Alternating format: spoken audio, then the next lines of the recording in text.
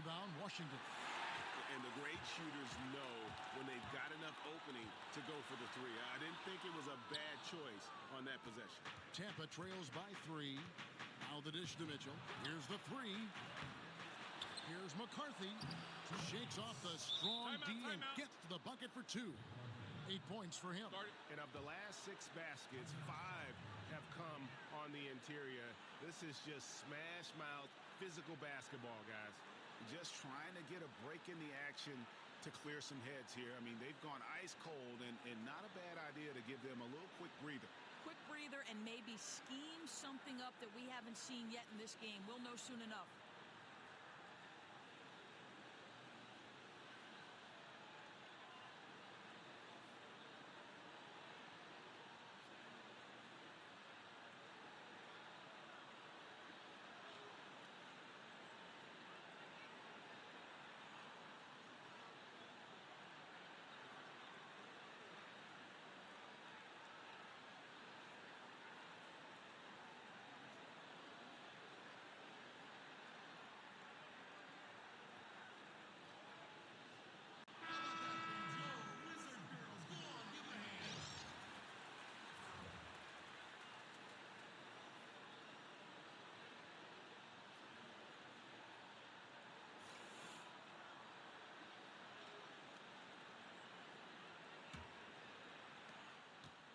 The Wizards with the lead. Richmond outside. He feeds it to Kerr.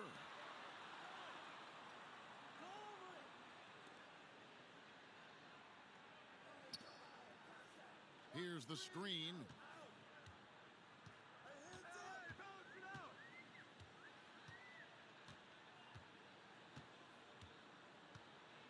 Back to Richmond.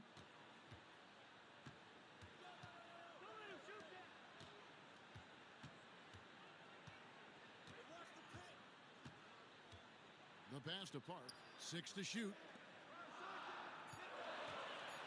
With the fadeaway. The rebound by Tampa.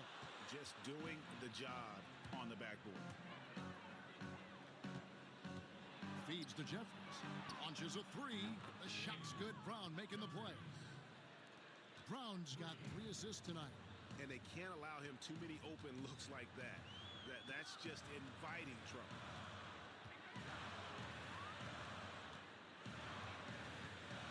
Passes it to Kerr. From about 16, and it's good off the glass. Kerr's got the game tied up here for the Wizards. Boy, shaky work defensively, giving him that good look on the jump shot. What were they thinking? I don't know, Doris. There's the pick. Here's Mitchell. Quiet so far offensively, searching for his first points of the game. Off the pick. Brown, good. And Tampa leads by 2. Just scoring with great confidence, having a very nice quarter here. Dishes it to Richmond.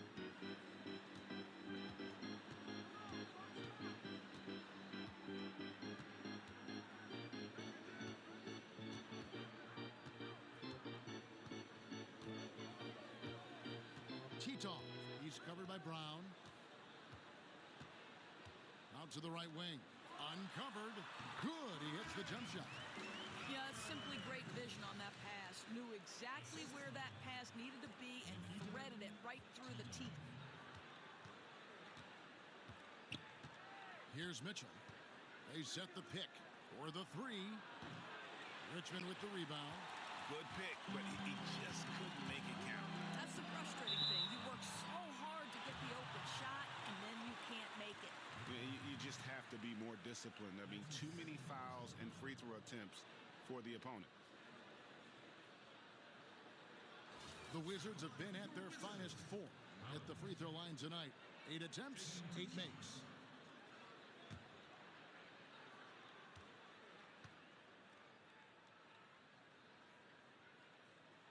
First free throw is good.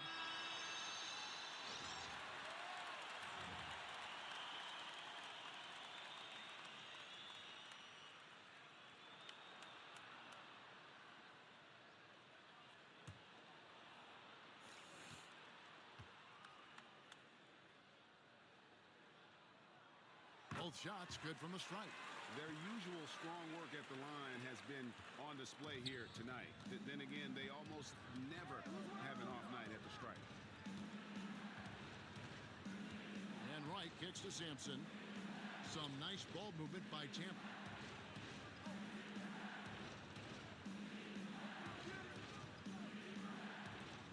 Pass to Yates. In the corner, right with it. Here's Tavares.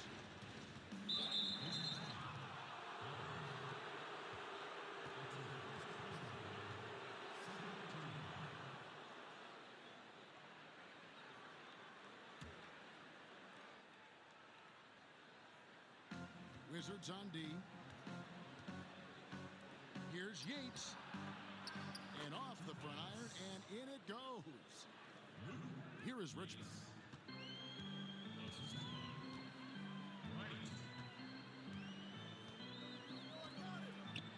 Lets a floater go. Here's Bell. Nice work on the boards, paying off with the basket. And their post play has been really solid right off the bat. Right outside. There's the pass to Yates. 13 feet away. Oh, and that one had the right spin on it, and it is good. Here's Mills. He hasn't yet put up any points in this one. 1:37 left here in the opening quarter. Richmond dishes to Mills. Richmond outside. There's the pick. And there's the feed to Mills. Leaner from distance. And the shot is good. Dropping in off the front of the rim. Richmond's got his second basket of the night. They've been hanging in there. And a chance here to jump on top. Now, Wright. Passes it to Yates. Knocked away. To the inside. Booth. And they're going to count the bucket and send him to the line. It could be a three-point play. Yeah, how about that one? Able to maintain control and finish the play. And Tampa making a change here. And this is his first trip to the line tonight.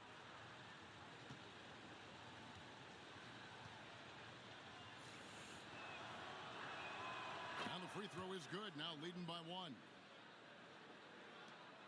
6-second difference between the shot and game clock.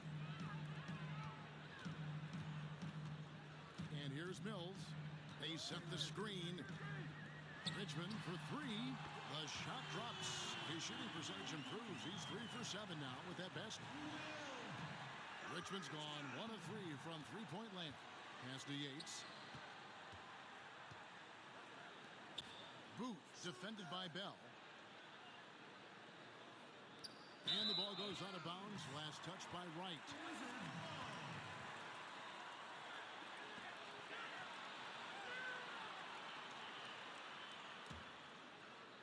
So it's the Wizards now. The pass to Powers. He kicks it to Garrett.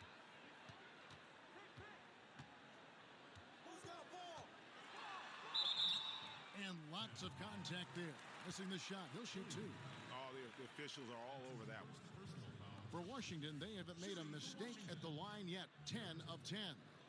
And one of the highlights last year for this group was the fact that they were so efficient from the charity stripe. That's a huge factor. 2 shots.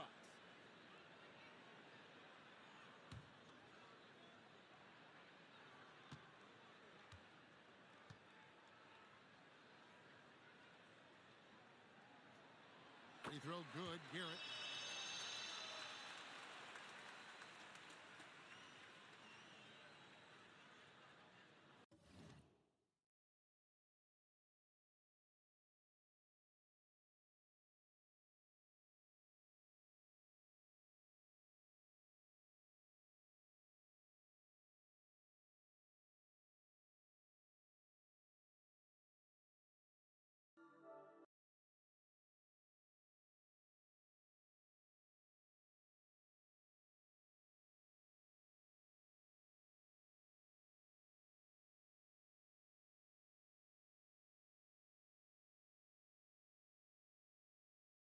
one, then misses the second attempt from the free throw line.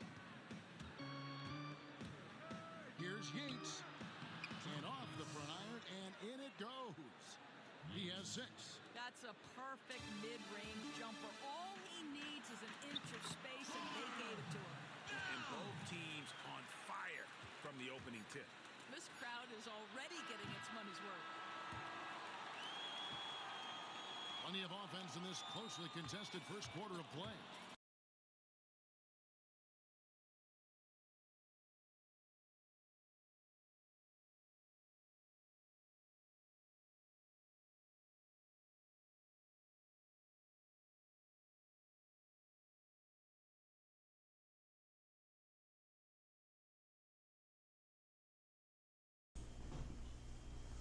Can't exactly get it to function properly. It's letting the computer play, but the minute I try to turn my controller on, and I'm assuming right now it's playing some kind of music. Oh yeah,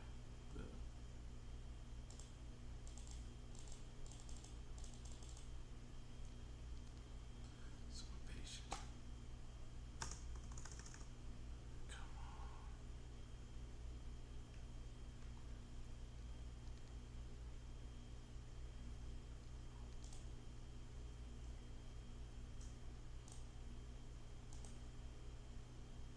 That's the group starting the second quarter for the Wizards. Here's Tavares. He's been patient so far, nothing yet on the scoreboard. What an advantage from behind the arc. Too tall to contest his shot, and incredible accuracy for a big man. And Bell kicks to Kerr. It seems to have Now here's Mills. Pass to Garrett. still working. Powers the pass to Mills. Kicks it to Bell. He dishes it to Garrett. Mills with it. He feeds it to Kerr. Now Bell. And he was camped in the lane Maybe there, it's and the he gets fan. the It's 3-second probably call. the fan. Give me a second. Wizards making a switch here.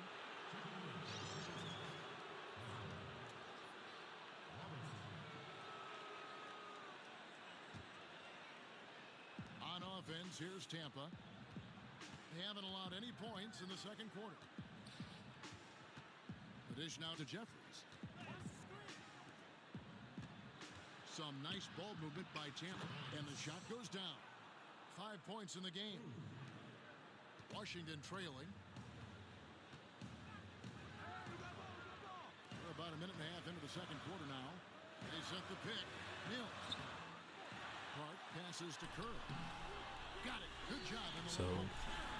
Kerr's got hopefully 10 that points in the helps, and game. we'll see it help as we move forward. I can't do nothing about the AC because we ain't about to melt this motherfucker, I'll tell you right now. Passes to Tavares. But what I'm going to get into tonight, I don't even know where to start with yesterday. It was Covered by Mills. a shit show trying to use the software they got on Twitch to Mitchell's checked in. fuck with this shit. So I don't know. Hopefully it doesn't We're now about it 2 doesn't minutes end up into the costing second me a quarter. bunch of time and stuff. But at the same time, I don't plan on ending the stream till tomorrow. And I ain't got time to be Foul call that time on the way up. That'll give him 2 editing chances at the until free throw line here. probably before I go on tomorrow night. I don't know. We'll see. 3 for 3 at the I line. plan on doing a pretty long stream though. Obviously, I ain't gonna really start doing much of anything for a little bit, like a couple hours, but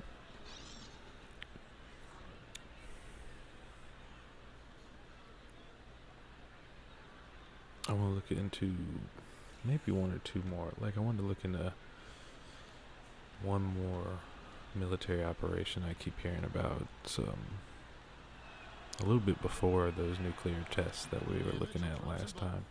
It's I think in the 50s, shortly after the end of World War II, I guess. We went down to Antarctica for a Operation High Jump.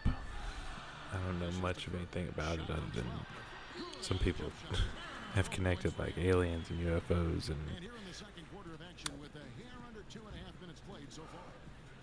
saying that Hitler went down there and, you know, that's where he went. I'm not expecting anything crazy quite like that, but I was interested to see what is actually on record for it. And I know that operation took place shortly before the Antarctic Peace Treaty, and I mean that whole treaty it has an interesting history as well. So maybe we'll touch on a couple of those things. I wanted to.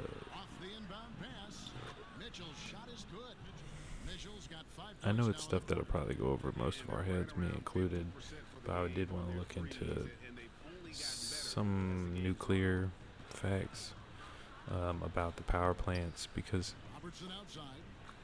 I don't know, with all the talk about clean energy and with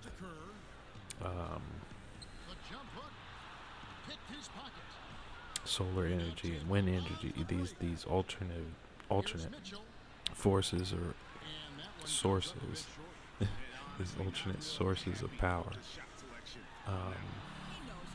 Nuclear seems to be the most efficient, and now just as safe as any of the others.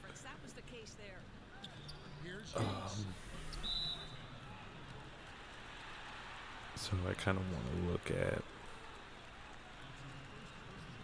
look at some information I can find about nuclear plants and see if we can find anything in layman's terms that will make it easier for me to understand exactly by what process these plants are producing power, and maybe that'll help me understand whether they're actually in reality and not just on paper a good alternate source. So I'm going to look into that a little bit, and then apparently I heard Andrew Wilson is on the warpath again. I guess a couple of days ago he debated Sneeko, I think. And so since I'm going to make it a long stream, I might do a couple of Andrew Wilson debates.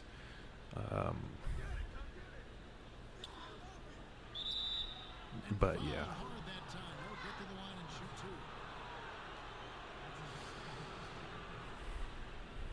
I do have. This is his second trip to the line in this one.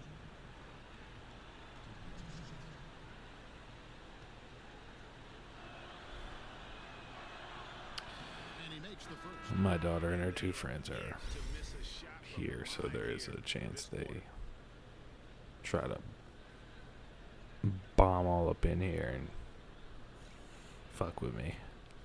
But what are you gonna do? But yeah, for now I'm gonna just kind of let it play. I'm really not even gonna fuck with music or nothing like that. That's why I paused it earlier, because I was like, I'm pretty sure it's gonna play a song off the video game, and I ain't trying to have to cut nothing. Yeah, I gotta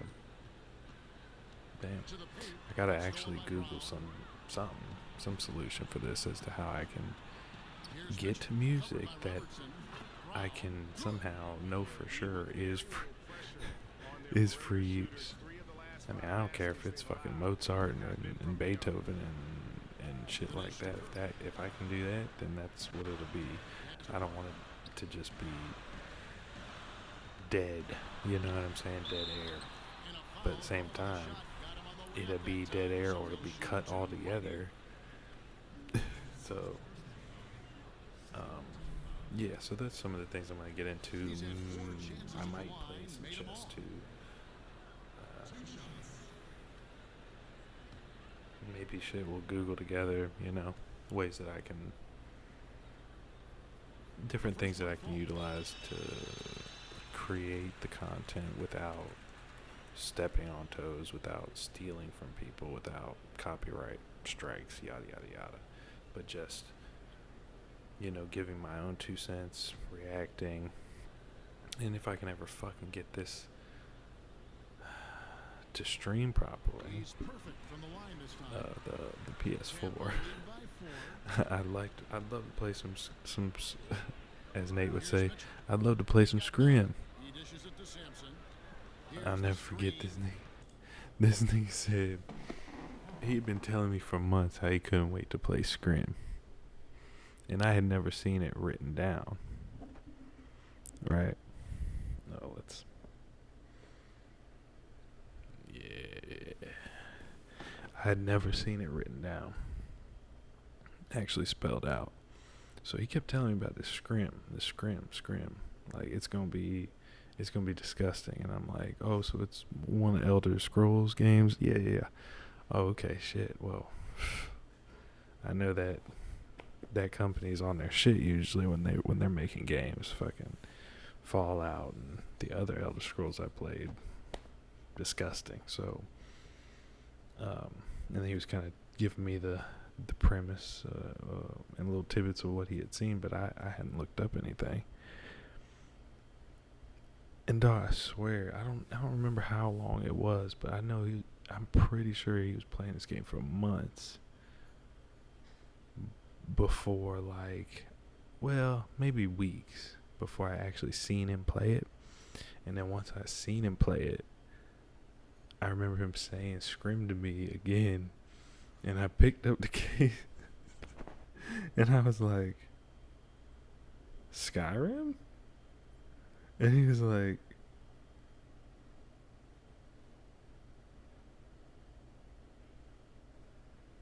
is it Skyrim? I swear I thought he was perplexed, dog. Like, confuzzled, as they say. But, yeah, hopefully I can get that figured out. I don't know. I don't know what else. Like, again, I got a bit of an eclectic taste of things, and so there's really no telling. Like,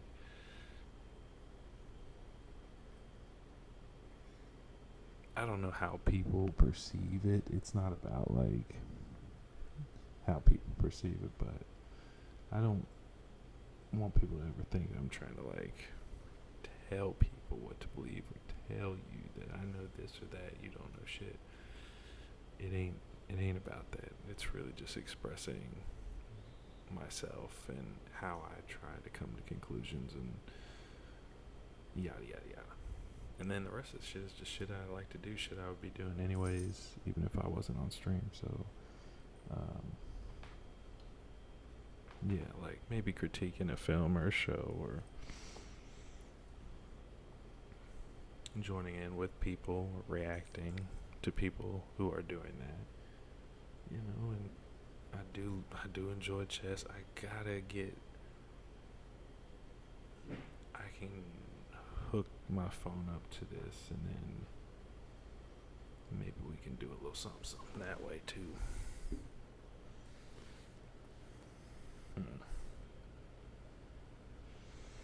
But in the meanwhile,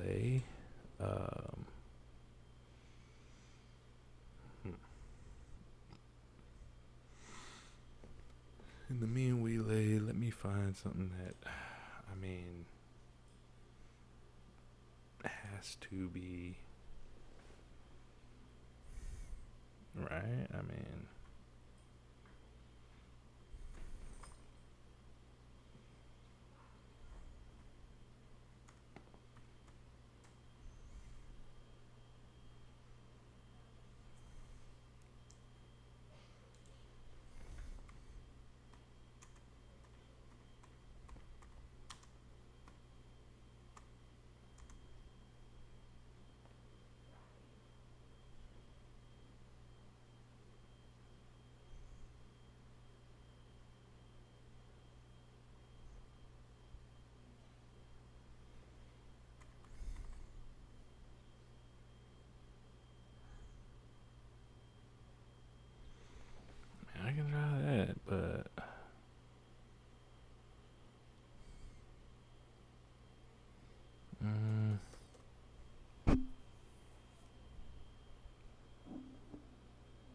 y'all ever seen the?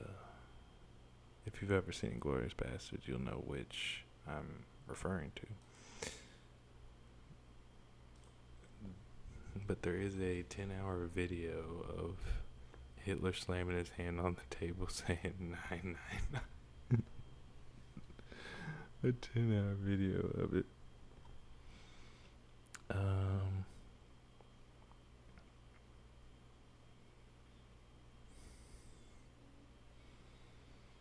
I wonder if it, I mean, it's all old enough now, I would imagine. It's not like I'd be stealing a bunch of new viewers. I'd be exposing them, if anything, to an audience that had came onto YouTube after they had already kind of had their prime, you know what I mean? But like the abridged videos, like Team 4 starring them, if I reacted to some of that shit, so I haven't seen that shit in years, because when they, you know, kind of ran out of juice or whatever ended up happening. But just like in honor of Akira Toriyama, I mean, I don't know if it's particularly honorable, is it? Hey, it's not his content, right? Whatever. Although they did sue him, right? Like, no, you can't do it. Well, I don't know if they sued him, but I think they did give him some, like, strikes or whatever. Some copyright bullshit.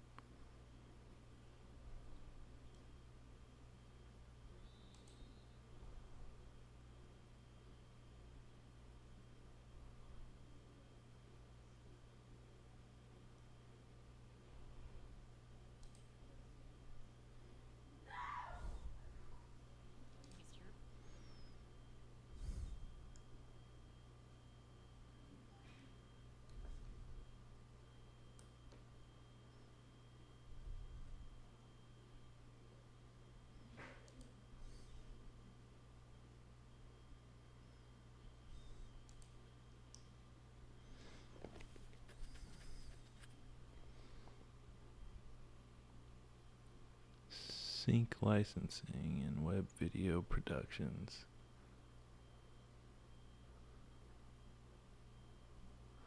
Okay, so we can't use Beethoven. I didn't. Damn, like.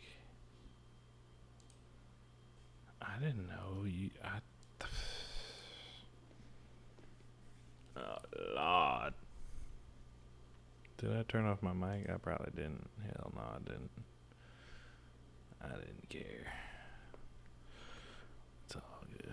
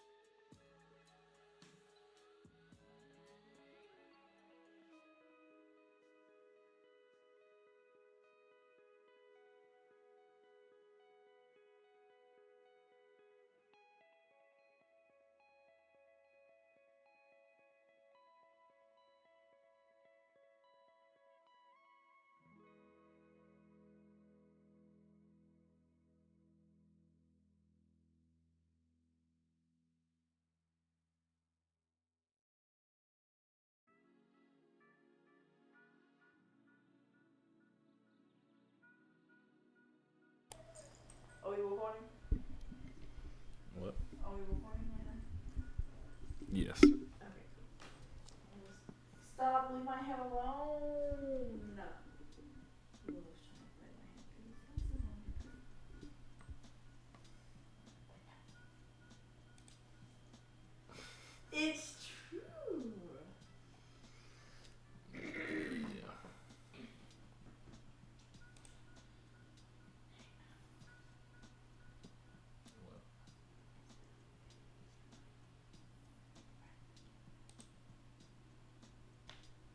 Inverted. I don't know.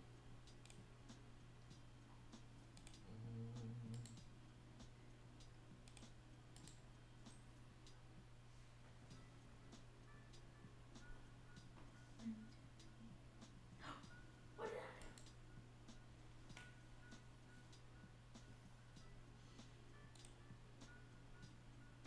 Yeah, there you go. That's how it's gonna be. Because that's how I actually see. I'm on this side and you're on that side. And that's how it come on.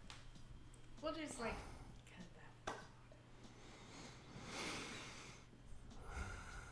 Welcome back with JoJo and It's Bobo. Angsty zebra over here.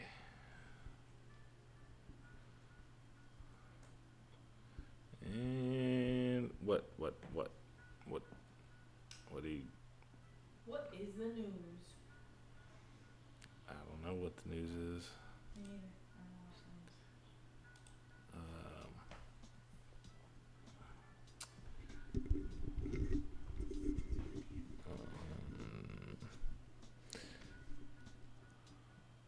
Well, I mean, what's new? We ain't seen you in What's forever. new? I can do 12 dips in a row, y'all. Well, they're assisted. But barely. I'm very proud of myself. Dap me up. Yes, sir. Oh, goodness gracious. What are we sounding like? What are we looking like? I don't know.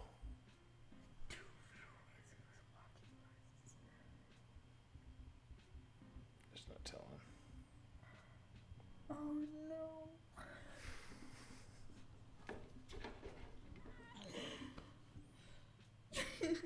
Leave me alone, Caleb. Wait, are we one of the viewers? Shouldn't be. Well, I think maybe one of them. I don't know. I don't know how that works. Honestly. I feel like that's kind of embarrassing. See, this needs to be inverted too. Which one's this one? Alright. Transform. Oh, there we go. That's what's up. Okay, nice. And when we're like that, we need it to be brighter. Because now it's too dim. See, so now it needs to be like that. Well, this is this camera. Yeah, I know. But it does help. Oh, that's even good like that too. Oh, it's cute. Yes, sir. Stop rolling your freaking eyes at me, Caleb. So you can do how many dips? 12. Push-ups. Like 5. Or 6. Oh, how many sit-ups? I can do a lot of sit-ups, actually. It just freaking hurts. But I can do a lot. I mean, you have to hold my feet down. I feel like you have to hold anyone's feet down. Right? Probably. You're supposed to. At least for y'all. Yeah, exactly. Ba-boom! So, there for now. Look at me hitting that, yes sir.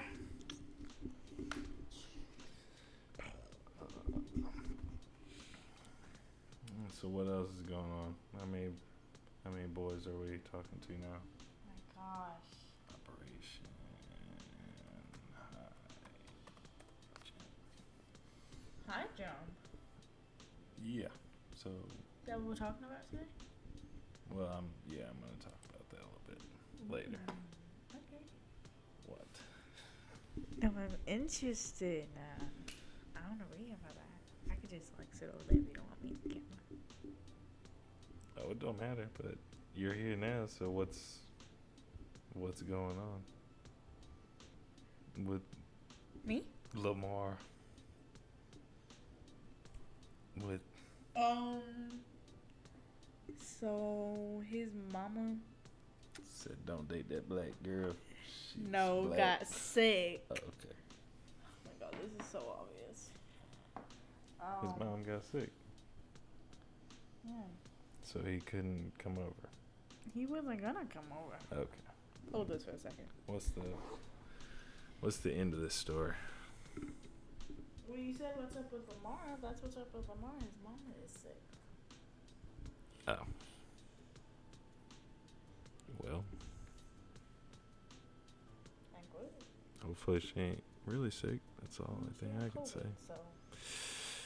Well, damn. Hopefully. Help! Why does it? No. Hopefully she ain't getting jabbed. What? Okay, that's better. It looked really old for a second. And that's not okay. I don't think I like how this really looks either, but we're gonna suck it up. So can I fit this to screen too? Prime Video. Okay. Us, Netflix, Hulu, Apple TV. See, that needs to be flipped. That's what Jennifer? I just. Yep, there we go. So I gotta do that after I do each. So then stretch the screen and it's gonna do it again. But I don't like that anyway. Might as well just let it fit the screen. And then switch it back. Yeah, that sucks. I gotta do that and that doesn't have a hotkey. Yeah. Oh, but I can copy one and then probably and then paste it, reset it. Okay. That works. Okay, how are the braids? Are we good? Do they look okay? I mean, looks like you're holding together pretty well. Yes. Better than mine. No, Kitty, stop! Never mind. I forgot he was behind me. He just tried to, like, Oh, yeah. pull my hair out. He kind of got a little bit. It's okay. We're okay. Just gotta keep pushing. What I always say. So I'm not gonna have to threaten anybody's life anytime soon. Wait a minute. No. What about this weekend? So I'm actually meant to go see my stepdad this weekend to help him fix his TV. So I had to tell him that I couldn't go, and he was like, "Okay, that's okay. Just let me know when you're free." So you canceled on him. So I'm that you not could. saying this live on the internet, bro. Ain't nobody watching. But what if it becomes once you become famous and it's saved, they come back and watch and be like, "Oh, that's crazy." I don't I'm know. getting called back. I mean, that already happened. A callback. Said, hey, my ex-girlfriend's gone. Bro, if you don't leave my freaking stuff alone back there, get this cat and control him. He my cat and you don't even like him that much. I was gonna say that's your cat. Honey. Oh, crap. Oh, well, I was gonna show him, but Oh, I'm sorry. we ain't got to. Wait, is this on camera now? Oh, okay. So So, you canceled on Isaiah to hang out with Brandon, or no. Oh, To go see Reggie. okay. Because he doesn't know how to work his Roku, so I have to go teach him. So he can watch sports and not fade into nothingness without his sports. very sad, but it's okay because I love him and he's my stepdad.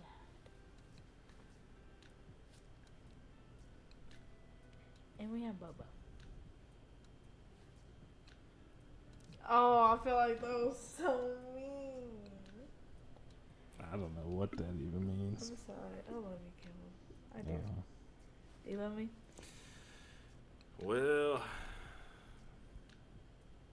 That's what's up. I do. I just don't know why.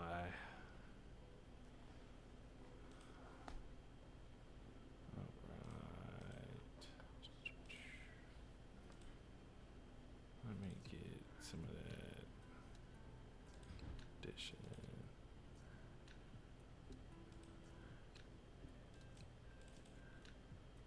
What the? Okay, no, not addition. Multiply? Whoa! Heck no, bruh. Color channel. No. Alpha channel? No. Subtract. Oh no. Try addition. I refuse. No, I don't even really need this right now. I might need it later. Trash it right there. No, that's... Wait. How do I... Wait a minute. What is that up there?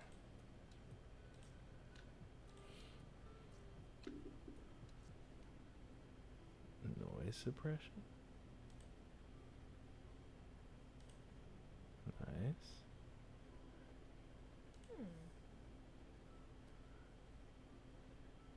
Don't care. I don't know. Maybe I shouldn't use it because I end up canceling out all my noise. Yeah, that's true. Alright. Just stop trying to mess with stuff. Just do your thing. Well, that's what I'm doing. I'm just playing with shit to see what everything does, because now I got... what to do. Well, I got more of a handle on the actual streaming, the audio. We actually got the PlayStation up. We ain't got it fixed yet, but almost there. I don't think anything's crashed yet.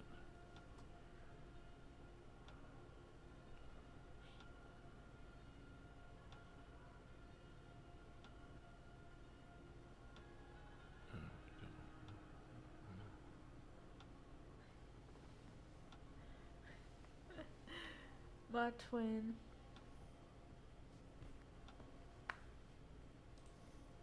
Whoa! And now we're upside down.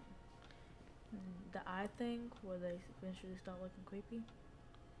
So I can do that immediately.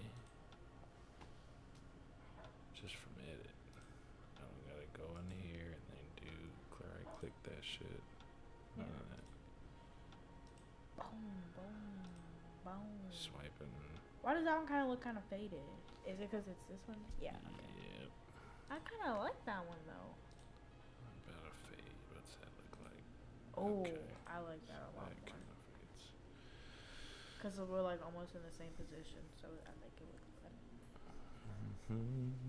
You need to name this. This needs to be like PlayStation. This needs to be like desktop. So like you know what's what and you're not just guessing. No, I'd change shit all the time. I wouldn't. Only when you change it, you would change the name. Yeah, that takes too much time. I'm good with that. Okay. Well, we know if it's ever finalized. Just let me know when I do it for you. Is that what we're doing?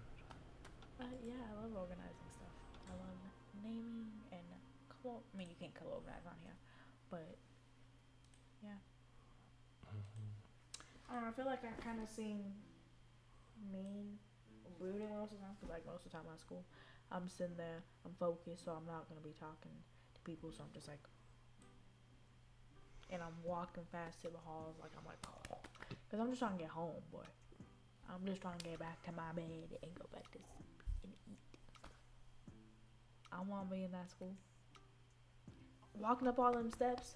Ooh, I was getting my steps in, my workout in, walking around all them circles. Heck nah, man. Actually, yeah, why don't you just sit over there somewhere? What do you mean? Oh. Like, figure out how we can set up the camera Oh, yeah. No, you're fine. to wherever the other person's gonna sit, and then I can just do a split screen. I was wondering how you could do that. Like, Yeah. Let's try and figure it out. Yeah. this one right here. Wait, no, not this. Properties. True vision. Right.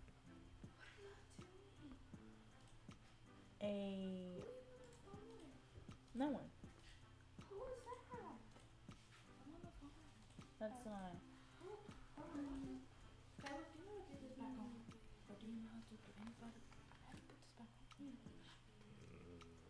Not that I know.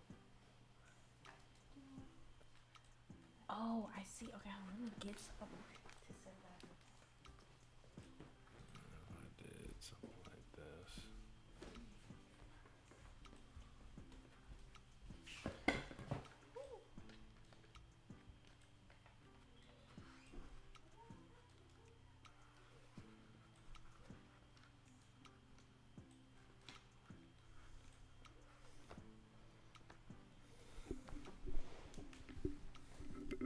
Can you see me? Yeah. Let me turn this. You don't need to see nothing. I need to see if I need to screw it back or see like move it down, screw it a little bit, or make it not so freaking bright so I don't look like a ghost. We're gonna need some. Wait, I literally have a whole freaking. What am I doing? You need a microphone. And she got a camera stand that is officially, at the moment, paper towels. A paper towel holder. So I apologize for all of this, and now that I think about it, I still like it. I still like having a recording of like us getting it together, like just fucking around, pushing forward, even without the proper equipment and the proper understanding. It's just trying to do something.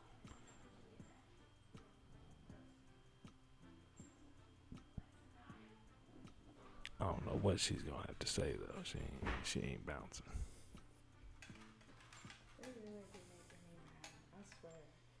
Can I say that? Like. Yeah. You can say whatever you want to say. It's like. Do you have your own mic? I have those little pink mics, but I don't know if those work. This isn't my way now. Gotta take these down. Can't do it. Can't do it. Can't do it. Can't do it. Here's my big.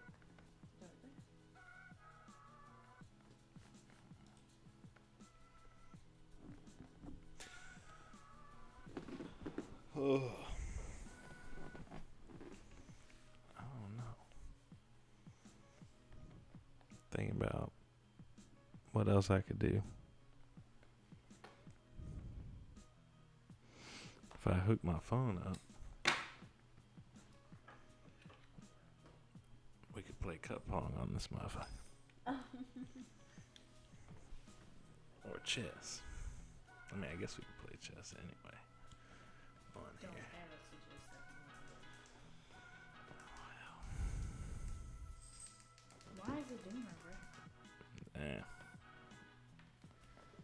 Might not have enough power, or that light's gonna go out. No, I don't know. What is it? See, I hope it works. Let me just check it. Why is it flinching like that? The hell are you hitting my camera for? Oh. There was something.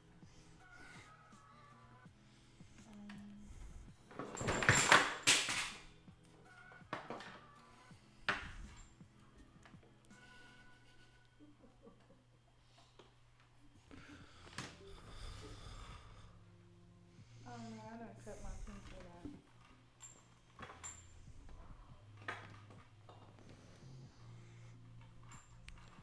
Is Is this what we doing now?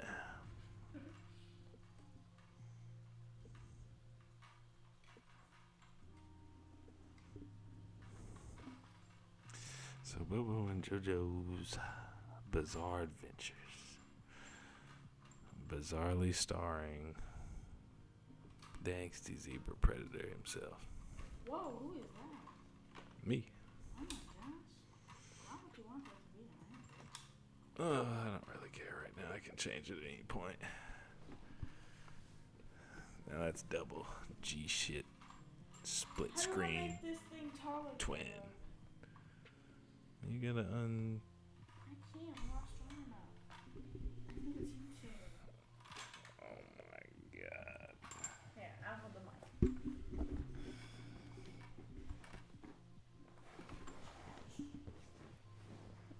Why are they opposite? I don't know which one I want to be in.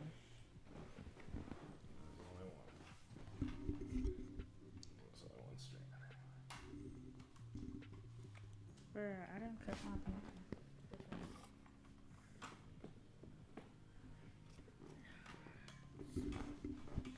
I'm trying to make it taller, like up to my height when I'm sitting down.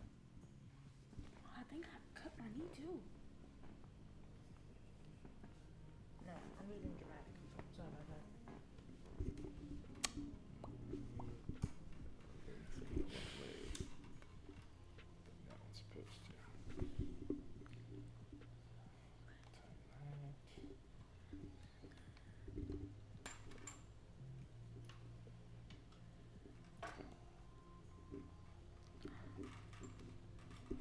I didn't even think about that, man. Don't tighten it too tight in case I need to untighten it and move it myself. Okay? I guess. Thank you. I'm about to sneeze. You gotta say bless you, okay?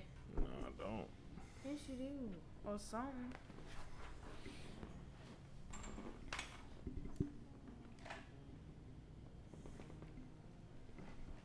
This way.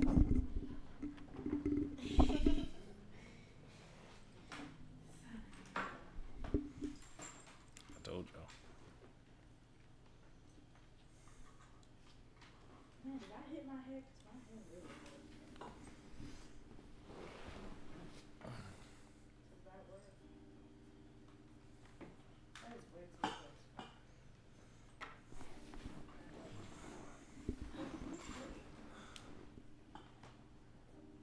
Yeah, I'm thinking.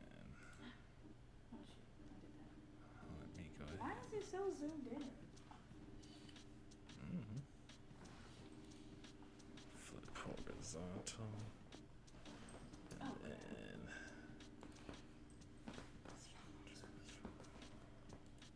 Embarrassing. Can they? Okay, yeah. No, they can definitely. Yeah, definitely make more there. I'm a loud talker anyway, so it's okay. I think I echo enough. Well, let me look over here to see if there's. Okay, no. I couldn't even plug my thing in because you all know you're still plugged in. plug what in? My mic. Damn, I guess. Oh no, this doesn't need to be in. Would that work if I had my mic plugged in from there? Yeah, I mean if it's USB. Yeah. Let me go try real quick. Wait, I don't think it is. Huh. Let me see.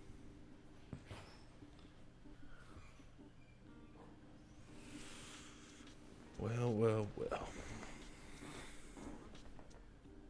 Damn. Damn.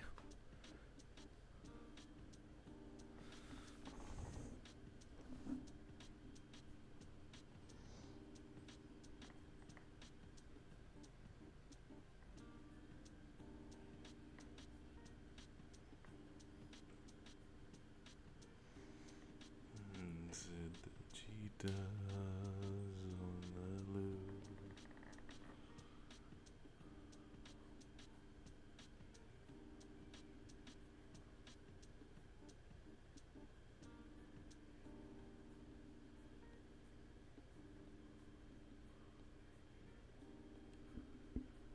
This cat is over here licking the microphone tripod stand thing.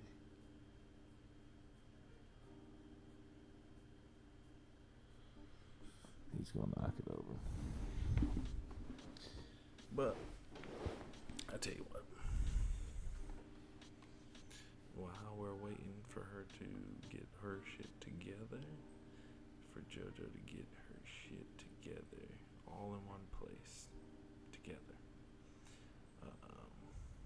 Let me come over here. And we'll hit this.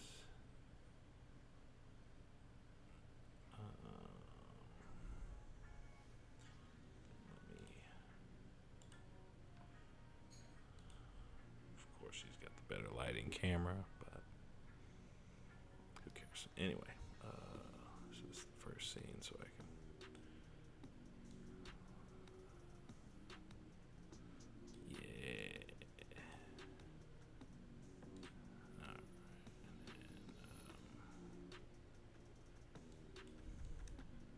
This I'm gonna do a little bit big. Hopefully y'all can see that all right.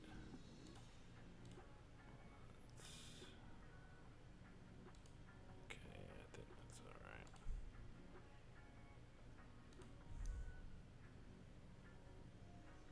Huh. Okay, so I thought it was in the 50s, but apparently, at least according to Wikipedia, we have Operation High Jump. I'm over here on under About. Operation High Jump, officially titled the United States Antarctic Developments Program, 1946 to 47, was a United States Navy operation to establish the Antarctic Research Base, Little America 4. Because we all know how when we're first establishing something, we'll name it number 4. But Richard E. Byrd, The Secret Land, Operation Nanook, The Babadook, Operation Windmill.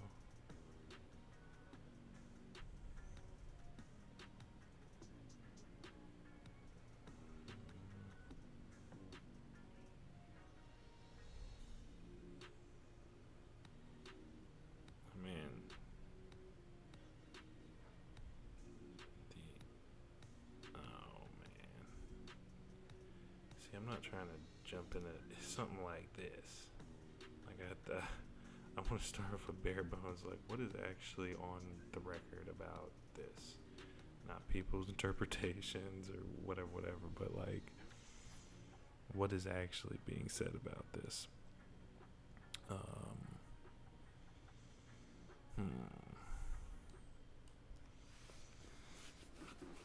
Okay. Well, why not? We'll start with Wikipedia for now.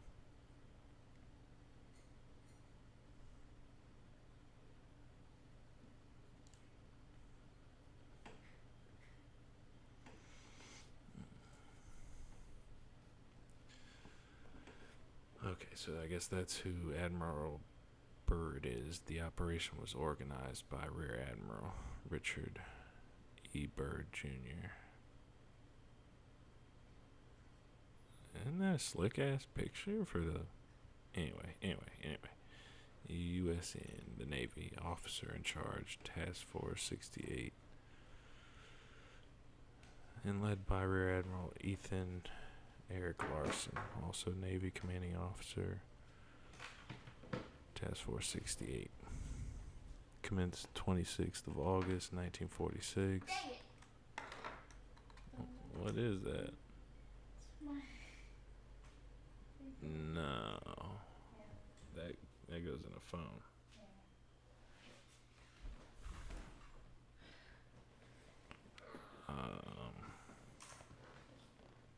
Yeah, I don't think I could connect that way.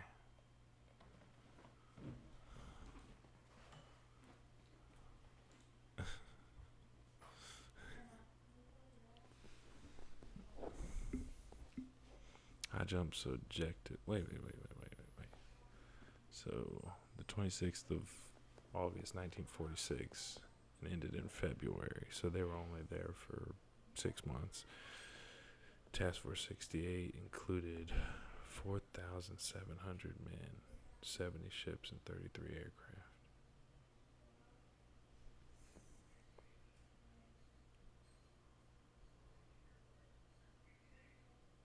Yeah, okay. Let me see what their objectives were first, and then I'll see, and then we'll see, what kind of, why it would be necessary. Because all it says is to establish a research base, which wouldn't need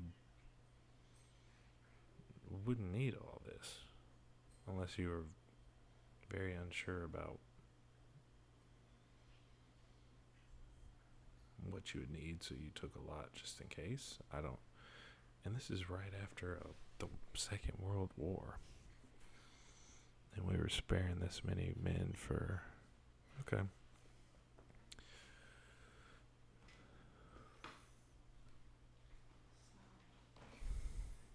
What? I left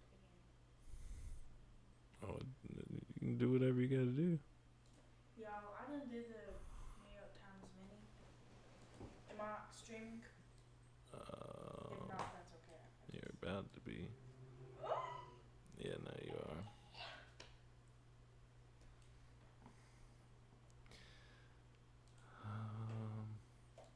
Anyways.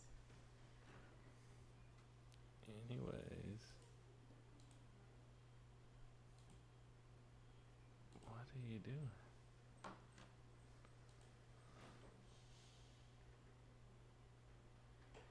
That was absolutely the saddest part of my day just now. What was? What just happened? Look. Oh. Damn. Oh, why do I look like that? Oh, my God.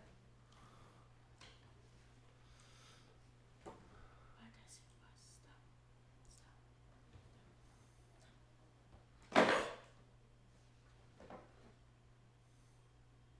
I'm so sorry. This camera is like crooked. This is not my fault.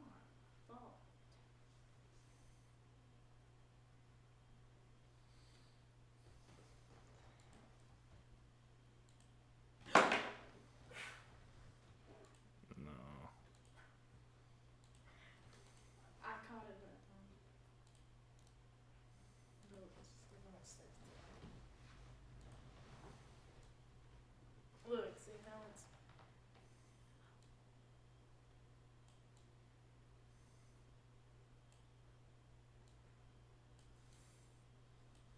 It's gonna make me crash out. Hold on. I swear. I just want to be able to sit back.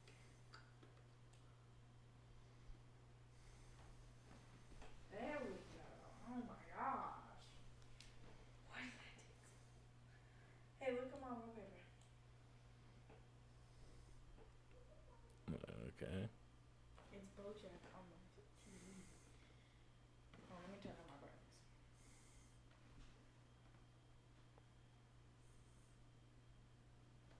It's because the flash on the light.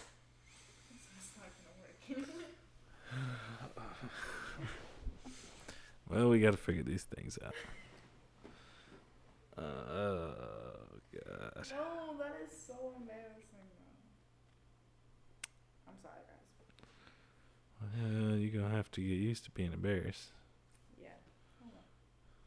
I'm gonna play Subway Surfers. Alright. And now, update y'all. Alright. I will update y'all every time I pass someone on the high school. Yeah.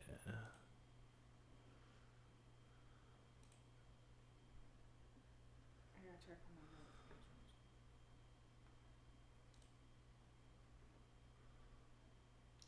Put me on there too.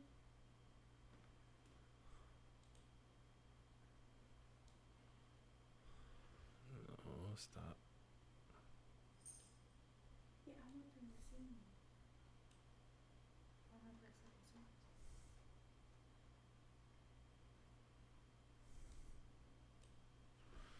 Okay. They can hear you over here talking about, can they see me? Well, because I Like, want them to see. can they see me? Oh my god.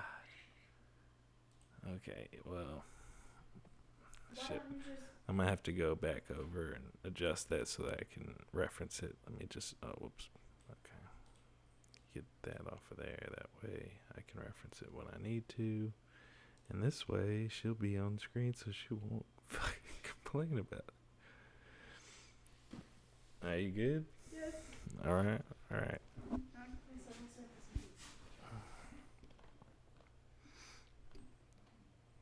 So Operation High Jump's objectives, according to the U.S. Navy report on the operation, were training personnel and testing equipment in frigid conditions, consolidating and extending the United States sovereignty over the largest practicable area of the Antarctic continent, publicly denied as the goal before the expedition ended. Okay.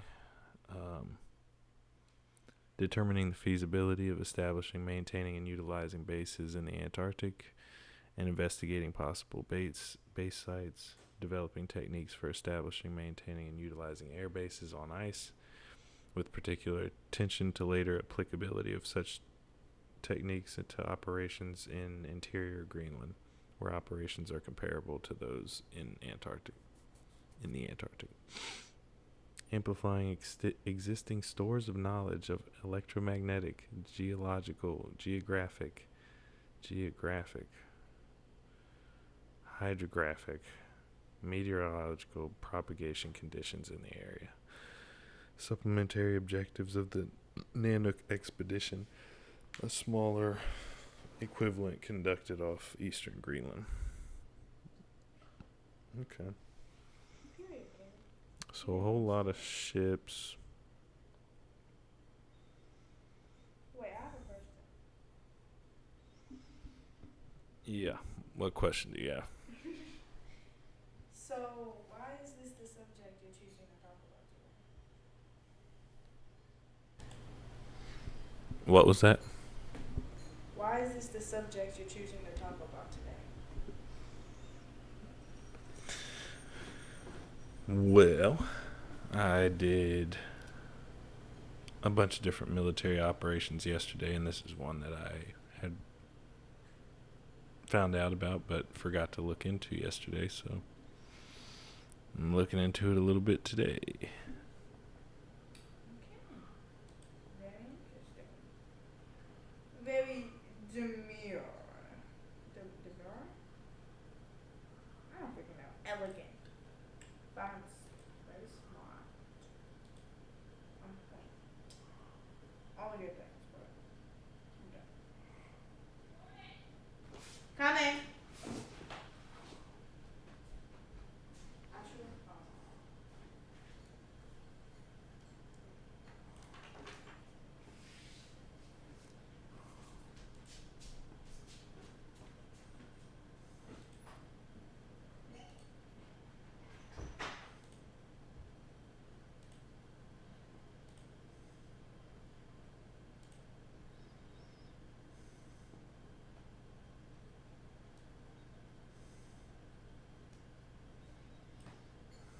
Anyway.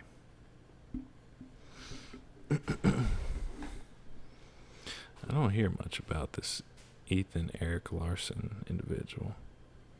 Page doesn't exist for him. Now we hear about Richard Byrd, and he organized it, but he actually was there. He actually led it. Although Richard Byrd supposedly was there too, right? We'll get there, I'm sure.1959 to present. Okay, we're taking him home. I mean, we're taking him to a past. Okay.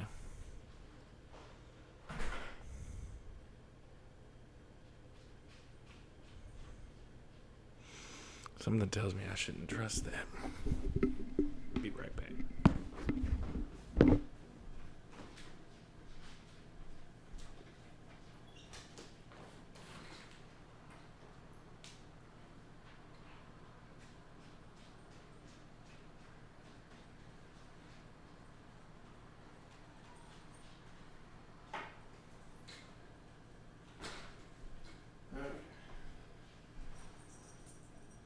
It's okay, Phoenix. I have to make sure these girls are getting picked up by who they say they're getting picked up by. Sorry. Ain't even my daughter, but ain't my stepdaughter either. But I'm like, nah, we gotta make sure that your dad come pick you up. You ain't about to try to pull a fast one.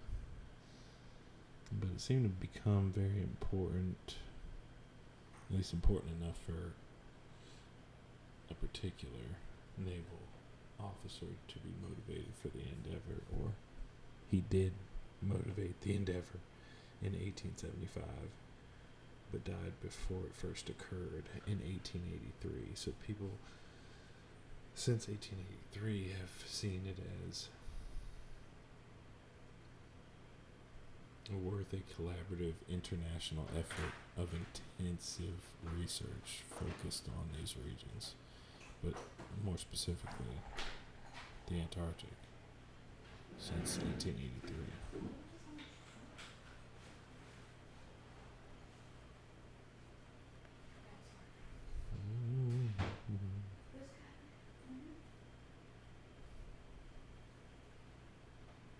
All these countries are involved. While we were in a cold war with the Soviet Union, we were working together scientifically. Let's see here.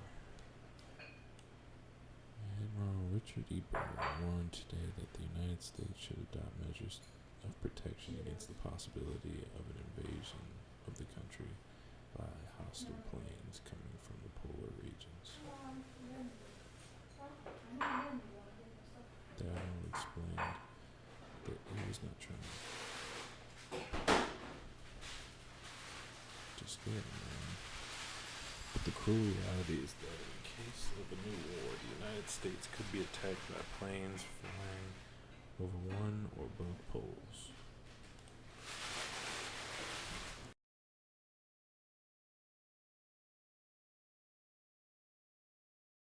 I'm sorry, we got a bunch of loud ass motherfuckers over here.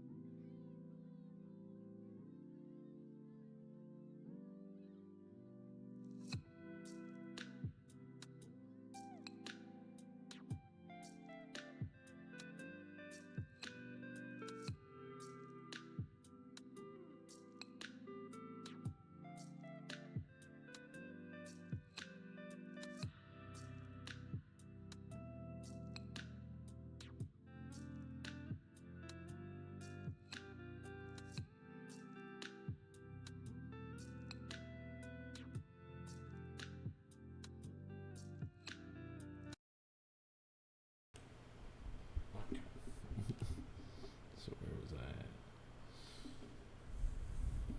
at?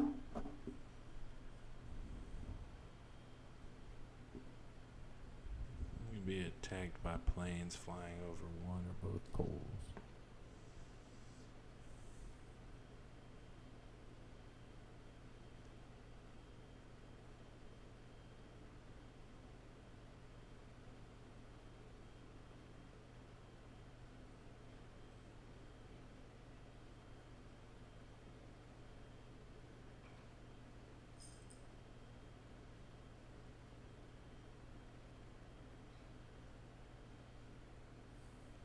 That's enough now, Binks.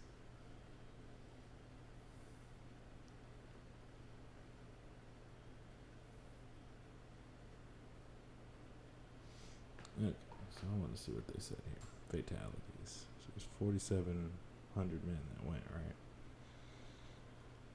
Aviation radioman on December 30th, 1946. Wendell K. Henderson, Frederick W. Williams, and Ensign? Maxwell Abe Lopez were killed when their plane crashed named George 1 on Martin PB during a blizzard.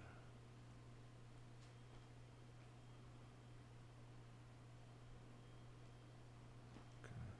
The surviving 6 crew members were rescued 13 days later, including aviation radioman pilot William Kurtz. Okay, so those 3 passed. And that seems to be it, right? Okay. Secret Land was filmed entirely by military photographers, both USN and U.S. Army, and narrated by actors Robert Taylor, Robert Montgomery, and Van Heflin. Huh.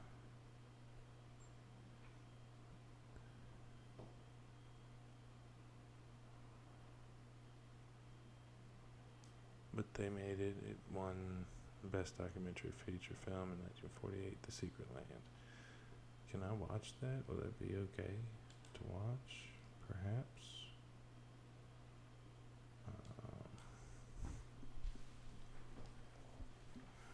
Let me mute my mic real quick.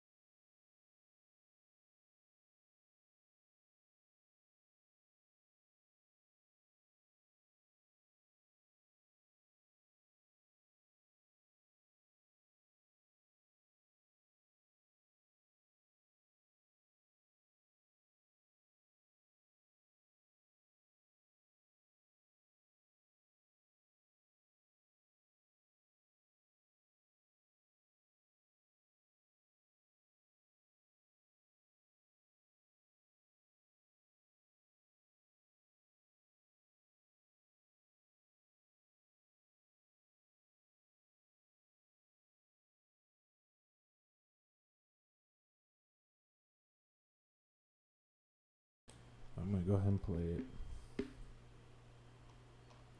and hopefully it won't be a big deal. I'm just gonna play the first one, and hopefully, let's see.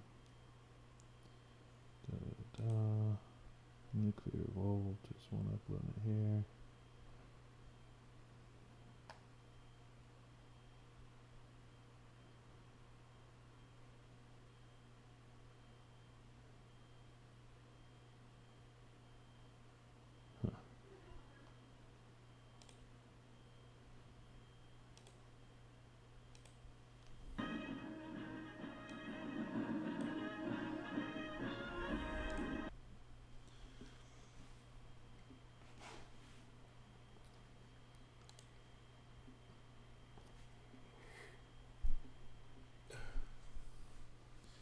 Unfortunately, I haven't. Tomorrow I probably will, but I haven't got any headphones, so I'm gonna have to kind of mute myself and come back and mute myself and come back. Unmute, so I can listen to the video along with you.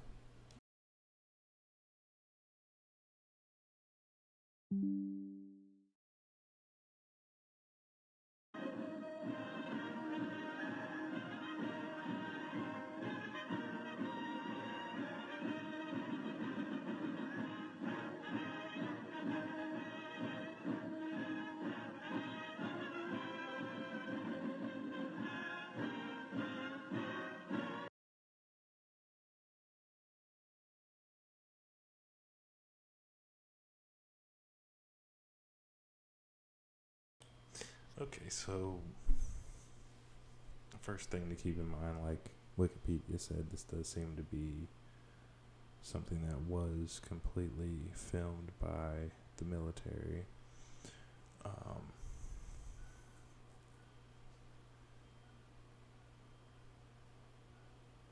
I mean, I don't think that automatically makes it propaganda, does it?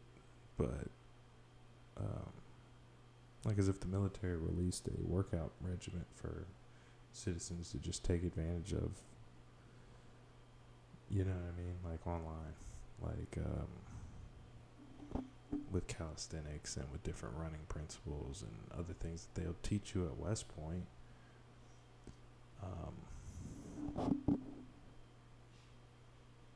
Although it would kind of be giving everybody that, right? That information. But if it was something like that, or like dietary information that the military knows works for soldiers or something, and it's actually real, like it's just a healthy suggestion, like it's still propaganda because the state made it. I'm actually not sure. So, but anyway.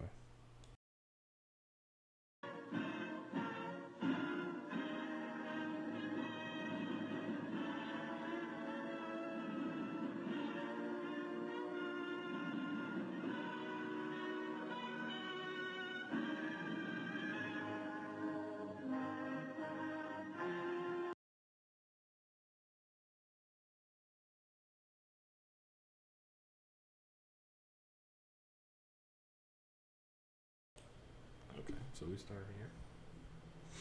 We gratefully acknowledge our indebtedness to the U.S. Navy, which made possible the presentation of this authentic film of the Navy's recent expedition, Operation High Jump, to the secret land of of Antarctica.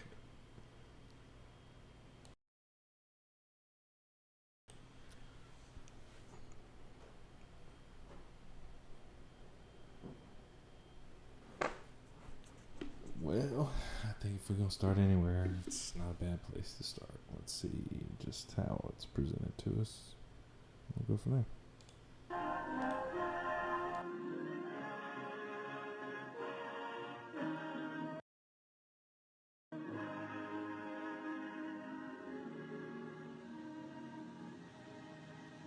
This is Robert Montgomery speaking. From the nation's capital has come a new epic of American courage and sacrifice. America's greatest adventure in polar exploration. This is a tale of men and of their willingness to endure hardship and risk life above and beyond the call of duty in the service of country and humanity. For brevity, the sequence of events has occasionally been rearranged. The President's Cabinet approved the expedition. As Secretary of the Navy, James V. Forrestal explains the reasons for the enterprise.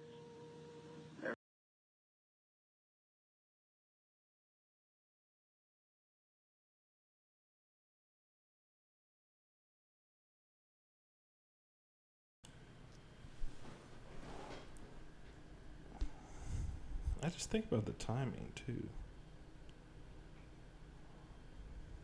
Like to take 5,000 of our best young people down there, like, and I guess the timing of it isn't really relevant because of the fact they started in the 1880s. Like all these nations started around that time, the early 90s. So it's just weird that like on the global stage in the media they're at war with one another, but they all behind closed doors or at the bottom of the earth are working together in Antarctica. It's a strange like dynamic. Like if we're at war but we're still, I mean, at least on the stage, we're at war, but behind the curtain, we're working together. And it is kind of strange that we'll get to the treaty eventually, I'm sure, but I'll just skip ahead right now and say, like, I find it very strange that corporate greed could tear down half the Amazon, but everybody just got together and said, look, like, nobody can pillage and plunder Antarctica for all its natural resources. Like that the oil companies aren't like trying to do it, trying to find legal avenues to do it, and that no country that's involved in this treaty or any other country tries to make inroads to do so. Why does our military patrol and make sure people don't go there? It's, I don't know, it's its own thing. There is only one untouched reservoir. But this is supposed to be the reasoning behind it. I take it. Well, damn, I either gotta.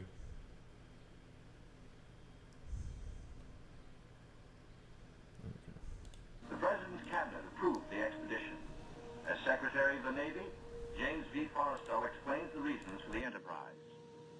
There is only one untouched reservoir of raw materials left in the world, and that's in the region known as Antarctica, an area larger than the combined area of the United States and Europe. The American government is sending a naval expedition to that region. The purpose is to train our Navy in polar operations so that it may better perform its function of preserving the peace upon the seven seas of the world. Beyond that, the American government is seeking to do its share in the discovery and the release to the world of the unknown treasures of Antarctica in the interests of all mankind.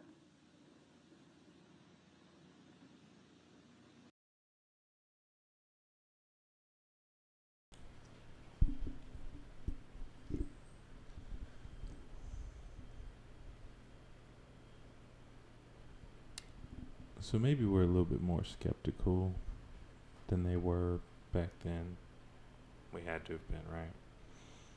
Or, I mean, who knows? But if you heard,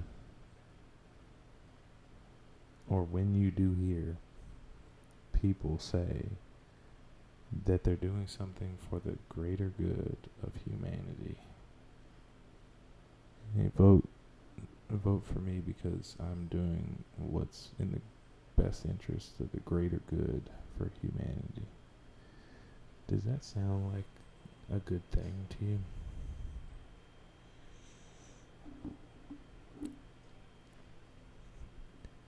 On the surface, sure, but that's a smokescreen, 100%. It sounds like a Bond villain. It sounds like you know the reason, you can't tell us the real reason, but you want to do this. Because,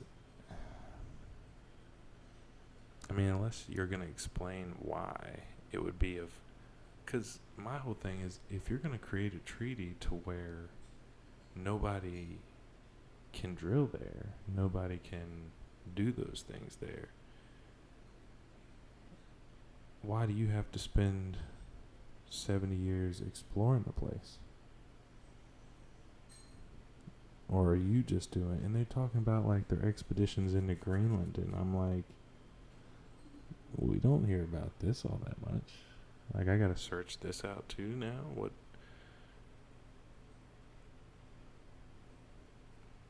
I mean, I did hear that Greenland was ice, and ice is green, right? Or Iceland is green, but I've never really seen videos from Greenland. Like, I'll have to look at what's all on there. But this guy seems like... I don't like the way any of that sounded. Preserving the peace upon the seven seas of the world. Beyond that, the American government is seeking to do its share in...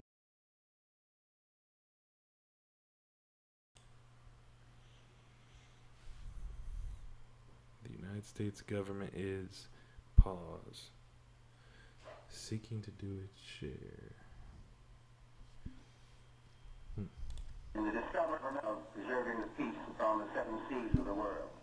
Beyond that, the American government is seeking to do its share in the discovery and the release to the world of the unknown treasures of Antarctica in the interest of all mankind.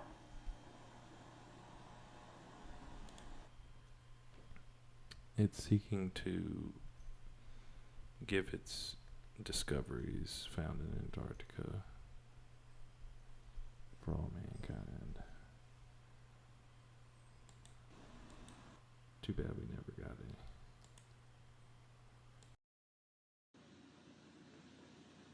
Thumbs up to this, gentlemen. The Secretary has approved our plans, confirming you, Admiral Byrd, as the officer in charge of the expedition, and you, Admiral Cruzen, as the task force commander. And we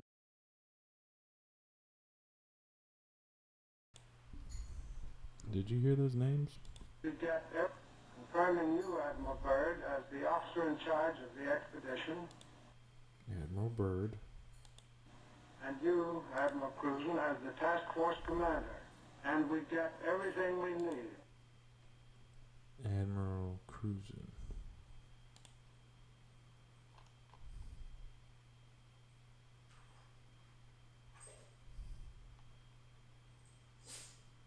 Okay, so here's Cruzen.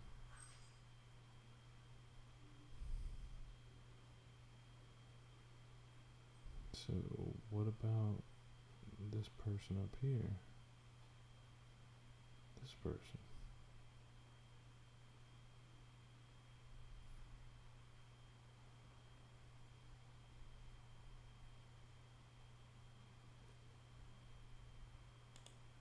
I got type.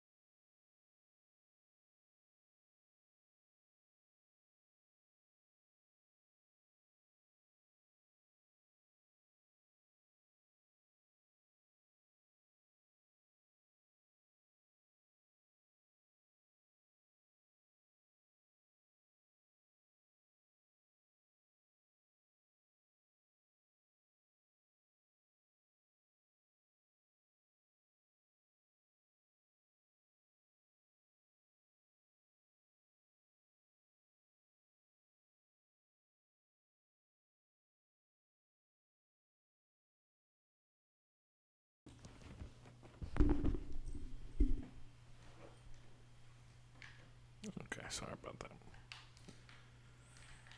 Sometimes I get a little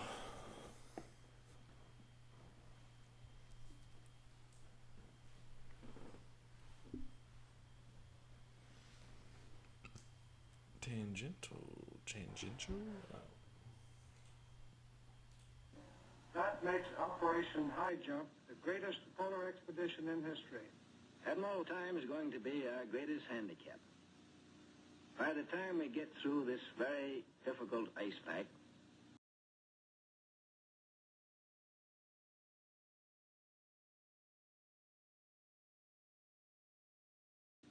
summer will have ended and the fall will have set in. Never before has anyone attempted to take a fleet of thin-skinned steel ships through 300 miles or more of crushing ice pack. I have great faith in your skill, courage, and determination.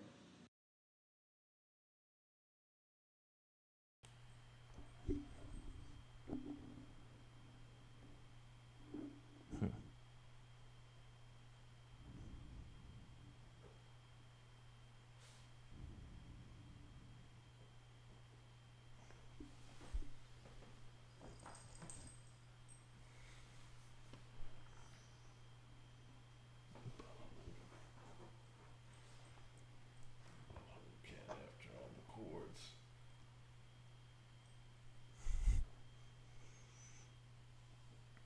Skill and determination. Seems very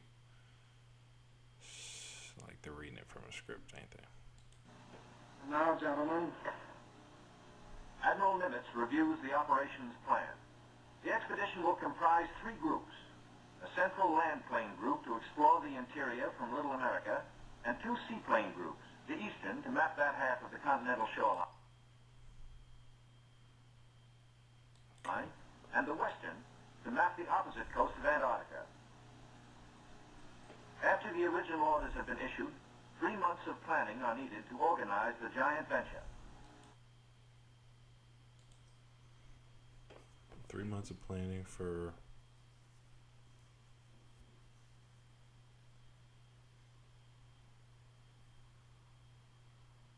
investigating a continent. Doesn't seem bad. I don't know. I just don't understand how people were sold on this, because I mean, maybe they were getting stories from the expeditions all throughout the early 1900s, and so they were like, well, we got to keep doing this. It's like the space race now. Like, well, we got to keep doing it now. We make $4 billion, $5 billion a year off this shit. We got to at least pretend like we're doing something with it. This is Robert Taylor speaking. At the world's greatest naval base, Norfolk, Virginia, ships of the Central and Eastern groups are loading. The flagship, Mount Olympus, equipped with powerful radio and radar, will serve as the leader's voice of command. Admirals Byrd and Cruzen come aboard to check staff preparations, food, fuel, and clothing for 4,000 men. Byrd greets staff officers who have fitted out the expedition. Not a few vessels, but a fleet. Officers and men, not hundreds, but thousands, and pilots by the score. The Chief of Staff, Captain Quackenbush, calls up the fleet's youngest recruits to meet the admirals, who name them.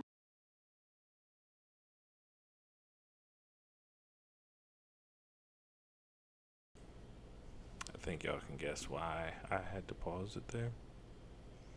And it's because I'm incredibly immature. And when I heard a name like Captain Quackenbush,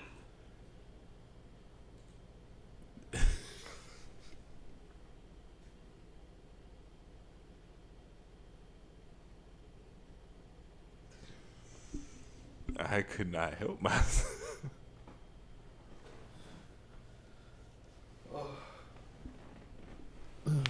Oh, shit. Got my rib popping. All right. Oh. Damn.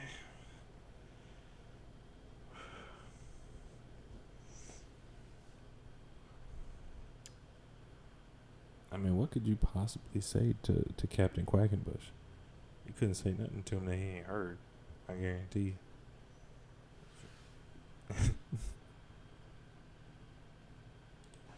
calls up the fleet's youngest recruits to meet the admirals, who name them running jump and high jump. The pups are unimpressed by rank. Running. Nigga looked like he was about to eat one of them puppies, didn't he? Look at him. He held it up like, give me that thing. The pups are unimpressed by rank. Oh, you're unimpressed? I might eat you, motherfucker.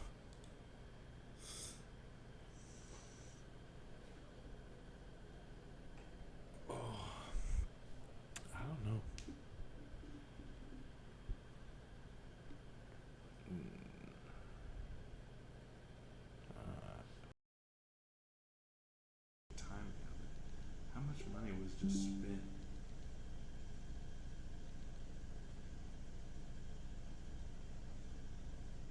I don't know which one that is. Last USB malfunction. Oh, it's not the camera, it's not the mic. It's still got. Hello? Hello? Hello, hello, hello? Hello?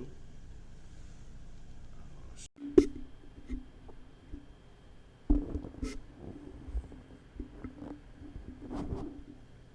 so I think we still got the mic.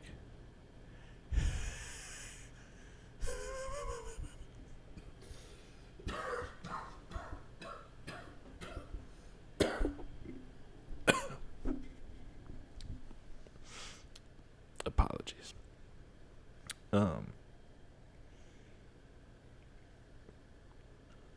I keep coming back to the timing of it. How much money was spent in World War II? Like, honestly. Now we're gonna send 5,000 men. Well, 4,000 is what they say here, and then they say 4,700 on Wikipedia. So give or take 4,000 or 5,000 men and just men down there to play in the snow.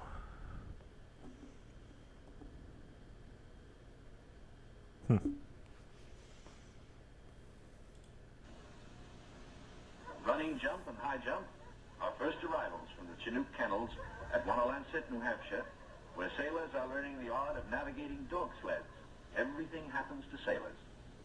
But soon they come to understand and to love the Huskies. They watch their dogs carefully to see that they have enough to drink and enough to eat, and always at the right time. Dog watch bluejackets practice the patient care that will keep the dogs in prime form. Not only food, daily attention to their eyes so that they may not suffer the dreaded Arctic snow blindness. And the inevitable vitamin pills. Even dogs can't escape these days of A, B, C, D health. Boys learn all the tricks. Tickling of the throat and a pat on the nose gets the pills down. Dog sleds are the small boats of the Antarctic. Each carries 600 pounds, 10 dogs hauling.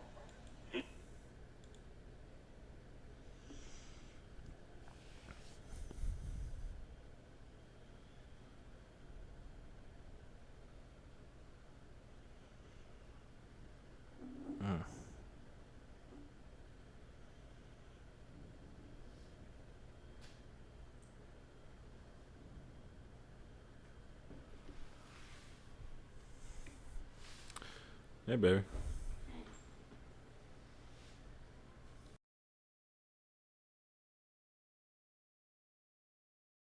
Each dog's harness is tailor-made, carefully fitted to avoid the chafing that has been fatal to many a sled dog at below zero temperatures.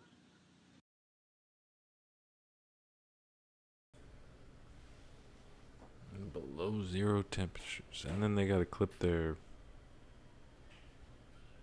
hair in front of their eyes so that it can't, I guess, freeze and make them blind. I don't shit. The Husky's paws are equally important. There are canine snowshoes, precisely notched for the pulling claws.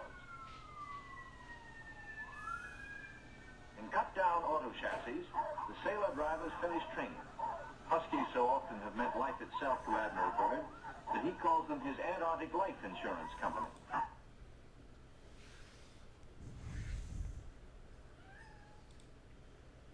Hot damn.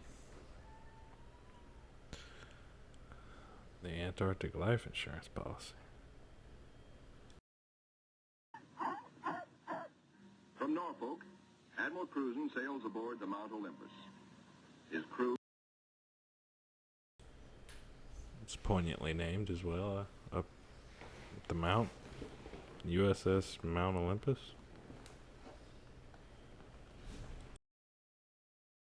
are a cross-section of the country's manhood. Admiral Byrd will follow later in a carrier, Philippine Sea. The Coast Guard icebreaker, North Wind, powerful plow horse of the expedition, packs out. The seaplane tender, Pine Island, is first to stand out to sea. Steaming south via the Panama Canal, The fleet must cover 12,000 miles to reach Antarctica. At the 100th meridian west, the groups are to separate, and the central group proceed to a rendezvous point at Scott Island. This is Van Heflin speaking.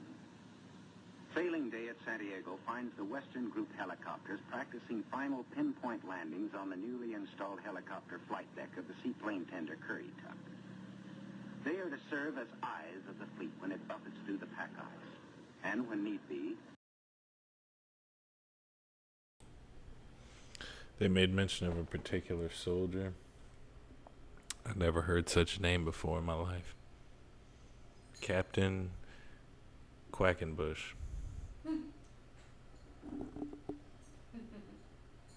I just paused and was like, let me back up just a second. Quackenbush? to go on rescue missions. For exploration, 3 Martin Mariners, called PDMs, with a flight range of 3,000 miles, are spotted aboard the Curry Tuck.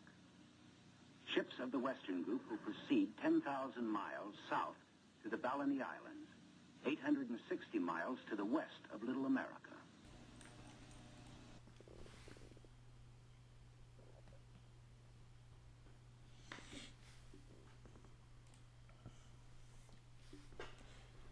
She came out here and wanted to be on the stream. Jordan? What'd she say?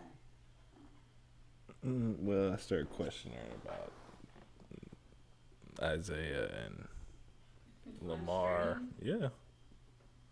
It's like, ain't nobody watching. And then I pulled it up and it said 2. Oh, God. And I was like, I don't know who that other person is. But that shit made me laugh. Oh, and they're gone now. Now the Jordan's off the stream. Good.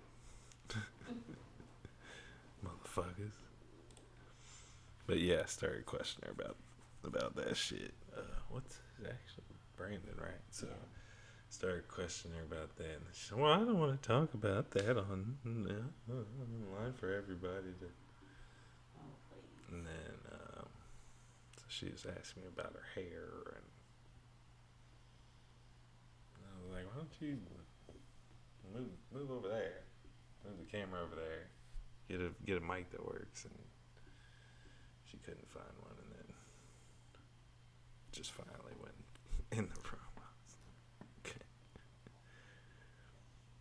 She did interject with one question before she left. She asked. So I'd read one paragraph about Operation High Jump and this trip to the Antarctic, and she's like, what made you want to talk about this today? And I was like, I was talking about military operations yesterday, and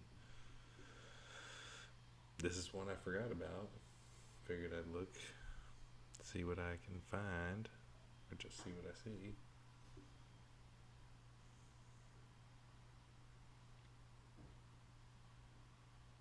Oh. Okay. And then she went back to playing her game. So I went back to reading my article, and then she was like, can they see me? Can they see me? Hey, can they see me? And I was like, no, but they can hear you. Asking if you can be seen. And I finally was like, fuck it, okay. We're both on. She was over here and I was facing this way. Like, there we're both on, so now she's on while she's playing on her phone. And I'm reading. Like, my goodness. Aboard the Mount Olympus, now heading south in the Pacific, Admiral Cruzen gives a traditional command, and up goes a strange flag. The Jolly Roger, signifying the crossing of the equator. And they put up the skull and crossbones.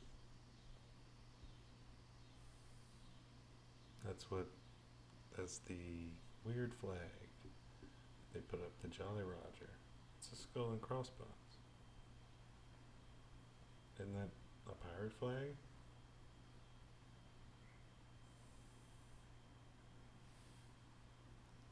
That's what our military rose up.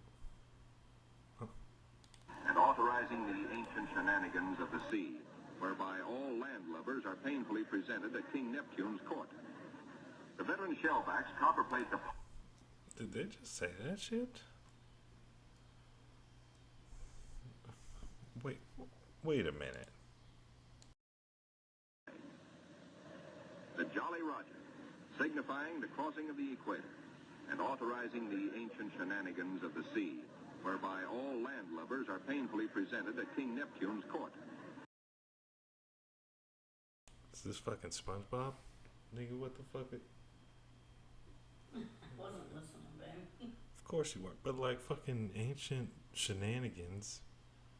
All landlubbers are painfully presented at King Neptune's court. What are we talking about? This is the military that wrote this, that's producing this film. They rose up a pirate flag and they said that signified... I don't even... Let me just continue.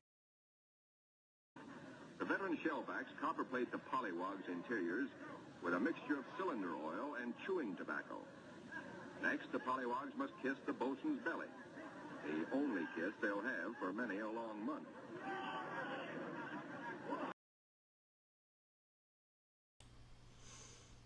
Gay!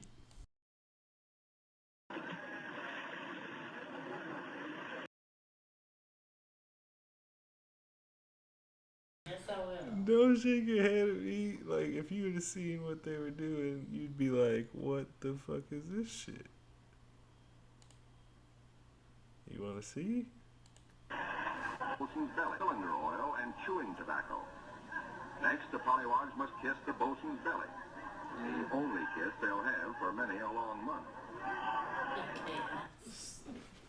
What am I supposed to say? Is this why sailors are talked about like they're talked about? No, I don't think it's just this.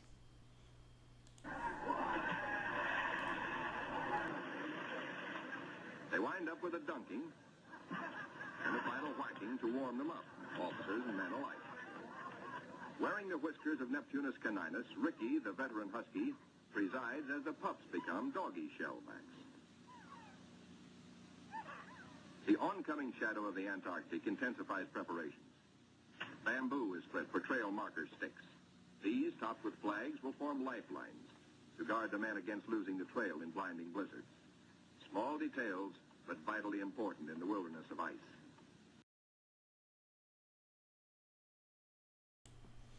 Which makes one wonder why y'all are getting all drunk, beating each other with sticks and kissing men's bellies and shit on your way out there. But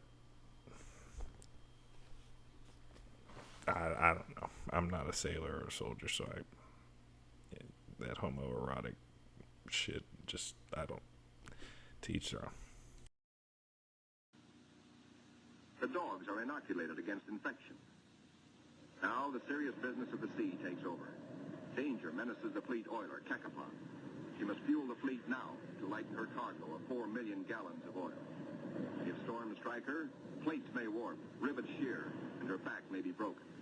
And ahead are the dreaded roaring 40s. Deck parties run with hauling lines, bringing over the Cacapon's captain for a conference.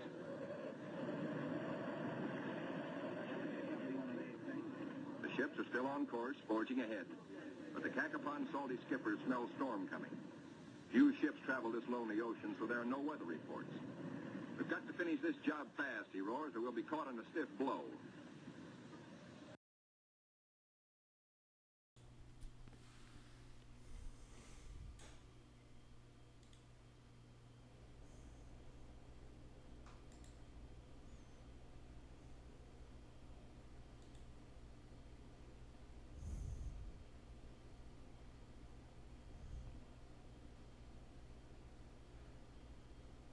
What, baby?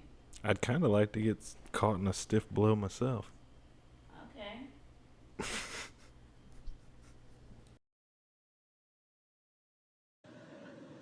And blow she does.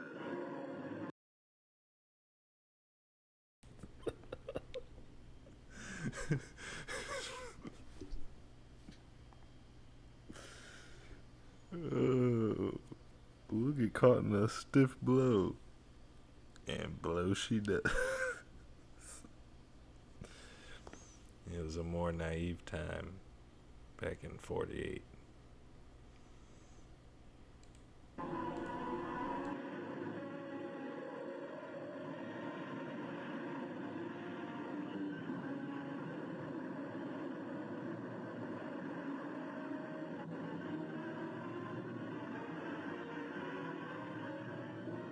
Dawn and clearing skies, but still the gale blows hard.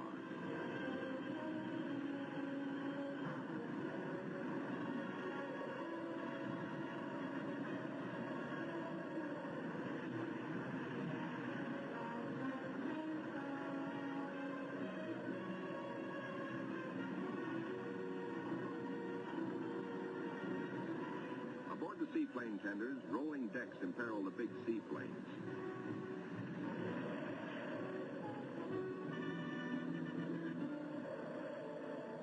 She rolls deeper. A sudden lurch. The Navy cameraman taking these pictures is thrown, his leg broken.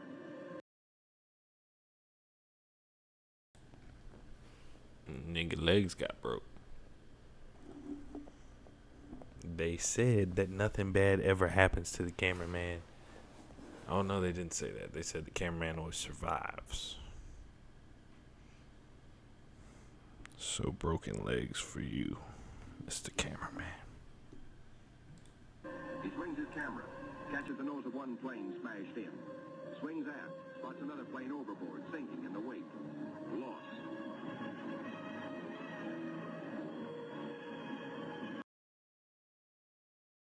And the nigga is straight up still filming with broken legs on a ship. I can't think of a worse place to be with broken bones than a fucking ship that's constantly moving.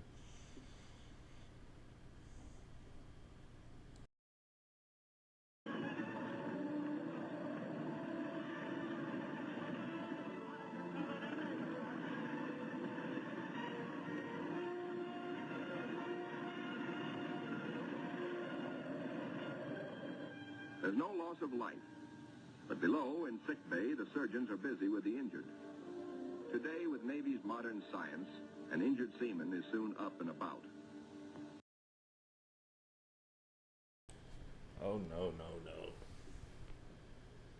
We can't let that one go. An injured seaman is soon up and about.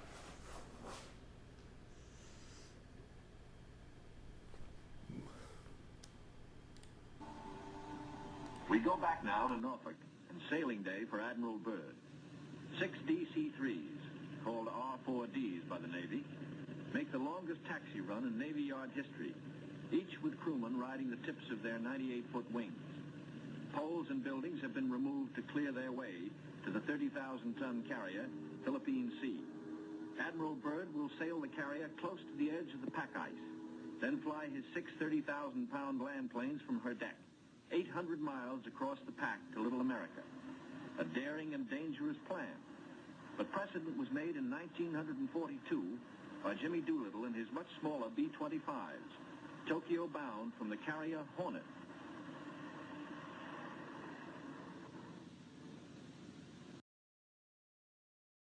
As the Philippine Sea sails on her 10,000-mile voyage, the advance group under Cruzen has voyaged far south. They sight their first icebergs just above the Antarctic Circle. Careful bearings are taken, for the hulls of these ships are no thicker than was the steel skin of the Titanic. The treacherous ice is the enemy now as then. But danger is the sailor's business. His delight is in preserving home traditions, the Christmas tree and Christmas dinner.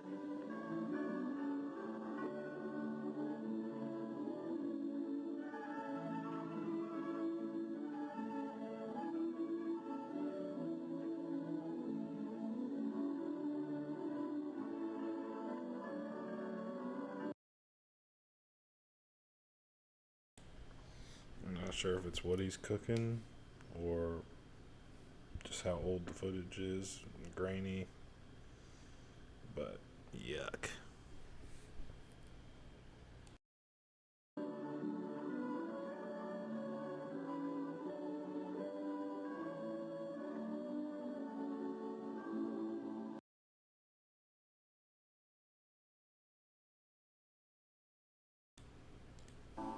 check it. Hey, there's salmonella for you.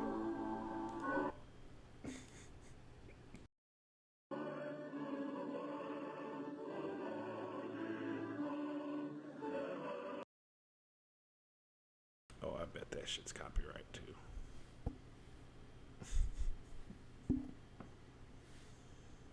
Let's just skip ahead. It don't need to be Christmas anymore. In such surging seas, landing is impossible. The boat heads back from Mount Olympus with serious news. Cruzen must abandon his plan for a weather station here on this rugged submarine mountain. Time presses hard. With his operation officers, Cruzen transfers his flag from Mount Olympus to the Coast Guard icebreaker, North Wind, where she must take the lead, cut the channels. Admiral Cruzen's battle now begins.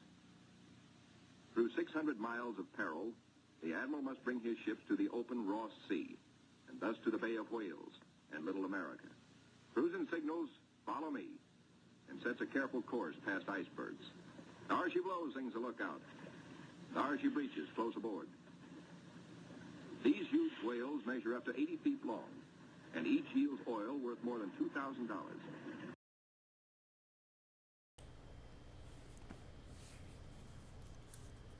Oil. Worth more than $2,000 in 1948. I don't know. What is that, like $100,000 in a whale or something like that? It doesn't seem like a lot for killing whales. Shit. What, for lamp oil? Whatever the hell we was using it for.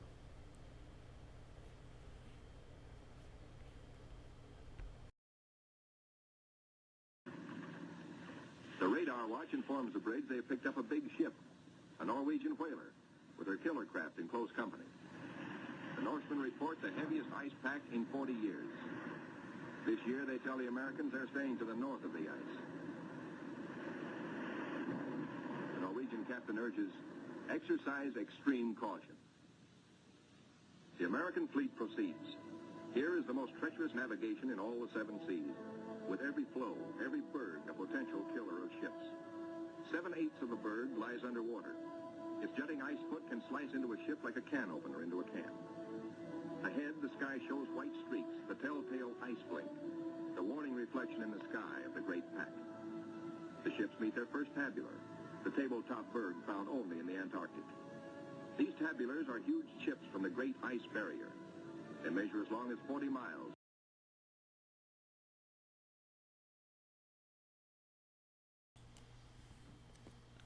They're chips from the Great Ice Barrier. Several meters above the water. I don't know what the Great Ice Barrier is, but just the chips from it measure as long as 40 miles. Sheesh. What are you even researching? Operation High Jump. This is the military's footage from the expedition. So obviously it was strictly controlled, I'd imagine, by the military before they released it. But they released it that year, 1948. They won an Oscar for documentary film.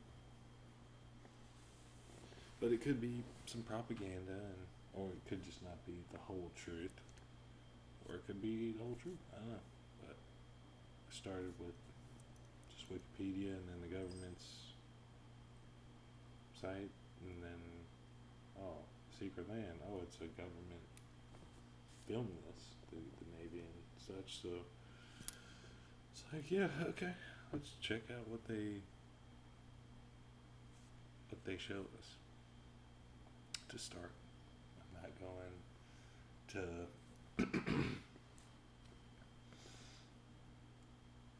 Hitler escaped and went to Antarctica and built a base and met aliens, and there's UFOs down there, and that's why we did Operation High Jump, and we lost almost all our men because they're getting killed by UFOs and shit. And ever since then, Germany's been in control of the whole world. Hitler was ruling from the shadows this whole time. Like, there are some theories out there like that, but I'm like, okay, no. I'm not going down that route. But let's see what is actually admitted by the government, what's actually on paper, in reports, in video about this, and people can come to their own conclusions as I will, but I'm not gonna jump to the wildest extremes before we get to any of that. We're just gonna see what the government's producing here and telling us about it. And are counted not in acres, but in square miles. The ships must follow a twisting, turning sea alley, cleared by the icebreaker. The submarine, set, brings up the rear. U-formed ice, known from its shape as lily pad ice, offers no trouble. It is the bergy bits and the bergs themselves that form the hazard for the submarine.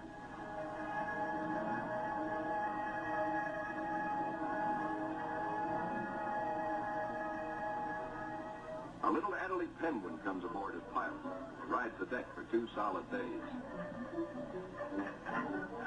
Navy cameramen find new subjects. A group of emperor penguins feeding in the lead.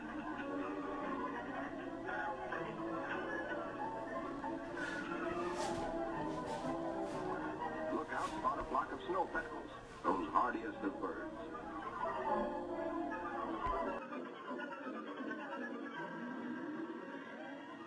Admiral Cruzen orders reconnaissance by helicopter and himself boards the plane as observer. For the first time, the helicopter serves as the eyes of the fleet to scout out a way through the ice.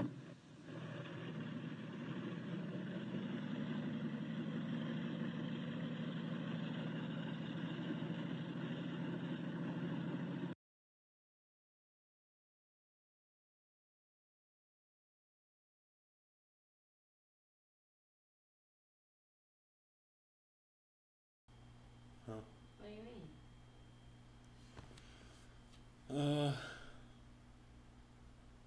Well, I mean, how long do you think you're gonna be up?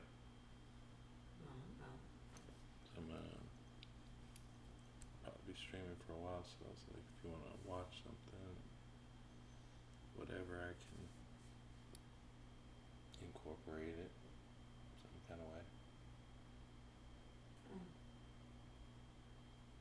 I don't have anything in mind.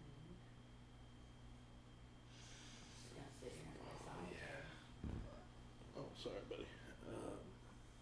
But what I have learned today, it doesn't help us so much with playing games yet, but Yeah, are you still trying to figure that out? yeah, I mean, like, I got it to play at the beginning of the stream, but playing the game, like, I could let the computer play the NBA game, and as long as I didn't turn the controller on, the computer would play and it would stream. But if I tried to physically play it, it would disconnect from the link for some reason. So, Do you think it's the controller? yeah, I think the controller's not connecting with the Windows. It could be because Microsoft owns Xbox, so maybe they made it so PlayStation controllers can't connect to their software. I don't know. But I'll have to do some looking. But whatever I download on that PlayStation, so like if I get Netflix, Crunchyroll, whatever it is, I'm pretty sure I can play stuff, whatever it might be, if we like when we watch Running Scared. Yeah. Like, yeah, I could have probably like done something like that, maybe. Now what about I if you can't. just buy a new remote? Well, I don't think that's going to change whether Windows connects with the PlayStation controller or not. Because Microsoft, who owns Windows, owns owns Xbox. So they probably made the Windows software not work with the PlayStation controller. Oh, now I understand what you're saying. Well, that's 'Cause- stupid. I mean, But other people don't use the PlayStation to play and stream. yeah, but they don't use. But they might not have this kind of computer. They might have Apple, or they might have different software that does allow for it easier. I don't know yet. And I can stream off the PlayStation itself too. But then I won't have, like, I can't link to it and play it. But I could share the game itself. But then that, I think, I won't be able to put my own image up or use my mic audio. So I have to figure all that out. But I don't even remember what I was talking about. What you learned today? Oh yeah, no, I was getting to that to say that, like, I could, because I can use the keyboard and the computer to click on certain things for the PlayStation. So I'm just thinking, like, if I put a DVD in there, or if I was on Netflix and I wanted to use that, or I don't know, honestly.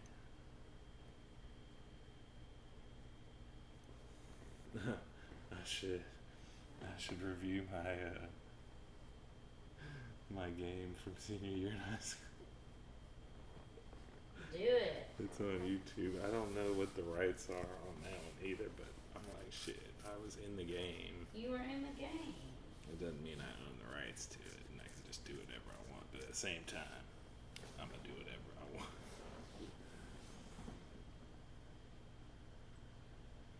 And how long is this motherfucker? Oh shit, this is probably like an hour or something.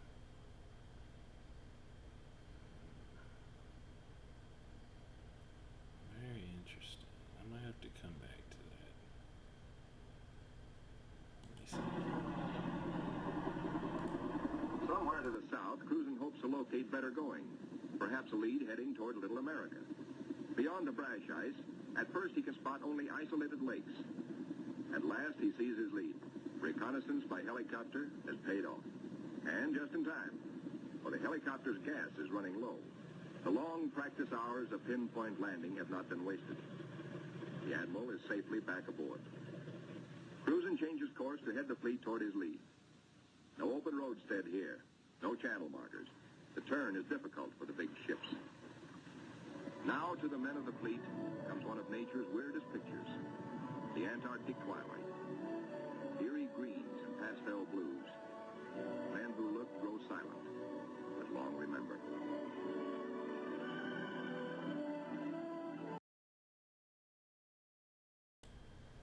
Men who look go silent, but long remember. The sunset in the Antarctica. Is that how it ended? No. Unfortunately. Nor will they forget the dawns and the seals.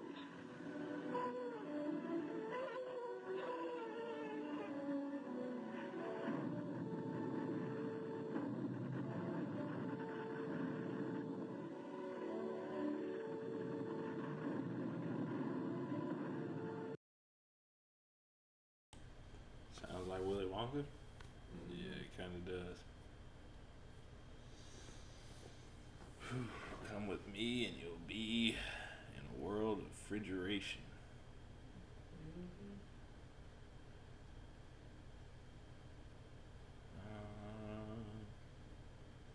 And I know I've said this like 3 times on stream, but like, to me what's interesting is like the timing of it. How much money did we just spend during World War II, and now we're like, let's send 5,000 of our best down to Antarctica and check that out. It's like, with that okay. Alright. Why do you think they did it? I mean, I don't know. I mean, apparently there's expeditions going back all the way to like the 1880s. From all kinds of nations all over the world.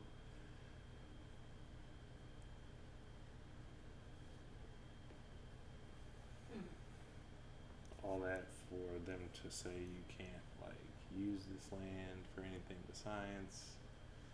No drilling, no using the natural resources of the land. Well, what do you think they found down there? The reason why they're actually saying those things.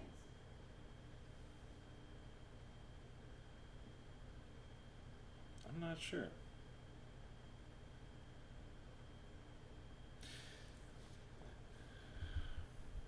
You just think it's weird. Yeah. And I think we're all interested about weird things on Earth, and weird places, and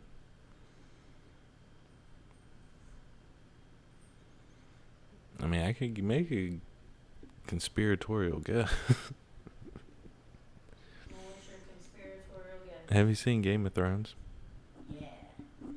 Have I seen Game of Thrones?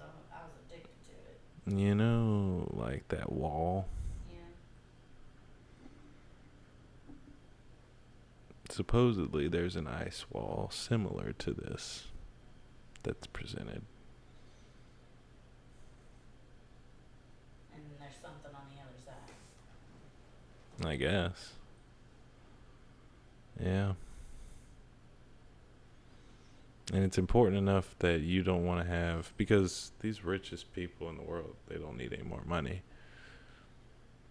They do like power and influence. And if something was there that would undermine them, potentially, it wouldn't be worth drilling and getting resources from it, because they would have to send regular people there to do all the hard work. So if there was something that could potentially undermine them, nobody's allowed there. Unless you're going to pay $10,000 to fly by, or you're a celebrity, or you've already been through there.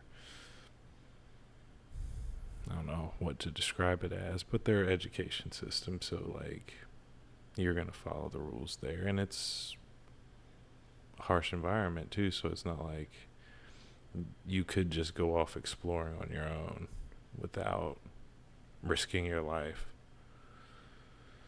Some people have theorized that you can touch the dome at some point. Like if Antarctica was encircling the oceans on a flat plane. So like the oceans and the continents are in the middle, and then the ice ring is around the edges of the Earth. And that's where the dome first starts going up eventually. Some people theorize that. Admiral Byrd apparently at some point talks about there being more land than is known on the other side of the South Pole. But and I'm pretty sure that's verbatim, but that doesn't make a whole lot of sense, because Yeah, on what other side? yeah, and all of Antarctica at that point, that I'm pretty sure that we know of, had been mapped at this point. So how there could be more land that we were unaware, I think that's why this one's, well, no, it's called the secret land just because Antarctica is secret at this point, I guess. But it's on the maps that they showed at the beginning of the, I can't keep up with some of this shit. History's got a funny way of being really difficult. The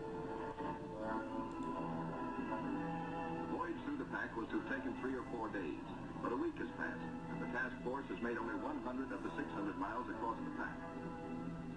An emergency radio to the north wind summons instant help. The submarine, Senate, is caught. The jaws of 2 ponderous pressure blows have closed in, locking her in a white vice. The submarine is in acute danger of being sunk.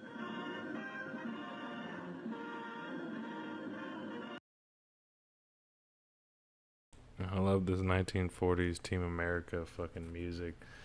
To the rescue, fucking, it's a bird, it's a plane ass fucking music.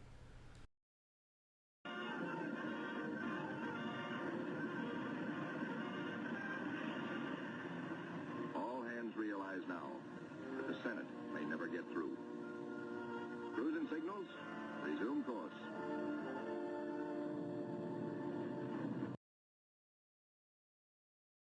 Wait, so you really just leave them? Wait a minute, let me go back. The Senate may... All hands realize now that the Senate may never get through. Cruising signals? Okay, the Senate may never get through. Cruising signals? And we're back on the way. Resume course. Resume course. Okay, let me turn this mic off.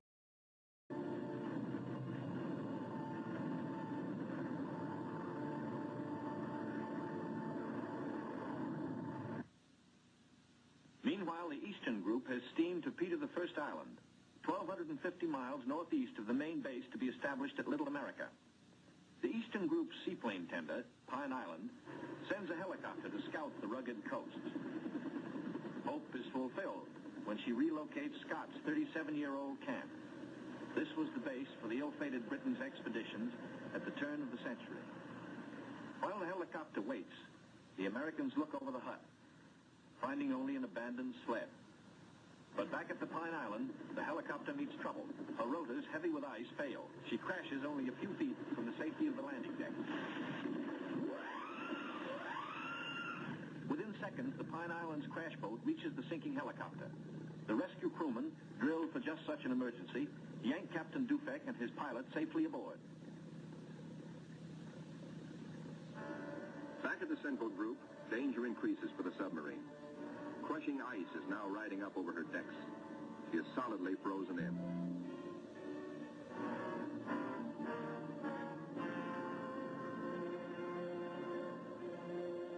The Senate's situation is desperate.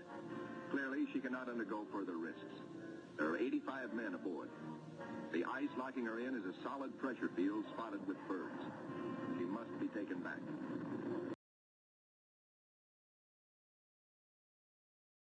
The north wind cannot get the fleet through. It constantly halted to rescue the submarine.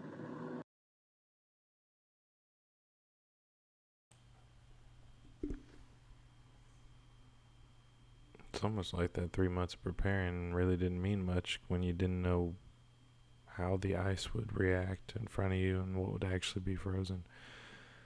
This is interesting human organizational habits for the 40s. It's especially when you've had multiple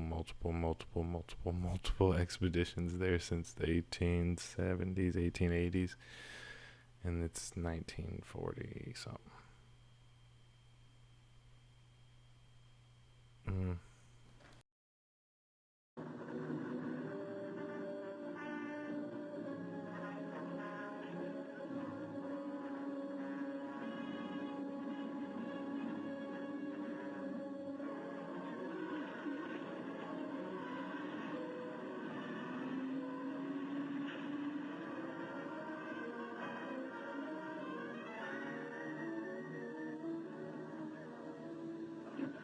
The Coast Guard icebreaker North Wind, with Admiral Cruzen in operational command, leaves the ships to await her return from the 400-mile round trip, towing the battered submarine, the Senate, north to the safety of the open sea.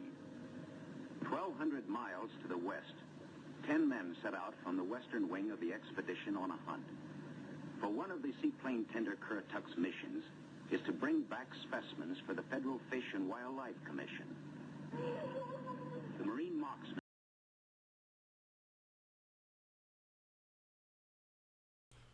Did it just say that the game warden commissioned the Navy to do this shit? Wait a minute. And storm the ice. One of the seaplane tender Currituck's missions is to bring back specimens for the Federal Fish and Wildlife Commission. We knew who was really in charge. All along. Game and wildlife. Oh, wait, fish and wildlife. The Marine marksmen storm the ice floes. These seals... That was a seal? ...are armed with... The Marine marksmen storm... Yo, I thought Wilhelm was out there. On the ice floes. These seals are armed with tiger...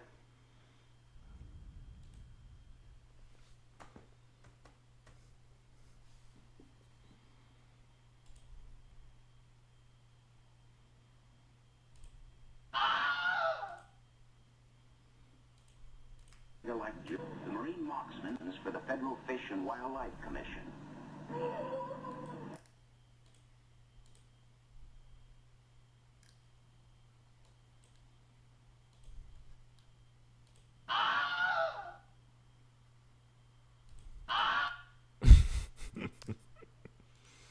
The Marine Specimens for the Federal Fish and Wildlife Commission.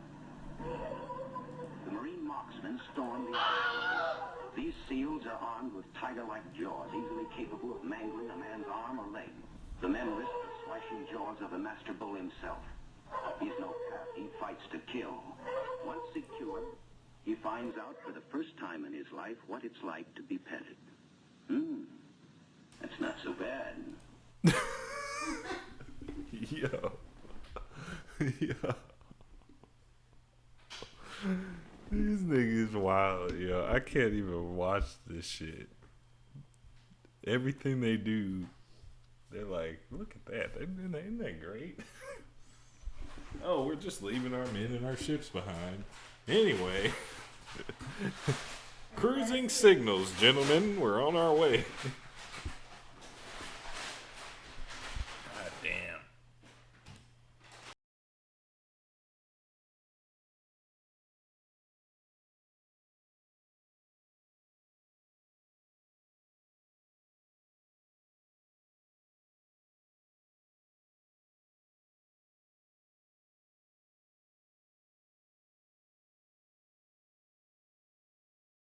They total up their catch for the scientists back in Washington. 6 leopards and 1 rare Ross seal. The first Antarctic seal ever to fly through the air with the greatest of ease.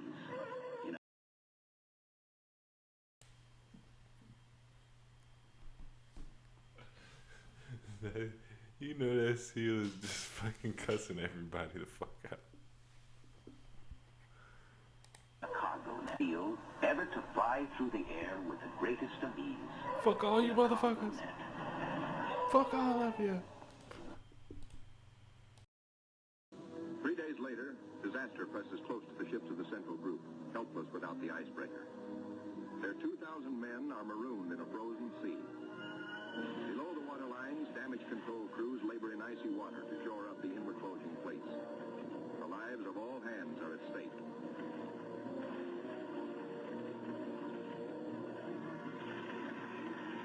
The radio flashes an SOS to Cruzen 200 miles to the north. Quickly, he orders the submarine to go on by herself to Scott Island and there operate as a weather reporting station. And now begins a race against time well worthy of high place in the traditions of the United States Coast Guard.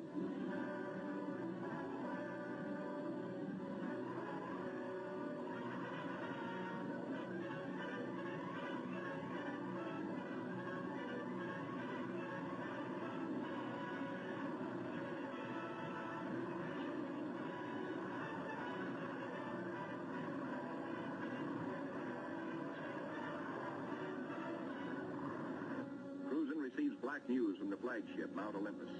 Already 5 frames forward stove in, more weakening. Only the north wind can bring salvation.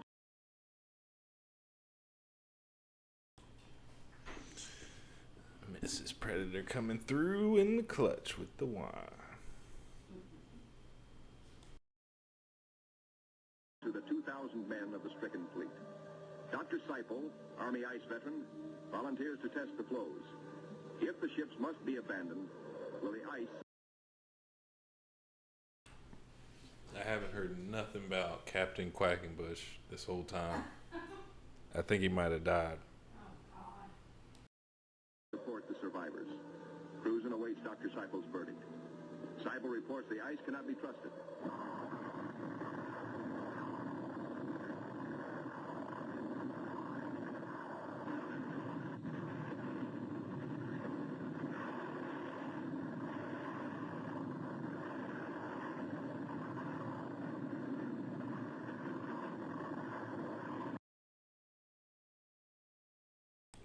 That was an interesting shot. Okay, yeah, you could do that. As a cameraman, you say, fuck it. Yo, I'm going to jump off onto the ice. I'm going to run ahead.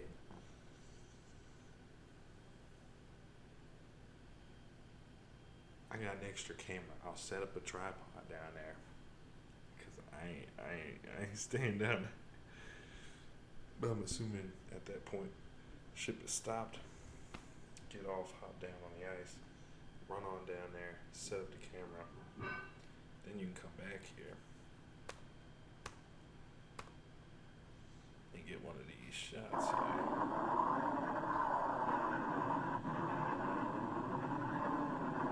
Right here. Right? Unless that was from another ship that it wasn't, that was in front of it, but going through a different ice pack. I don't. That's a nice shot, though.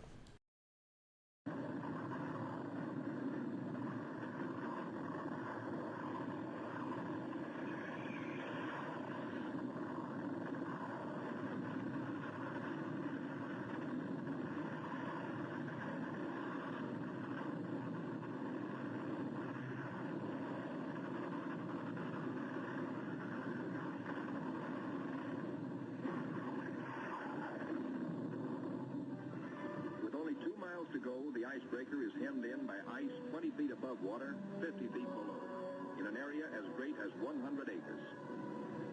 Hopelessly gripped by the ice, the cargo ship Merrick is now in grave peril.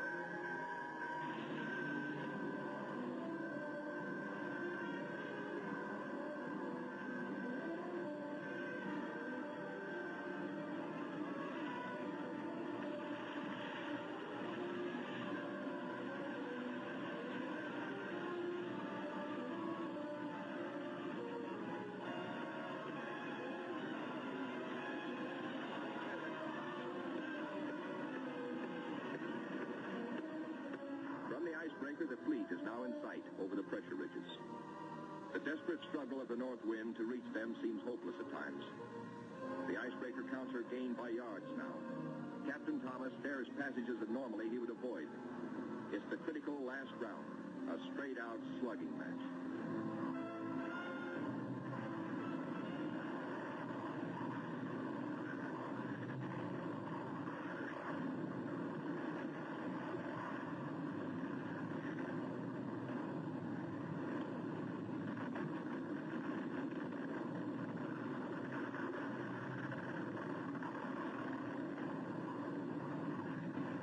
The north wind reaches the nearest ship, the Yancey.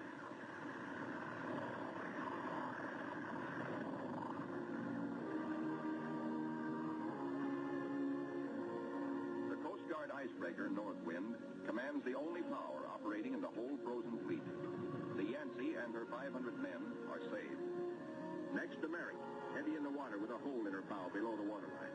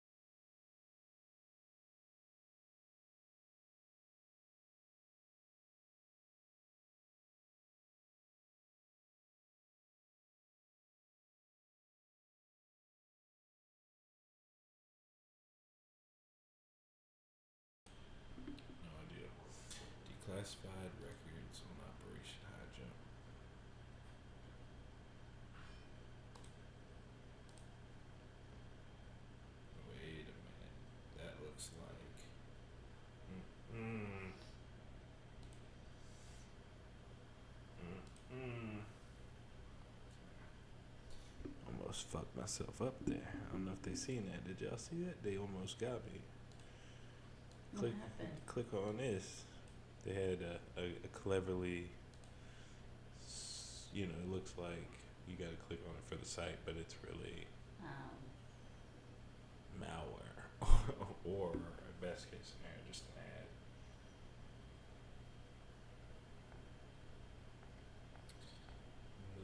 TheBlackBolt.com document archive.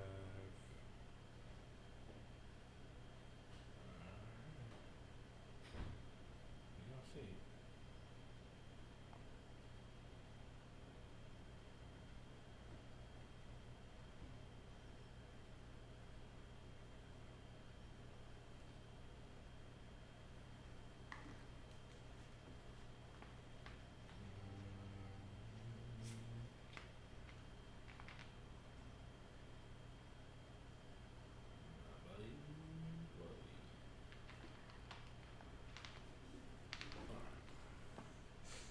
Let's see what we got here.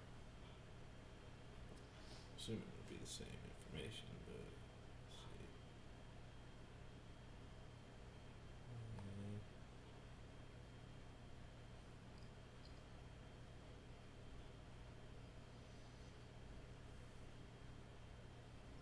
Why they call it Operation High Jump? No idea. Hmm. Some people will make the assumption they were trying to jump over that high wall, but I don't know. Jump over the ice barrier or the ice shelf or whatever the hell they're referring to when they talk about that shit.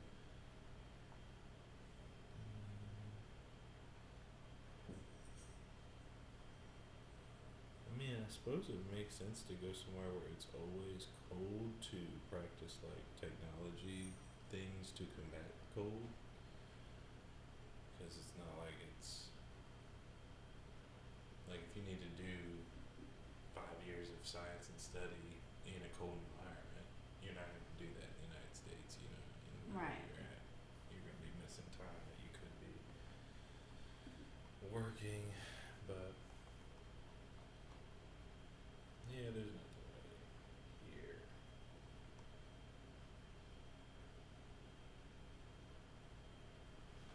They're still going there.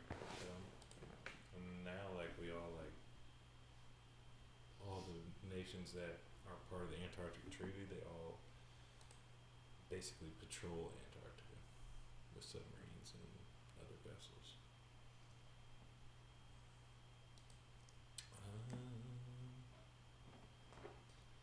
Let me come over here. I don't think anything's. Oh, it's just me with a frozen me on the other side. Unless. Yeah, it's frozen. Okay, cool. At least I can do what I need to do over here. I was gonna watch Galen Windsor and da da da da. But let's just do it.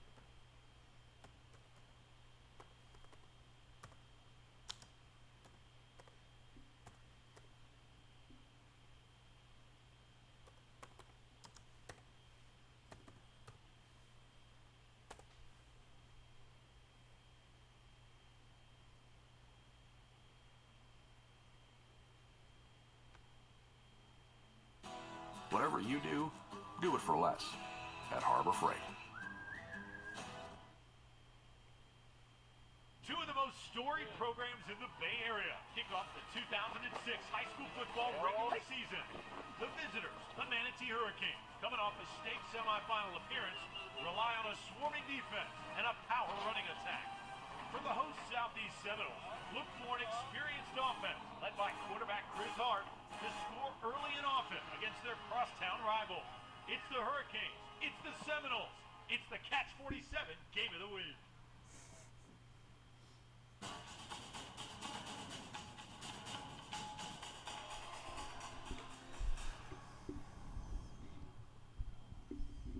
It's the opening week of the high school football season, and we are happy you are spending it with us here on the Catch 47 Game of the Week as the Manatee Hurricanes visit the South. Southeast Seminoles, and what a game we are going to have. Good evening, everyone. I'm Drew Felios, and alongside with me, former Tampa Bay Buccaneer Jeff Carlson. In 24 games of the past with Manatee and Southeast, Southeast has won 13, Manatee has won 11. It's been about as even as it could be. And as far as the coaches are concerned, hard to find two better coaches in the entire state. First, there's Joe Canan. 22 seasons as the head coach of Manatee. He's got 4 state championships. And, Jeff, can you get any better than Coach Canan? No, you really can't. And, last week we had some 44 years of coaching experience. We've got even more tonight. Also, 6 state titles altogether. So it's going to be a fantastic matchup. Of course, Coach Canan going to have to replace one of his big-time starters in the backfield. Chris McNear is gone. Sean Williamson is here. And there's a lot of... His name is Sean Williams, not Sean Williamson. And that was my nigga, Shawnee Poo. Little background on Shawnee Poo. So this is our senior year, right? Sean's played football for Southeast, 9th grade, 10th grade, 11th grade, as far as I know. I'm pretty sure. And he's been varsity. He's been trying to play running back, but Henry's like a little beast and a little Tasmanian devil. Motherfucker's small, shifty, fast as fuck, and really strong. So Sean Poo's not getting a lot of carries at halfback. He really likes to play halfback. He thinks that's his best chance to be able to move on to the next level. And I'm paraphrasing based on my memory because I'm sure it's not perfect. But so we all know Shawnee Poo. Junior year, he's like, I'm going to go play for Manatee because Canan said I'll probably be able to start. McNear's out. He's injured. So I'm going to go there and play. Granted, this is our crosstown rival. Oh, my God. This is like the most storied high school football clash in our area because they're like the 2 oldest schools in that area. But Shawnee Poo's beloved by everybody. So everybody wishes him well, understands, da-da-da. So throughout the game, you'll see multiple players at multiple times will tackle him and help him up or, dap him up, whatever. But I thought it was the funniest shit because he literally played the football season and he was back on Southeast campus with us before the end of the year and graduated and walked with us. I thought that was like the most awesome shit to just transfer out, play football, and transfer back on. Yeah, Shawnee Poo, if you ever see this, hope y'all good, bro. Holy shit. I ain't seen Shawnee Poo probably since 2007, 2008. Questions about this kid, Sean Williams. Is he as good as McNear? Look at.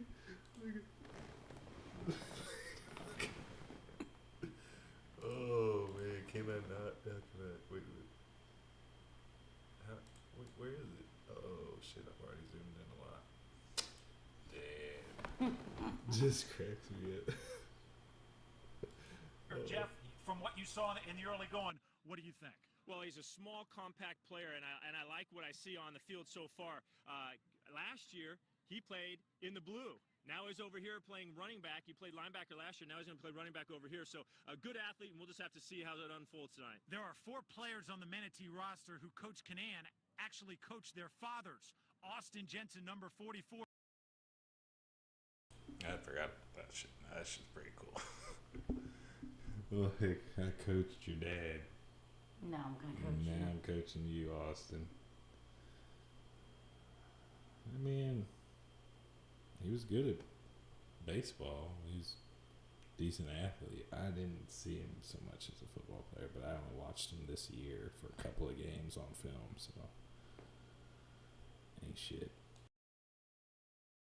Is one of them, and he perhaps is the best player on this Manatee roster. Talking about all-around athlete, we're going to see him all over the field. Look to see number 44 in the white all over the field, returning kicks, running from the running back position, and also from the linebacker position. And this is a guy on the other sideline, Coach Paul Meckley, who's in his 26th season. You remember, Coach Canan took the break of 4 years. Coach Meckley kept going. Yeah, what I love defines his Coach legacy Mack. here at Southeast? He's coached some great athletes. And there, okay, so there's Coach McKnight over here to the left. He was my physical science teacher in 9th grade. And then Coach Mack is the only reason I got a chance at a D1 school in the first place. Well, we talked about it just a few minutes ago with him and Adrian McPherson, a number of guys. Chris Hart, his plays quarterback. Another guy that we may say, oh, we remember when he was playing high school on down the road. He's got a lot of good athletes over on that side of the football. And he mentioned Chris Hart, the quarterback, big as can be, and this kid is drawing comparisons to Adrian McPherson and Peter Warwick, Jeff. That's how good they say he is. My first impression, what a wonderful athlete. The kid can really throw the ball. Coach Meckley talking about his true ability to throw the ball on the practice field as well. You're going to be excited to watch him play. Now, they did a lot of shotgun, especially in pregame, because last week they lost some athletes, tight end and running back specifically, that made them go to more shotgun. They would like to be balanced, but watch this guy, number 5, all night long. Skilled players, the advantage goes to Southeast, but We ran the spread offense all year, so I don't know what exactly they're referring to about losing a tight end and a running back. I mean, we lost Shawnee Poo, obviously. But he was playing linebacker. My junior year, he wasn't really taking a lot of snaps at halfback. So, who did we lose the year before? That was a senior. Jenkins? It's possible. And tight end? I don't know. I could be wrong, but defensively, Manatee holds that edge. Although, for Southeast, the big guy is Will Maxwell. He's a defensive end, and he's all over the field. All over the field, not super. Will. Ah! I loved Will, man. He was fucking hilarious. I played basketball with him, too. That motherfucker was, I don't even know how to put it, just hilarious in so many ways. Huge in size, 215 or so, but watch this guy. He will be chasing the guys in white all night long. I don't think they had a lot of time to prepare for this, or they just didn't care that much. Like, fuck it, this is just Catch 47. Saying ESPN, even though ESPN is there. It's going to be a heck of a game. Manatee and Southeast. It's the Battle of Manatee County, a classic this very first game of the year. And as far as rivalries are concerned, it does not get any better.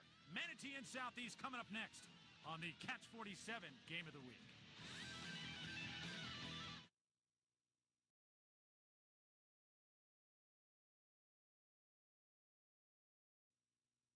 Love USF sports? Then Catch 40.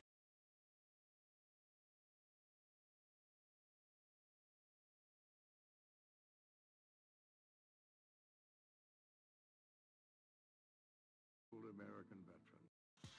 Check this out. State Farm was charging me $179 for auto insurance per month. No. Kickoff here on the Catch 47 Game of the Week, and we join the coin toss at midfield. Regarding unsportsmanlike conduct by players and coaches, violators will be ejected.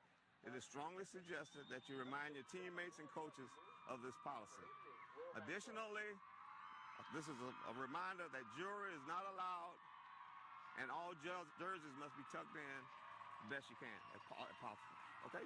Are we ready for football? Okay. Visitor team, Richard. We're going to call you Captain White. Some things are obvious. We may just mark it off for you, but if we need your help, I'll be calling for Captain White or Captain Blue. You understand?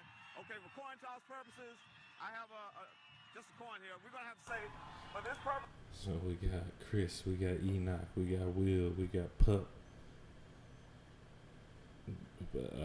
Marquise, I don't know why we call him Pup. Like I said, maybe a family nickname or something that he just followed him. Shit. All 4 cool ass dudes. That's going to be the heads. That'll be heads. That's a Dolphins commemorative coin. That'll be tails. That's the team members. Tails. He had the nerve to bring some Dolphins memorabilia onto our fucking field.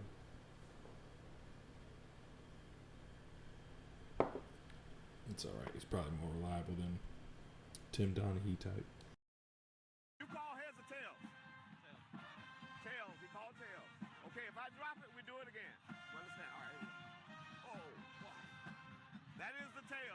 or tails? You won the toss. Okay. White won the toss, elected to defer. Okay, you have choice of remaining options. He wants to receive. Which goal do you want to defend? You want to defend that goal. Okay, if you turn your back to that goal, if you bring your back over here.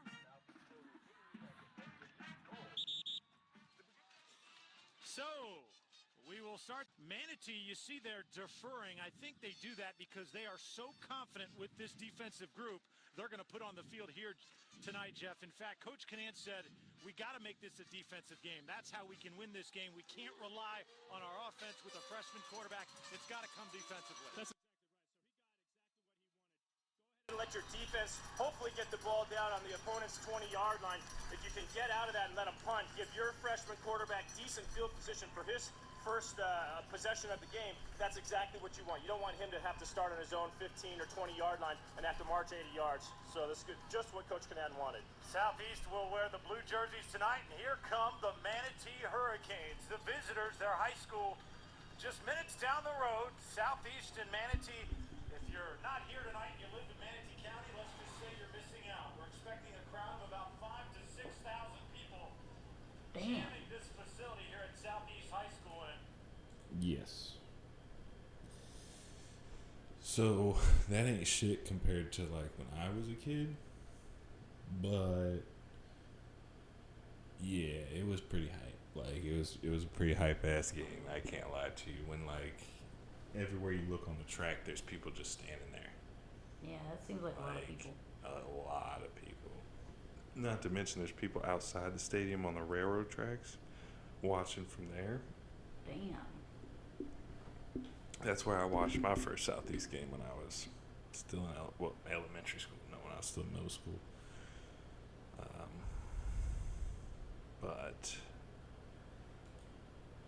yeah, and it's because we're cross town. Like we're literally 10 minutes away from each other, the schools. So a lot of people share neighborhoods, and a lot of us played against each other in Little League.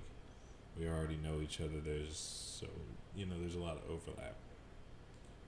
This has really become more than a football game. It's a social event, and there's no better way to kick off the high school football season. Just one of the things that makes Florida high school football special. It's California, Texas, and Florida that talk about the big schools, and this is one of... And the one nobody talks about is Alaska. Alaska's got football teams that go to the Pop Warner National Championships like almost every other year. I don't know how. Unless there's like just one team for all of Alaska, then I guess it would make more sense. The reasons that makes Friday Night Lights what it is.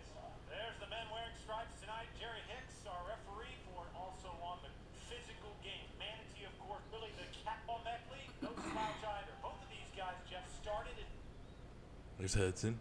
1981, nearly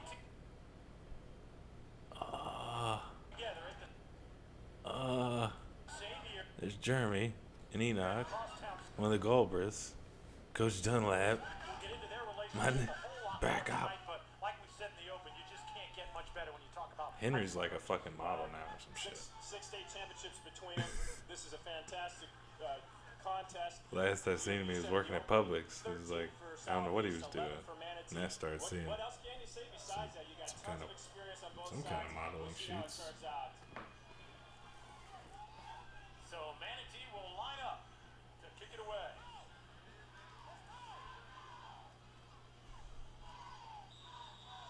It will be Vince Chircaro kicking it away, and for What's Southeast, happening? Henry Sales will field it. Sales tries to cut it up, and he's got some room. Sales down the sideline, nice return, up to about the 40-yard line. There is a flag on the 28. Isn't that a great last name for someone who's really fast? Sales. Hear a lot about tonight. His name is Henry Sales. The reason they play the preseason game the week before is to try to eliminate the yellow flag on the opening kickoff. Shut your mouth. On the flag, it will be from the spot. There you see the Southeast quarterback, Chris Hart, and ladies and gentlemen, he is a superstar. 6'3", 187, getting better and better, starting to draw comparisons to Peter Warwick and Adrian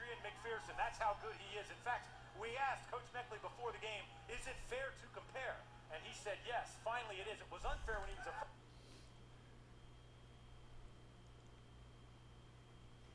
Maybe to AD, to Adrian McPherson, I can feel you there.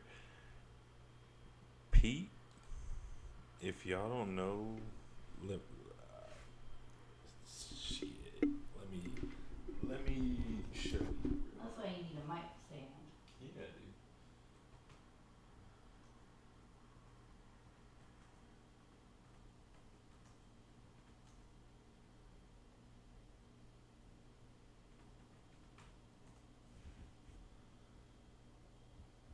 Just like, I mean, maybe there would be like a little bit longer one.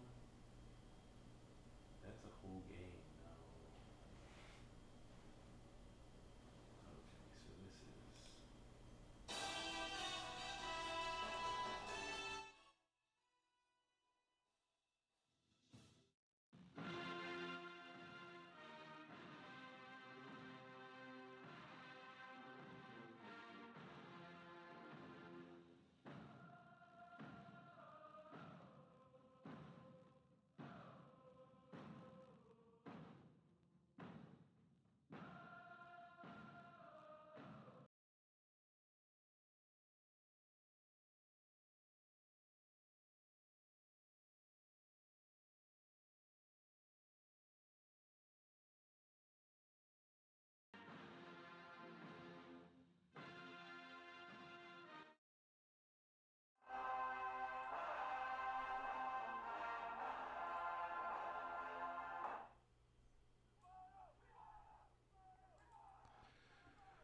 So Peter Warwick went to FSU. He ended up getting a Heisman Trophy. One of the most elusive players I've ever seen play the game.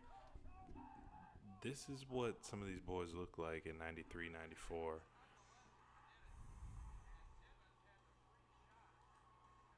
I believe Pete is number 9. So I'll just wait for a couple of runs of his to go by.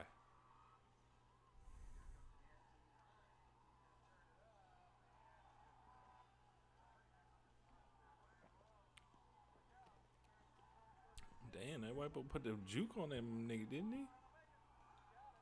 For the TD.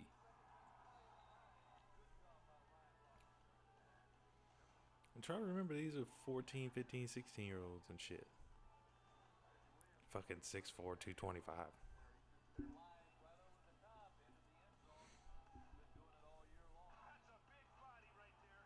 Oh yeah, it is. Pancaked his ass. I'm sorry. Nice.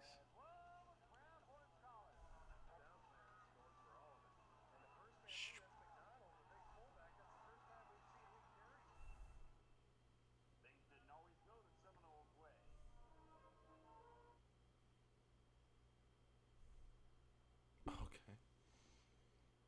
Back-to-back champions. Let us show you a bunch of bullshit that didn't go our way. Now wait a minute.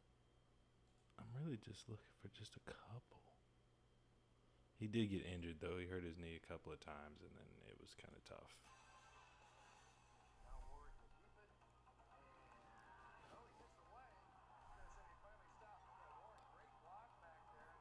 But one of the most elusive and one of the fastest people on the field every time.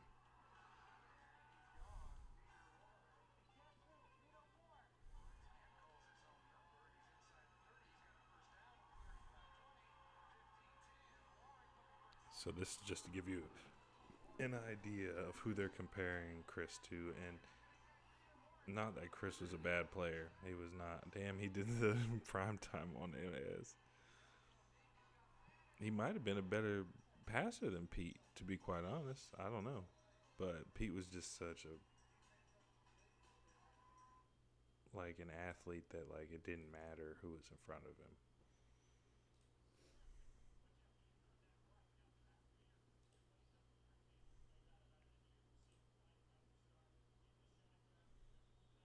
Do this all the time, but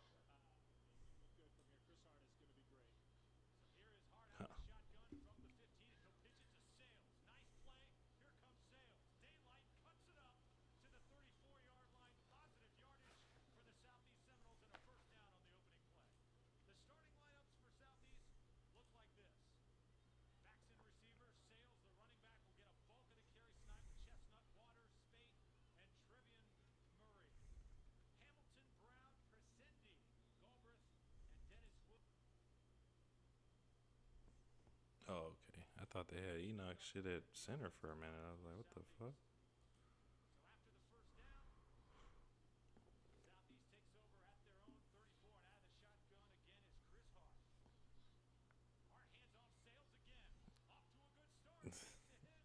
Motherfucking move, dog. And he had incredible bounce. He almost fumbled.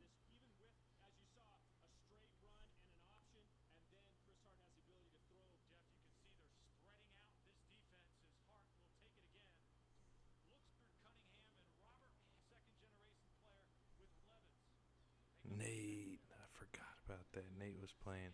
Wasn't Allison playing too? Was he not a starter? He must not have been a starter.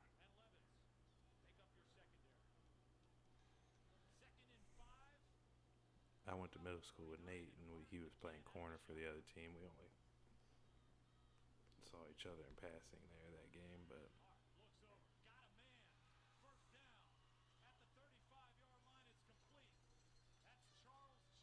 no, it ain't. It's Chris Waters.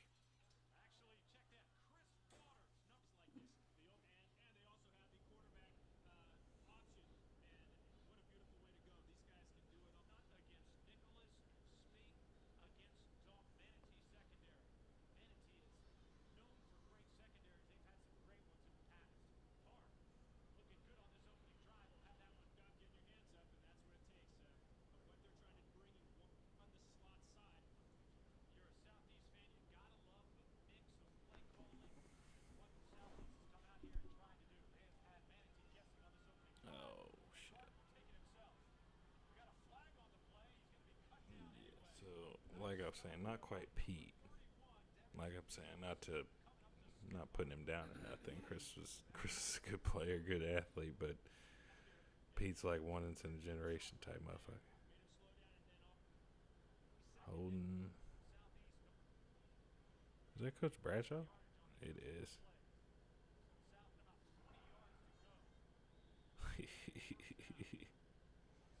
JK, put some ice on it, my nigga. Coach, I done broke my leg. Put some ice on it. Coach, I got cancer. Damn, okay. Put some ice on it.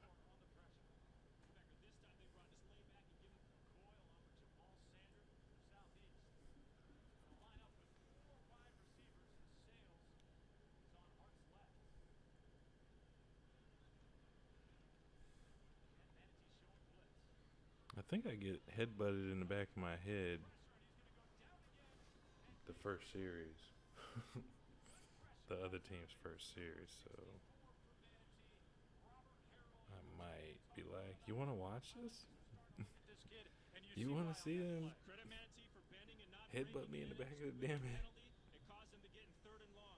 Chris Hart missed Chestnut running down the right side in that cover 2 type defense. He's the done. middle of the field and then going down the right sideline, but on the kick, Punting. it's a good kick. It's going to be fielded, then fumbled. And down at the 25-yard line is Edgar Thyler, number 8. There's a flag down on the play. Could be either a Panache, Alex, Sydney, T-Spade. The preliminary indication, Drew, is that it is a face mask. Breon Carnes is just a freshman, and what an experience for this kid tonight. He comes out on maybe the biggest rivalry game of the year, very first game, just a freshman. He doesn't look like one, but his physical skills, Coach Canan raved about. He can throw the ball 65 yards, runs tremendously fast. Just the experience factor, Jeff, you got to worry about tonight. Yeah, no doubt about it. You know, this is such a great rivalry that's been going on for years, but if you listen to the coaches, Coach Canan on Manatee says, hey, we just want to limit mistakes. On the other side, Coach Meckley says, let's just get out of this healthy. So it's a different perspective, but Breon Carnes has got to play smart. So Breon Carnes on the Offside. Breon Carnes on the first play of the game, and it's going to be a... So Breon Carnes on the first Why I get double team first play? I had a booty on me though. You want to Let me see? see. I don't know if I can pause it right on time. Where you at? Right there. What number? Right there. That's me. Number 80. Couldn't really see. I don't really look all that different. It's just dreads. Shawnee Poo. Why am I number 80 as a linebacker? Don't ask me. I was number 10, but I guess they wouldn't let me be number 10 on varsity as a linebacker. I don't know. Pretty sure Derek Brooks was number 10 in college, but fuck it.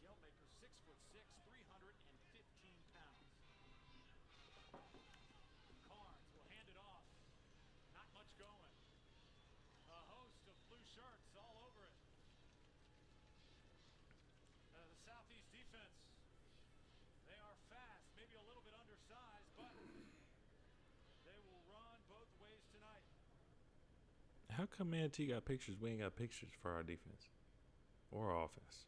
What the fuck?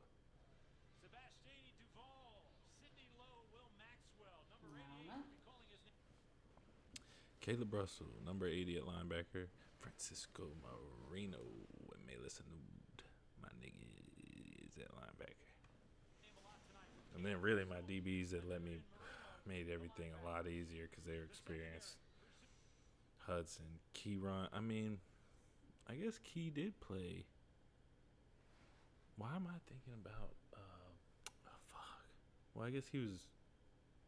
Well, there's Chris right there. His name is there. I thought Key was a safe. Hey, whatever. Oh, cause whatever. I can't trust these people and their fucking shit. Yeah, no, 15 was a free safety, so it was Key.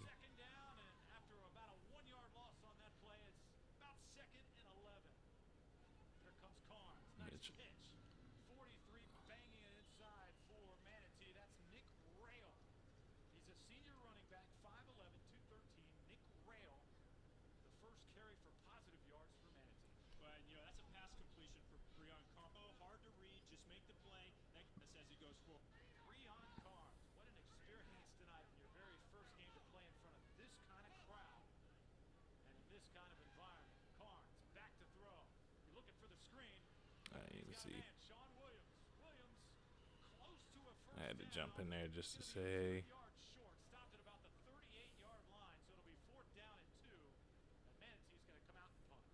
And it's 4th and 2. Get off our field. Was I trying to kill a guy on this play? No, I think we waited.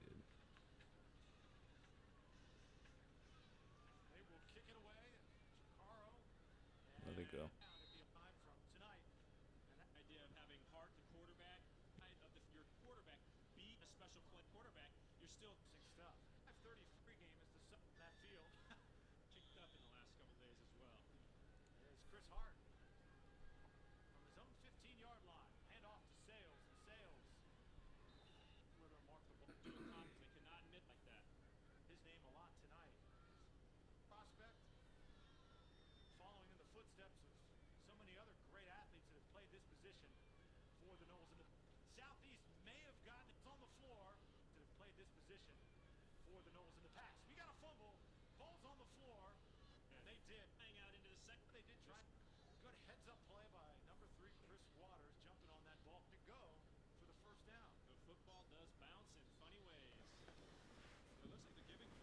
I just need to teach him to take a second, take a breath, wait for your blockers.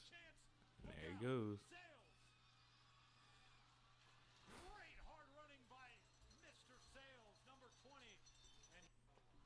Yeah, fucking beast mode X Factor nigga right here.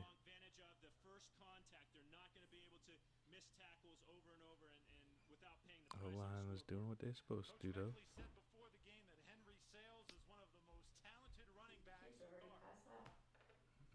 Well, it's 9:30. Good. I don't know if I'm muted or not.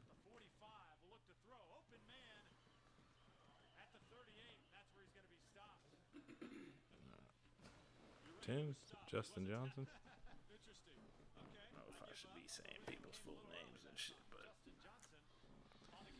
this shit is online already. So I'm like, and how many views this bullshit has? Okay, he stopped. Blow the whistle. He's done. Maybe his knee was down. I think maybe. No, it was not. No way. Just 5,500 views. Posted 5 years ago. Sales, 3 rushes, 43 yards, almost 15 yards. And I've probably watched it twice. And you gotta like the way Southeast has been able to spread out this Manatee defense. Hart will take it himself. All right, blow the whistle. A few yards before, about at the 30, but they put Sales out, far out with. What? It was really a 4 wide last setup as they went out. Why am I going to say Guadalupe? Is that his name? So it was really a 4 wide Yeah, it is. In the yellow shirt to the left of the nigga in glasses. Back there. Is that my mom? Yeah, and my Aunt Sherry. You know how I can tell. The hat. The hat. And my Aunt Sherry right there. And my Aunt Mary right there. And my Uncle Dave right there. No way. Uncle Dave. He's passed now. Yo. I got to take I cannot believe I never noticed that. And it looks like Aunt Tammy's up behind Mom. This is wild. I'll clip it. Yeah, I'll clip it when I watch this shit back. Maybe. No, I don't have any fucking memory on my phone. Damn, yo. That's awesome. Uncle Dave came. I didn't even know he was there. And Aunt Mary, which means Mike was probably there. Aunt Sherry, which means Uncle Tim was probably there. Your mom would be wearing a big ass hat. Yeah, I don't know if she showed it to you, but she still got this big orange fucking monstrosity. That's funny. See, it's cool to see my Uncle Dave alive and moving again. I haven't seen very many, you know, movies or videos or whatever, home videos. So if the receivers can block the man on, there will be a guy free for Southeast. Fair and for tonight. Fumble on the exchange. Hart picks it up. Should I not say all that shit on live? I mean, yes, you can. Play for Southeast. Yeah, it was good, but definitely another. Here's a look at Nate. They went to middle school together. They played against each other a few times up until this point. There was a couple people I played with in Little League that I wound up playing against. What was his name? Edward? Chris Hart is down. Something. Oh boy, this Crap. huge But Edward was running back for Bayshore. Well, what a fantastic Like my freshman or JV year. You know what? He might have just fallen on top of me, but that situation. The trainers out to 10-2 Chris Hart. Coach Meckley just hopes that you're right, Jeff. This is just the win. That Manatee in Southeast as you look along this. My ex-wife might be in some of these. For Manatee in Southeast as you look along just in the stands, but across the fences to watch the game. Damian Copeland is the backup quarterback that's going to come in and not to say anything negatively about him. I haven't seen him play enough. Listed as a wide receiver in the program. That's not Damian Copeland. Damian went to Palmetto. This is BK. Who was, a kid. Not ready for this.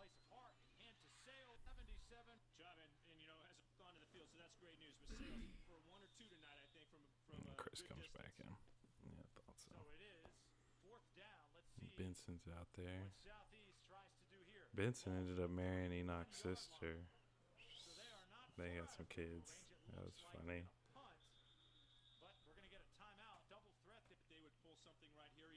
A-Train.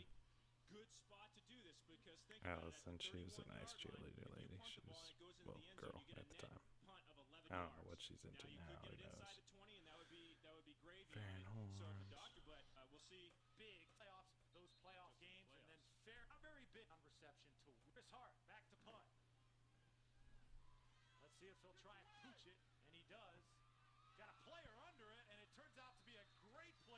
Southeast. Hudson just catches it. Presume Hudson is there to catch the ball and down it inside the 5-yard line. Just about as good as you could have hoped for. What a great job. Couldn't. Canan, you do not want your Yep, freshman there's my ex-wife. You want to see? This is What? Let me where see. Joe Canan, you do not want your freshman quarterback in these type of situations. Trainer, water girl, whatever. That you don't want to be down. You know, even if you have a senior quarterback, you don't want to be on the field. They may not be able to do that down here. Coach Meckley said field position will be key in this ball game. As Manatee will give Sean Williams on the carry. Williams got some room. Yeah, he got some Pushed out of yardage. bounds at the 7th and waited. The line against Wickersham. Southeast defense very much undersized. Manatee will definitely try and pound it between the tackles like they're doing right now. Although Williams takes it outside and another big-time gain for Williams. He's got about 9 yards up to the 25. Came right back to the left side. This How's time that they make you run feel the seeing your counter ex? tray with the coming back. I don't feel anything. To the right. It looks like the play is going to go to the right. They come back to the left. Looking down to first down. I like I'm old, I Second guess. down and about markers on the other side of the field. That's the best I can come off with. Breon Carnes with a Like that feels like a couple lifetimes ago. go inside that time to the fullback. Tough running. And a couple guys scrapping out there at the end of the play. Edgar Filer into it. Not me. With Presume Not Hudson. yet. Pounded inside for 2 yards. Nice job by Rail just to protect the football. Great job, and it replayed. Quarter. Period. This new incredible fire torch lighter will burn through literally anything. Don't It will believe give that. you fire Don't y'all no dare. matter what Catch 47. in Louisiana or Broward. Join me Wednesday. People are Only With number 4. It's a first down for Manatee. They pound it inside with number 43. Nick Rail. Positive running. We ain't moving downhill fast enough. My other two. Manatee Hurricanes, especially his quarterback, even though he's She ended up marrying a Goldberg. Yeah, and I like the way they come back inside with Rail again on the short down. Hear from Joe Canan on his There was quarterback two in of them just a because they were second. As you were twins. saying, Jeff. I'm not sure which one she married. Inside on a first down run because he did such a good job on the short yardage to open it up, and he did a great job getting some yardage. So Breon Oh, Carnes. yeah. Yeah. Oh, tell me he got it. Yep.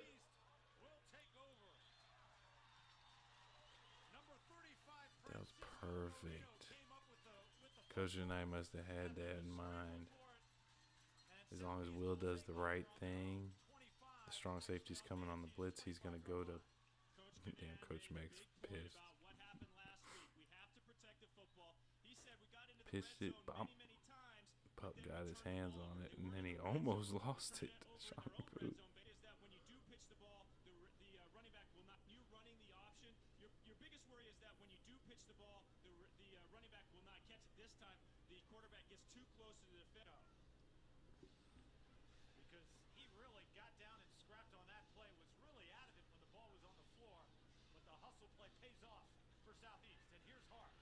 He's going to try to run, get sacked again. Take the receivers. So far, 2 sacks already, along with 2 tackles. They've been big ones for Manatee. Hart looking to the opposite field. No. Looking for maybe a while before. Really not a tough shot. With definitely the defense. World definitely. I'm here to sell you, but hey, that was not a slap at soccer. I'm telling you, I'm here to sell you, but hey. Is that Flash? That was not a slap at soccer. I'm Hell telling you. yeah, it was. He sat down real quick. He's like, oh, the camera.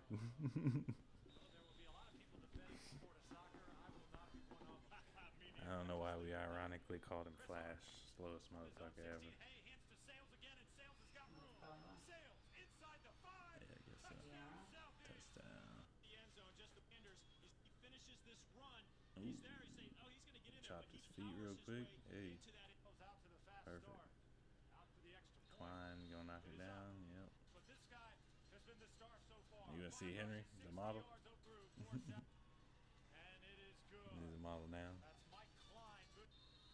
Huh? Yes, no, maybe. What? Nothing. Who's the model? Nothing. You could be a model. Too late.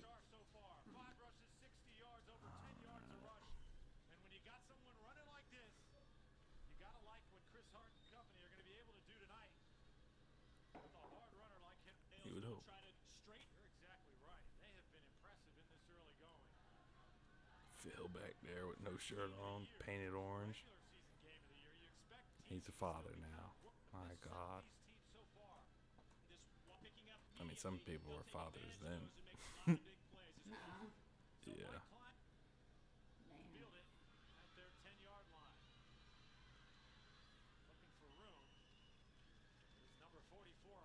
Why the hell am I on the kickoff team? So annoying. Here he comes to establish anything consistent. Carnes under center. On the option, here he comes. And room for Carnes. He's got a first down up to the 40. That's where they'll mark it. We have two young and faded. So Carnes beat a wall. That left them with only one option. 3 on Carnes. And right now, Southeast Try to destroy this man. I've been in on the last 3 tackles, I believe. Phil had the titties out. Oh, they were going to pass the ball. Ooh, we were waiting. Pub guy's hands on me. Blap. Everybody come. I had the Mike Vicks on. I forgot about that. The Mike Vicks. Oh, shit. Oh, that's me making a mistake there. If I force him upwards, I'm in trouble. Anybody give him any shit? Oh, we're talking all kinds of shit. It was fun, though. With Shawnee Poo, it's fine. Yeah, that was my fault. I should have just kept forcing him upfield. I don't know where you throwing the ball. Chris almost got it. Chris had a seizure at the end of one of the games. I think it was when we did our 3-wave playoff game. That shit was crazy. We didn't know what the fuck was happening. I had never seen no shit like that. Edgar Thyler, a Division I prospect at receiver, a talented kid. Not very fast, but extremely quick. Damn. On his running route. Tried the hell out of him. Has a couple yards down at we've seen so far. Go ahead and throw the ball deep to number 8, like you mentioned, Deliar. Same thing, and pin Southeast in. So they'll fake it. Carnes will take it. No. An opening there. Ain't going nowhere, bitch. 40-yard line. Manatee, let's Blocking the back on y'all niggas. You gotta make that play though, Drew. Is that the defense is talking with for. Now they're gonna punt. Is this when I decapitate this kid? back to punt for Manatee. Yep. And then I think I fuck up. Standing at the 10. Yeah. Is Todd Spade, number 7. He'll field it. I was in his way and there was really nobody else to block. That's where Southeast will start. So Chris Hart will lead me, and that's where Southeast will start. So Chris Hart will lead this Southeast offense onto the high school for 6:20 during the game of the week. How great side this entire football season. It's awesome, and it's great that the high school gets this kind of coverage. What time you gotta get up? You doing 6 to 6. Hart's got 5 yards, about 4 On to play, and kids, the fans. 47, although our truck was raided by numerous Southeast students before the game. Southeast, the reception. Oh, he can just allows quarterback grab. He's so excited, knows what to do with it. They're just going to have a stop the official timeout. It's 47 game. The Southeast War chant. You can hear it in the background. They've started it up here on the home side. As Hart will operate on first down. First to go up in the Southeast Seminole. Very strange to come here and watch. I'll tell you over the year. Between Southeast reception. Actually close. 10 where Manatee trying to distract this Southeast offense.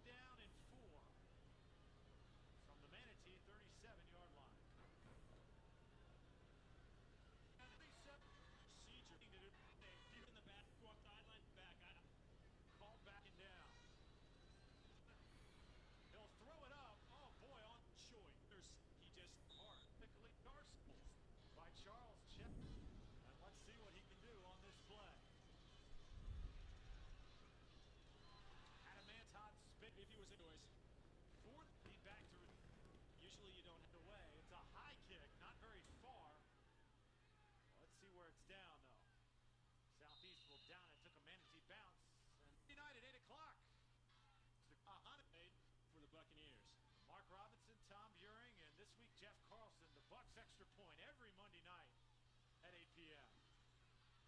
Manatee will pitch it again and gets going. It really is, though. Broke them all. 4:06 left to go in the half as Carnes will take it under center at the 28. Hand off to Williams, and Williams more tough running up to the 7. This set and hand off and play a very tight, low-scoring matchup to the end of this game. Carnes from the 38. Yeah, I see what I'm saying. Williams has got another hole. More tough running by Sean Williams. And that's why I immediately dip upfield. I was like, nope. Expect them. They have. You've got still happy as can be, no desire to be. You're out. Thank you for that. Going with Rod Frazier, the brother of Tommy Frazier, former Florida running back, also a member of that Manatee coaching staff. As the Hurricanes continue to pound it away, that will be very electric. Different running styles, but I tell you what, they're out and put it up before halftime. Southeast last year, he was tackling guys like Sales. That is huge, absolutely. The pitch again. Jensen has it, and look at the speed. Austin Jensen. We said we were going to call his name a lot up. It was in crime strides. It was stricken. Manatee will make it a team at 7. Now has said way into halftime. Coach, there you sometimes maybe like Thomas at the end touchdown. Time we're going to have it was offside and still with points on the board. Could we have group it? Clipples make start the year. If he can get a couple of blocks. Still on his feet. Oh, has been at number 40. That is in the quarterback position who was last to be offensive as a football team. Experience in the season and the key quarterback Southeast. That's a Tennington. Maybe see if we come up at the end of that run and trot out of bounds. Hart will continue to operate this Southeast offense. And scramble right. Here he comes. They have him keep the ball in. Curious right hit there. Travion. Nonetheless, Southeast, the show will go on for them. Handoff, tough running inside for Trevon Murray. Southeast got on the first down. So 1st and 10, Hart calling out the play. Back to throw, he'll go deep. Got a receiver out there. Oh, Spade though. And he had to wait, and he had to try to go over the top to get this ball. You see, he's got position on him. The ball is short. Right in the 78 of 169, almost 1,400 yards past attempts this year as he is a senior. The coaching staff pretty much giving him the keys to the offense this year. And the ball golden up. First Manatee touchdown of the season. Austin Jensen making it happen that time. Hart's pass. A little bit of a broken play, jump up where the Buccaneers have been working. If they don't get a good pass rush early, going to go and knocking it down. Big Robert Harrell, big-time college prospect. Having a great game so far. They're going to second badly or Brown. For the Southeast Seminoles and Chris Hart on his own 45, scrambling, looking for a man. He's got him. He's got him. Number 7's got it. Todd Spade. Spade for the TD. And now here's left.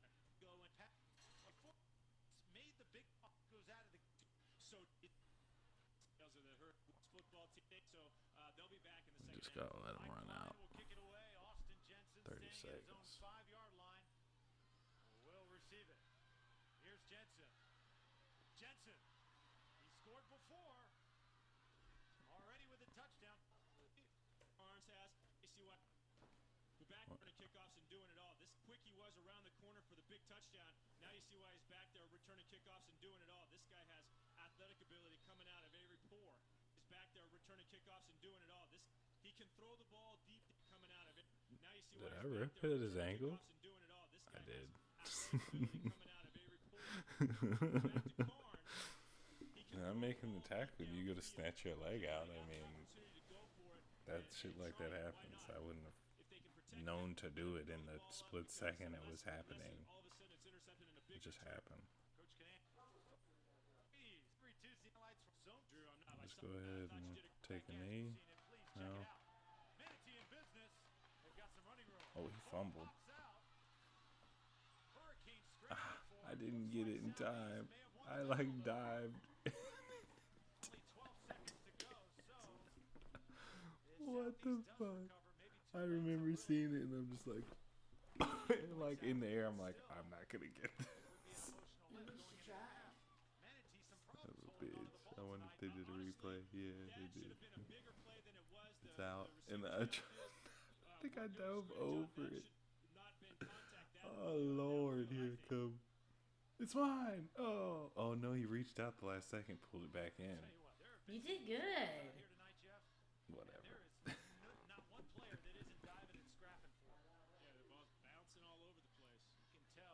There's one player that ain't diving and scrapping. You did good. Say, grab him and hold him. Are we going into halftime, or is he going to do a Hail Mary? Shit. And there was a thunderstorm. There was a thunderstorm that, like, came in, I think in the middle of the third quarter, and we had to postpone the game for a while.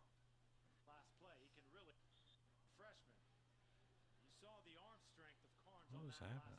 Oh, the baby was walking.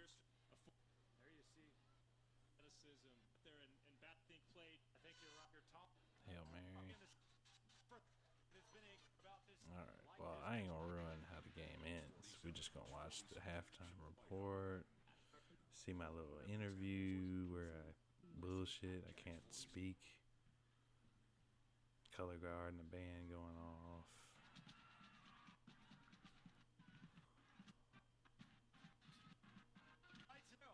At the high school level has evolved over the years, and one of the reasons why, because of a new system that helps in developing film study and how the coaches relate to the players. It's called Apex, and earlier in the week we spent a day at Southeast to check it out.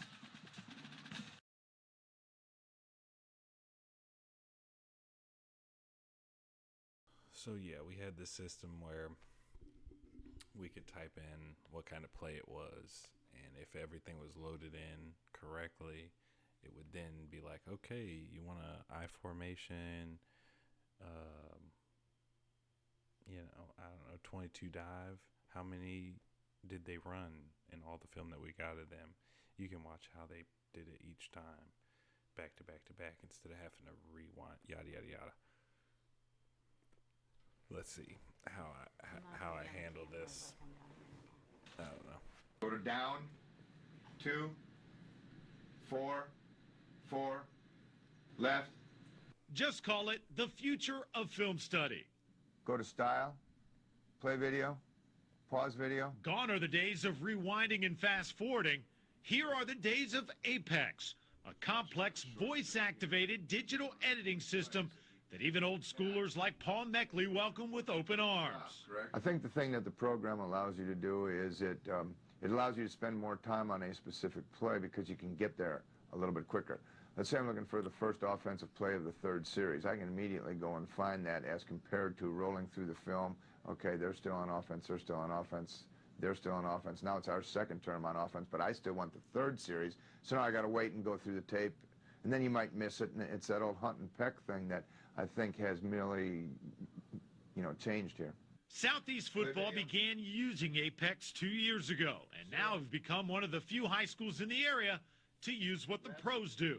Among the benefits are emailing game film to players, burning film to DVDs, and most of all, saving time. Remember, film study is limited for high school players. Well, it helps me learn because I learn better when I see the plays over and over and over. That way I get the flow of the play and the way that it looks to me in the position that I play.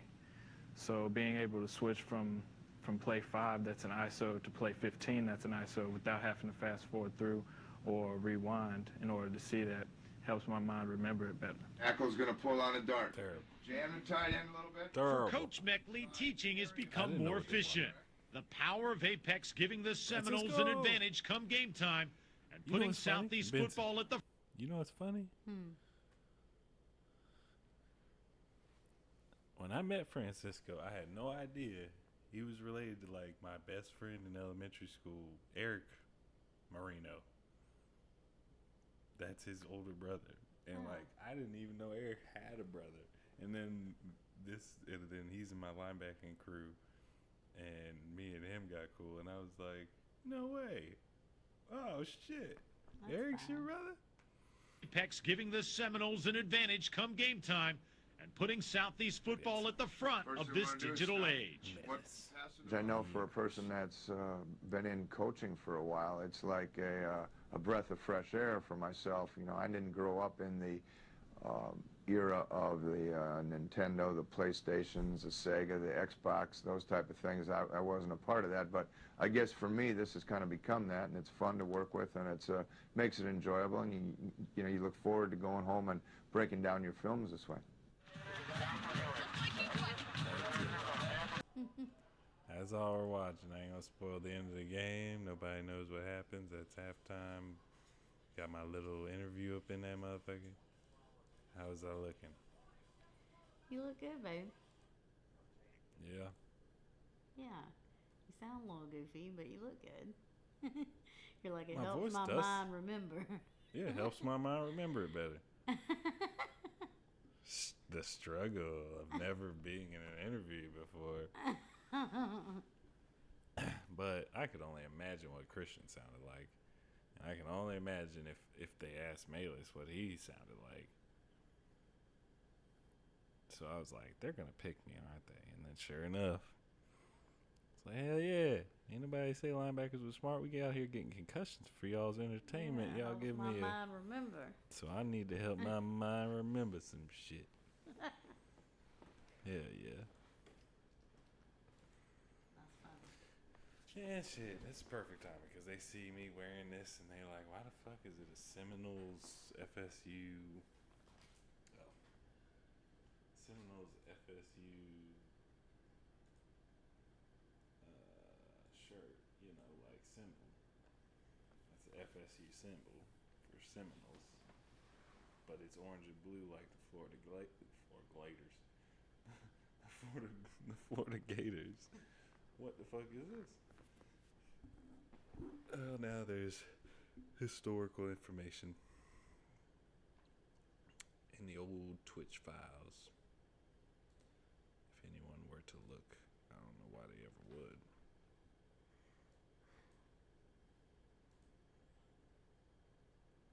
Okay.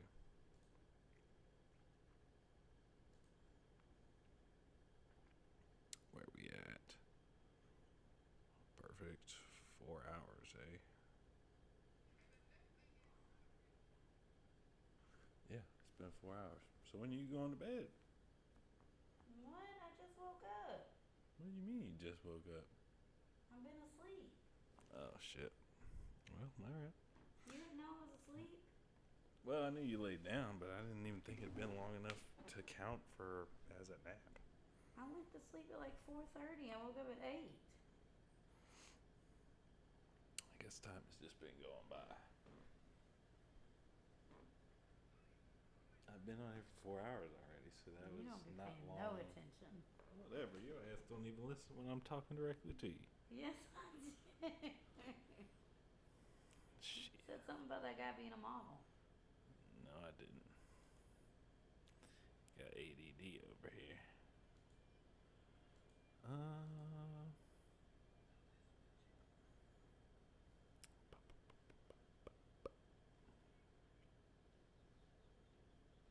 Alright, I think I'm just gonna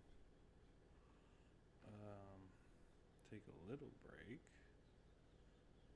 I'm gonna pee and smoke a cigarette or something. Oh shit, that's right, I need a Rillo. And it's already fucking 10 o'clock. damn. Well, I guess I don't really need it. But they're open 24/7, ain't they? I don't know. Yeah, they are. Alright, I gotta pee and then we'll come back and tell the cast and crew what it do. Yeah, we'll just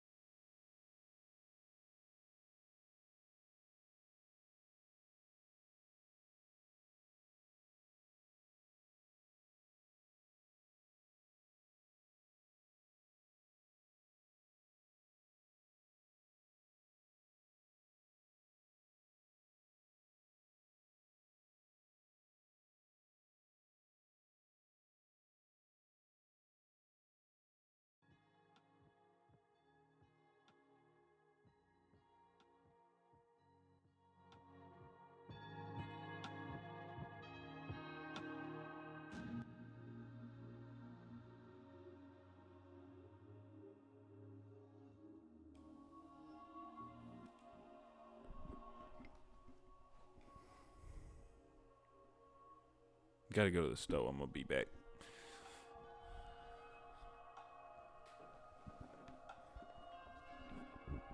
As soon as possibly.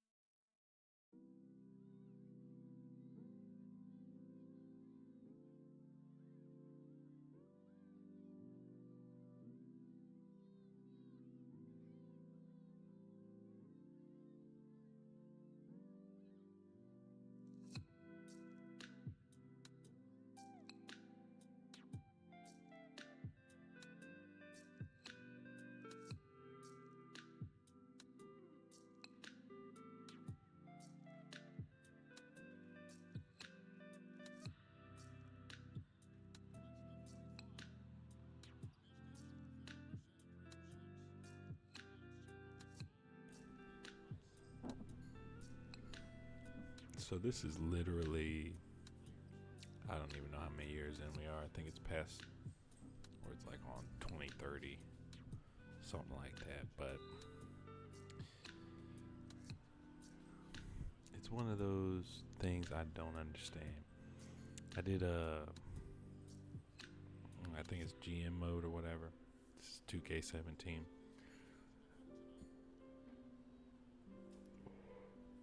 Created a team, did a fantasy draft, right? Or whatever it's called, where everybody's up for grabs. I drafted LeBron James. And no bullshit, I simulated to the end of the season after I drafted him. Or not in the end of the season, sorry. After I drafted him, I simulated to the beginning of the season. The nigga was not on the team anymore.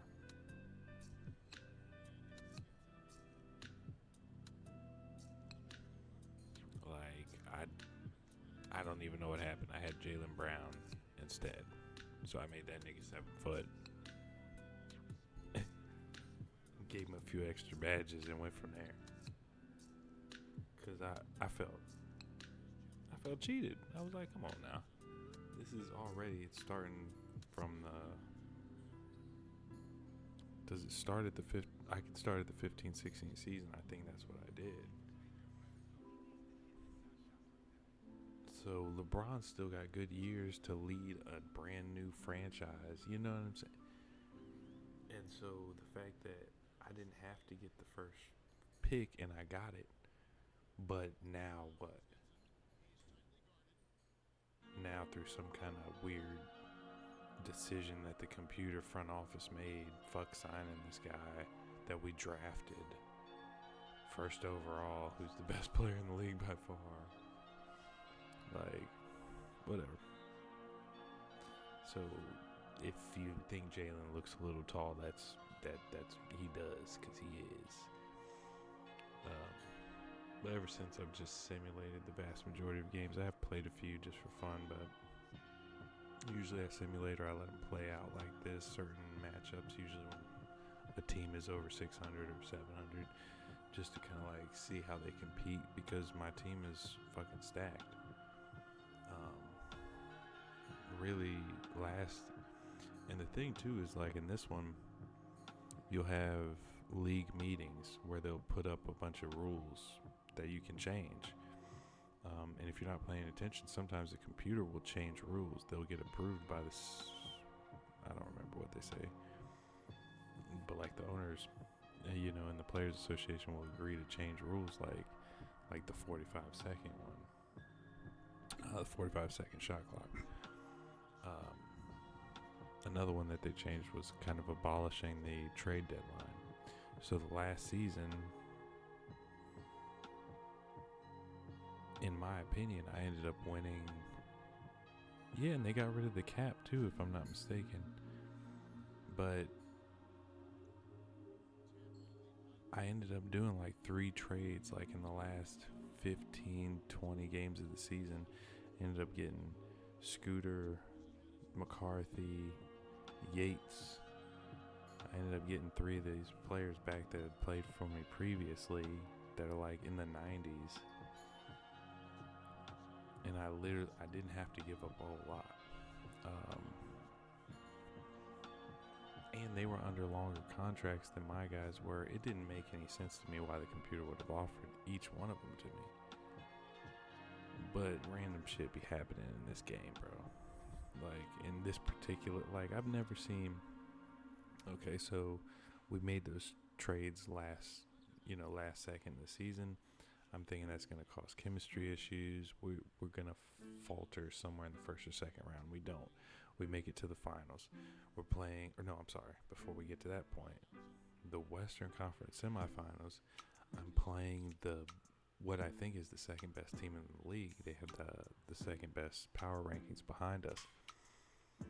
And it's the Portland Trailblazers. I think yesterday I discussed, that maybe a day before, that they had a rookie that averaged 43.4 points a game or something like that his rookie season, and So I'm facing them in the playoffs in the Western Conference semifinals. And I'm simulating.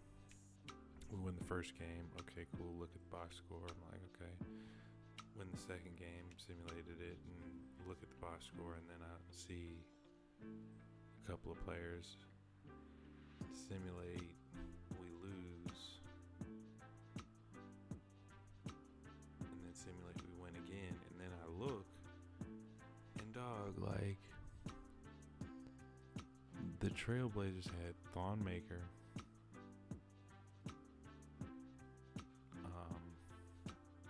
I think it's a made-up character named Novak, and the rookie Armstrong. That was their three best players by far, right? I mean, Doyle Armstrong wasn't a rookie that year, but he was the youngest of the three. But that's by far their best three players. Because in this crazy universe, Thon was like a 92 or something. Sorry. But point is,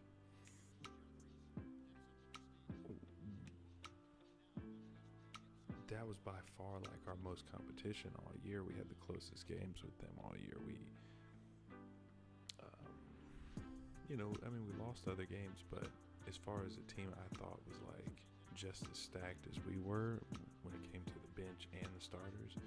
It was Portland, and I'm like, especially in the West Coast. So I'm like, oh shit, like let me keep a close eye. I don't want to just simulate round. So when I seen it was like 3-1 or whatever, I was like, damn, what's going on? And I look a little closer. No bullshit. Thonmaker, Novak, and Armstrong, all three broken right ankle, out for the season. I was like, yo, nigga, what the fuck is happening? How do you figure you got fucking...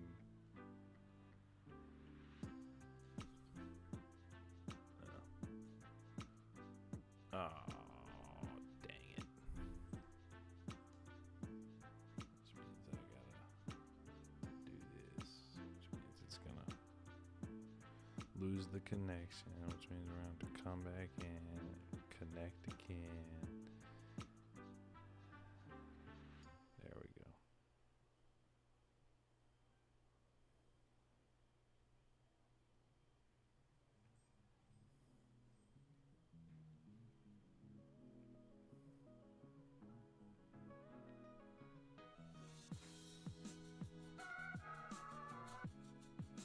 Alright, I'm about to step out. I'm gonna smoke me a cig, and then I'm gonna come back. Probably gonna start that Galen Windsor lecture, and then we'll probably start getting into the debates and stuff. Although I kind of feel like I should. Yeah. I think that's what we'll do.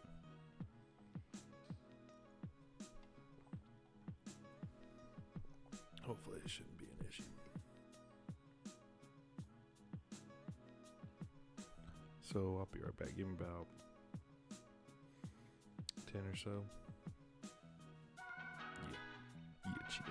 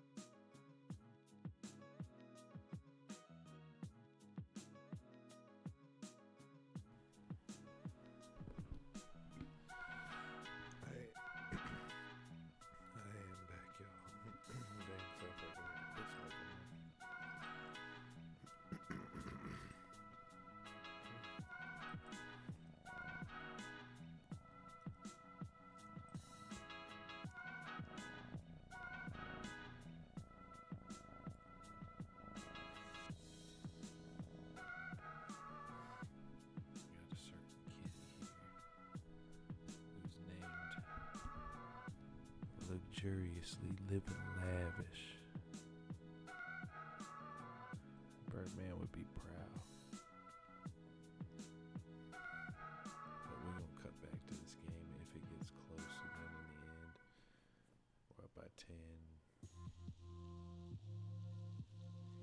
Almost through the third quarter, so like that's probably done deal.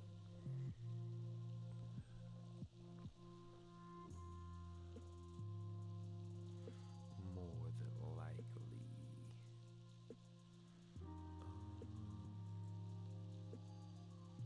But this cat really wants some attention right now. Come here.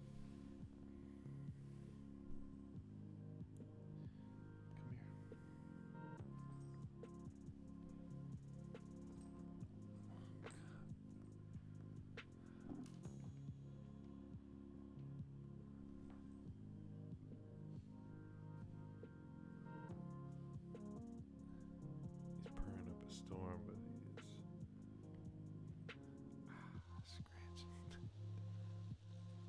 I don't know what you're doing, bro.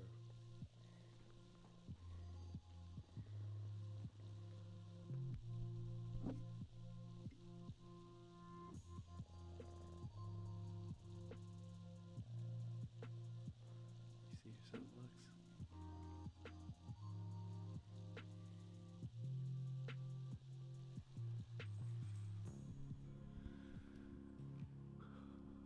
He's a good kid. He's really smart.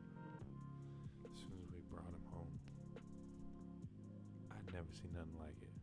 And I've had cats my whole life, but like, oh yeah, that is too bright.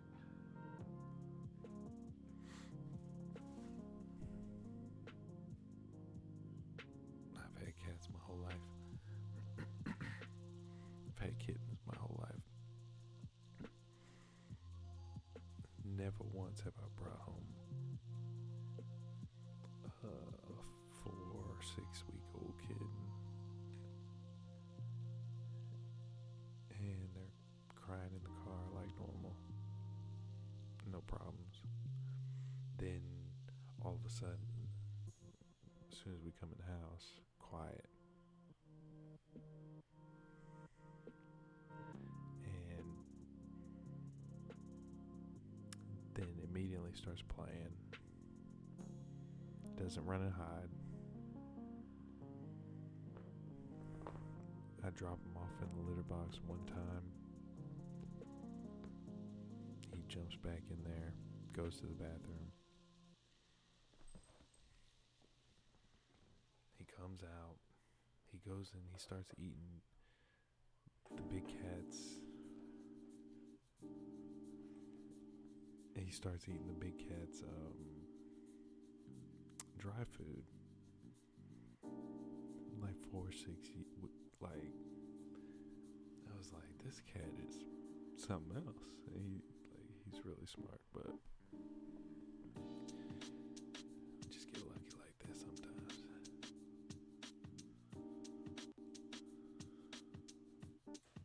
But yeah, we'll link back to that game.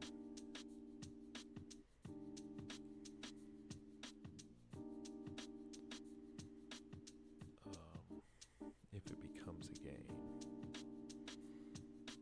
And boom.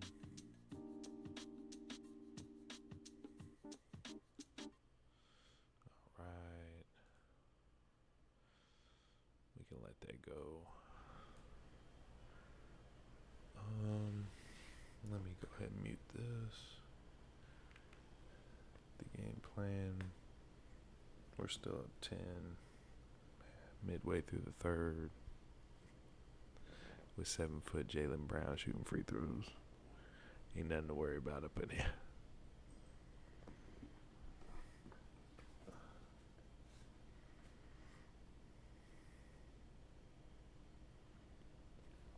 And I think I finally have to admit that Raid, and I'm not paid by Raid Shadow Legends, by the way, but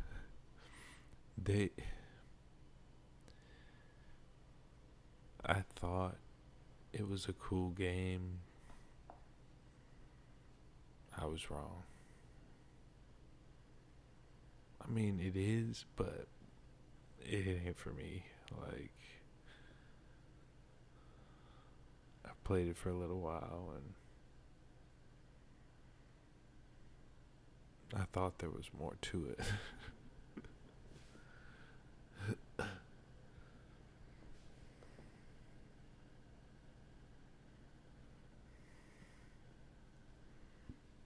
If you didn't guess, I'm currently playing.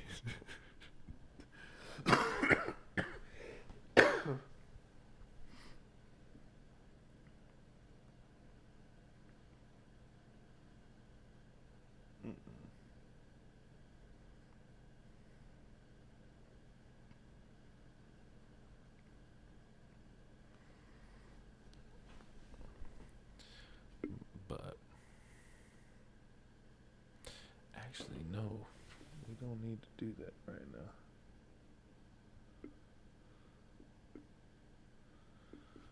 I was thinking I need to set up my chess.com. I completely forgot about that. But anyway, we might as well jump into what I had planned on talking about before other people got involved. But we roll with it, you know what I'm saying? I planned on it being a long stream anyway, so this probably lent itself to it more than anything.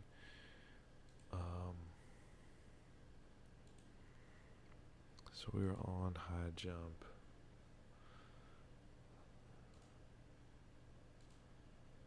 Now I want to sign in.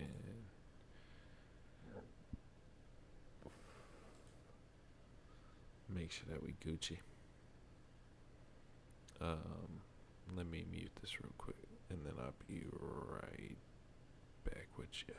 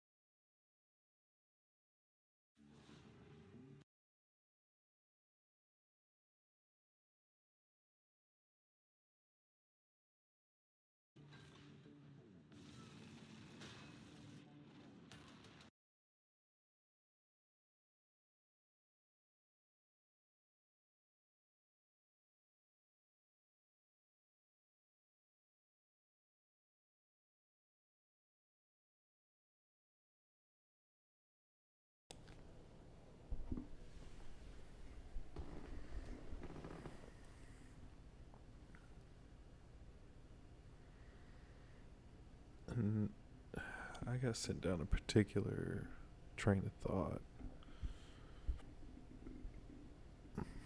a long time ago, and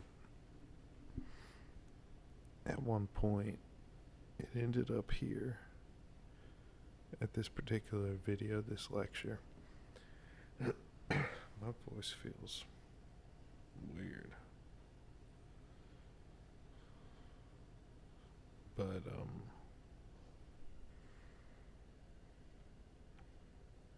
it's all good. We'll get through it.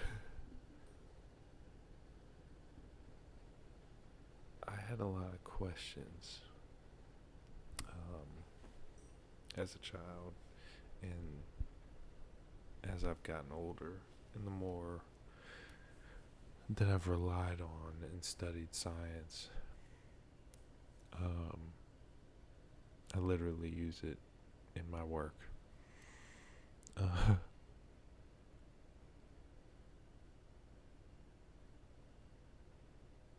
I get to thinking like so many different questions that don't make a whole lot of sense to me, like why we don't use more nuclear power.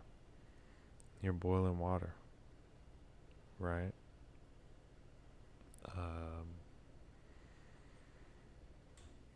Under what circumstances do you think we can't get enough water around some plutonium? I mean, if you're smart about how much you're using.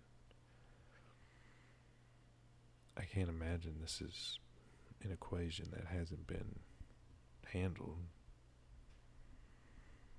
You know, the meltdowns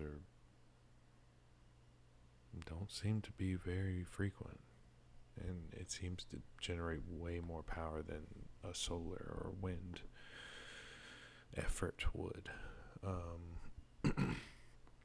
And maybe them all complementing each other could replace some amount of coal in what they call in term fossil fuels, but just the naturally occurring resources of the earth.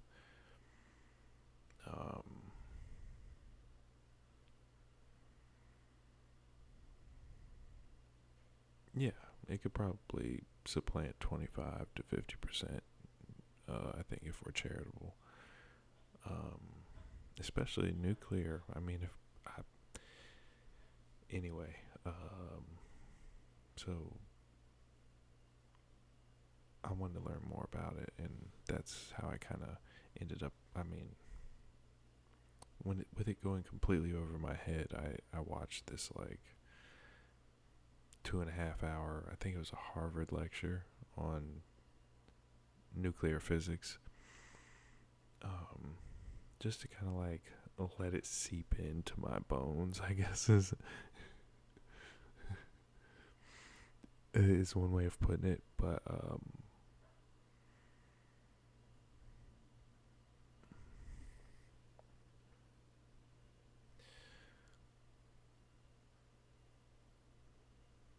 and I came away with more questions. I was taking notes. And the more I looked around at things, and then of course, it ended up going in a route that many would probably avoid. But I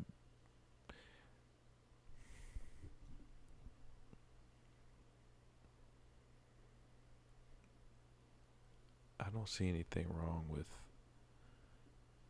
using scrutiny, with scrutinizing my own current worldview. I don't see anything wrong with it, because my worldview is turned upside down constantly in my youth, and it's not a painful experience for me. So I just would like to be as close to right in as many different arenas as possible, right? That's what I like. But that's what I would like. Sorry.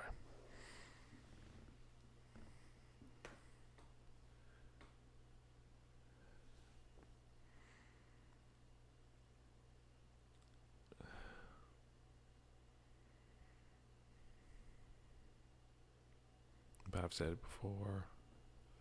I'm sure I'll say it again, and it might end up being like the tagline for some of these segments is like, and of course I'll forget it.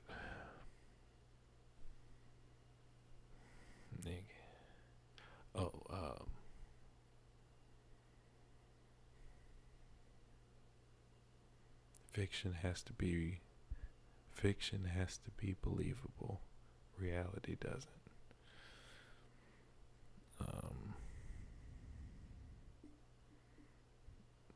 So sometimes, like, I get to eliminating out of what I've been told and what I've been taught. And when you eliminate the first piece of evidence or the first couple of things that you know are not necessarily pillars of your current worldview or what makes up your worldview, it doesn't affect you as much. You know what I'm saying? You can almost brush it aside like, oh, well, I'm sure there's an explanation. And then when you like look into the next thing, and the next thing, and the next thing, and the next thing, and the next thing, that we like everything that we were taught, there's a flaw. Not in everything, but in so many different areas, you'll see this Swiss cheese around a particular idea, and it's almost more theoretical or faith-based than science-based. I mean, what would it take for you to adopt a position in public that you know you're knowingly accepting that by adopting a position that you believe to be right, you're going to be ridiculed? What would it take for you to adopt such a position publicly?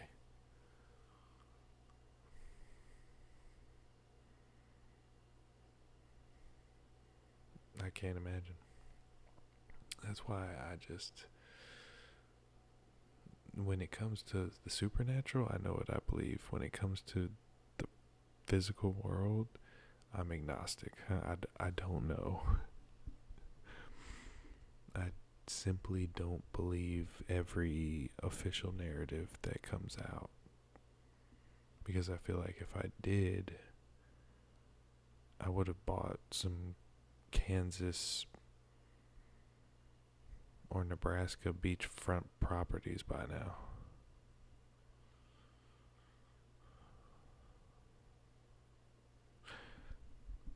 But anyway, it leads us and led me to this video, I believe.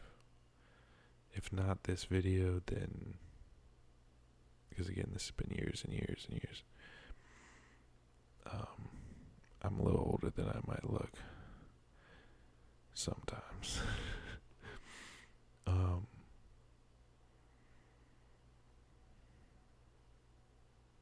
I came to this video some kind of way while I was asking questions about nuclear physics. And this was one of the guys that was able to find his credentials.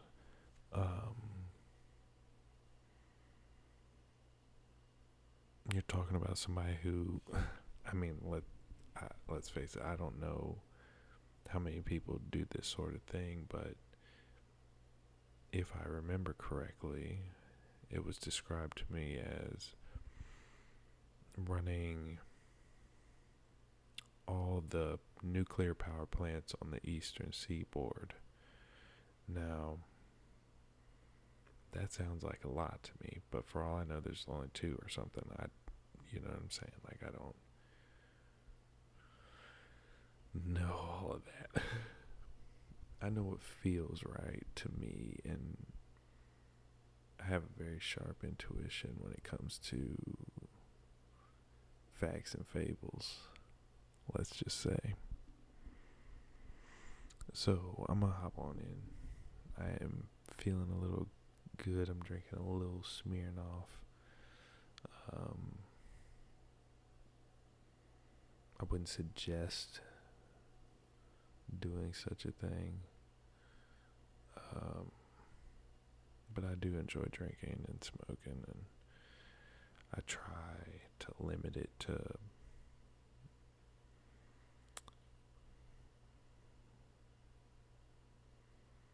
an extent.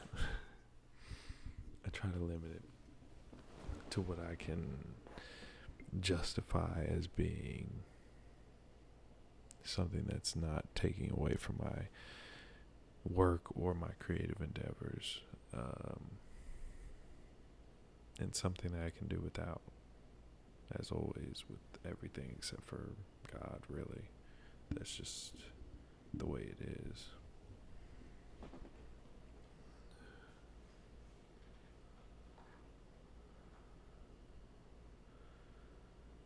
So, if you want to follow me, I honestly don't know. It says Rob Adams, doesn't it? Is that what it says? Rod Adams. Okay.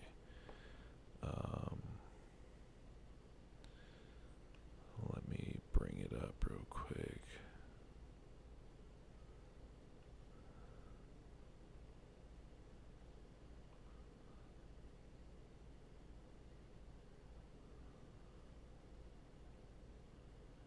And then let me get my face out of the way. My goodness. Nobody needs to see that.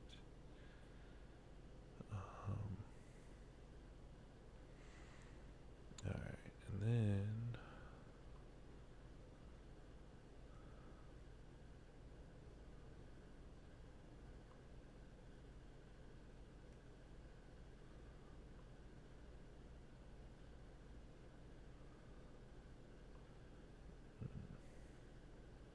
circa 1982, but what's it say here?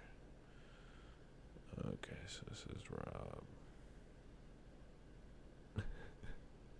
I went and did it again. Rod Williams, 11 years ago. Galen Windsor. Damn, I didn't subscribe to him either. Well, anyway. 11 years ago. Galen Windsor describes his hands-on experience with used nuclear fuel and radioactive materials. I don't got this on screen, do I? Comments are turned off. Oh, okay. Yeah, it is on screen. Shit, I'm losing it. He explains how the rules associated with his profession changed during the period of 47 to 82. He also questions why those rules changed and who benefited from the changes. Okay. So it doesn't say who he is in this, so maybe in this description right here, but let's get involved, folk. Like, I'm actually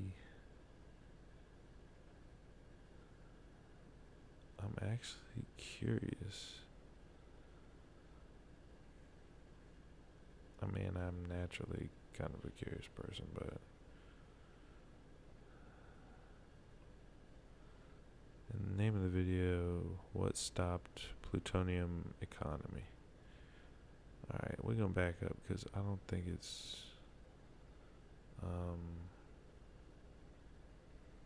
damn, I don't know what it's gonna look like at full screen.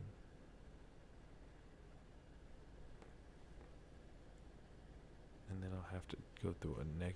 You know what? Let's just figure this out right now. Just real quick, like.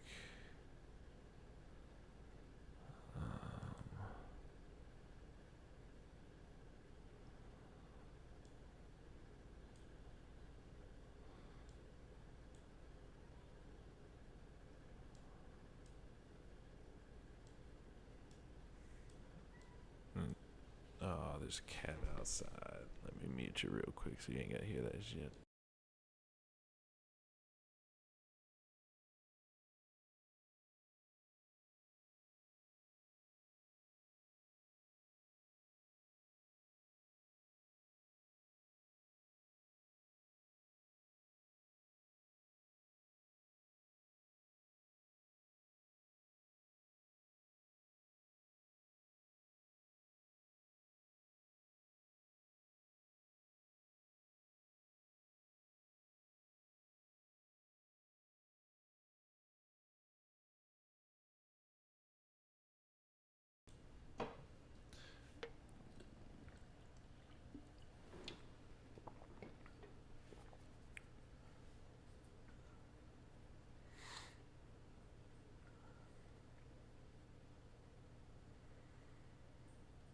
Hopefully this isn't too loud. Maybe we'll start a little further down.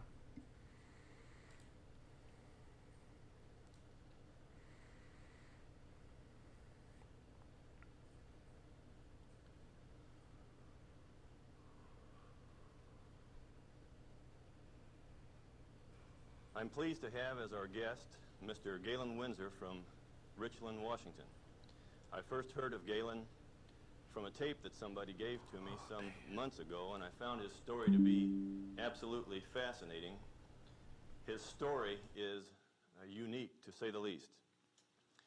Galen has been in 77 different cities in the last 2 years.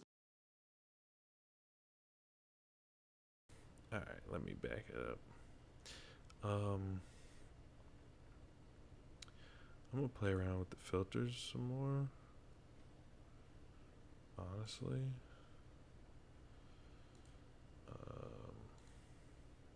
I mean, should I try a different one? I should probably try a different one. Shit.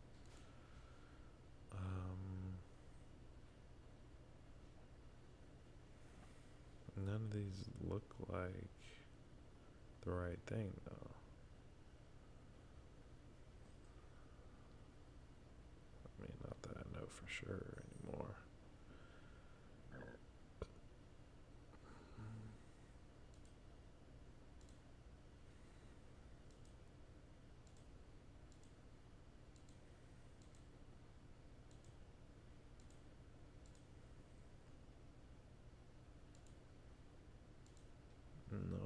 No. Alright, let's just do the normal blend. And actually, it's that special blend. Oh, special blend.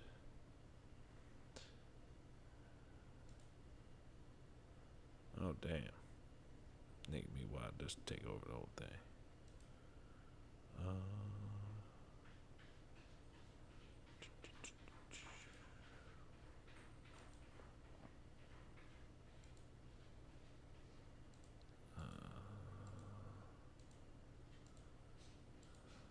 Well, damn. I thought there was one that was better. Man, we gonna find out. Okay, that might be fine. Right? Let's see.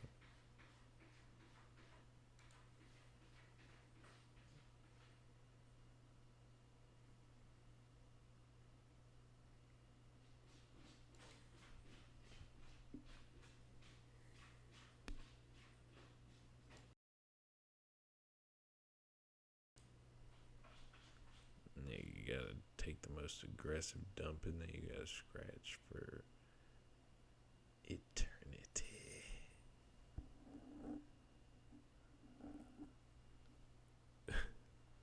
I'm surprised you didn't hear a sphincter closing up around that motherfucker. Who owns the plutonium? Indeed. How much is it worth? If you haven't been burned by this source of radiation, what is your problem? I don't know what that means exactly. What is your problem? I'm pleased to have as our guest Mr. Galen Windsor from Richland, Washington.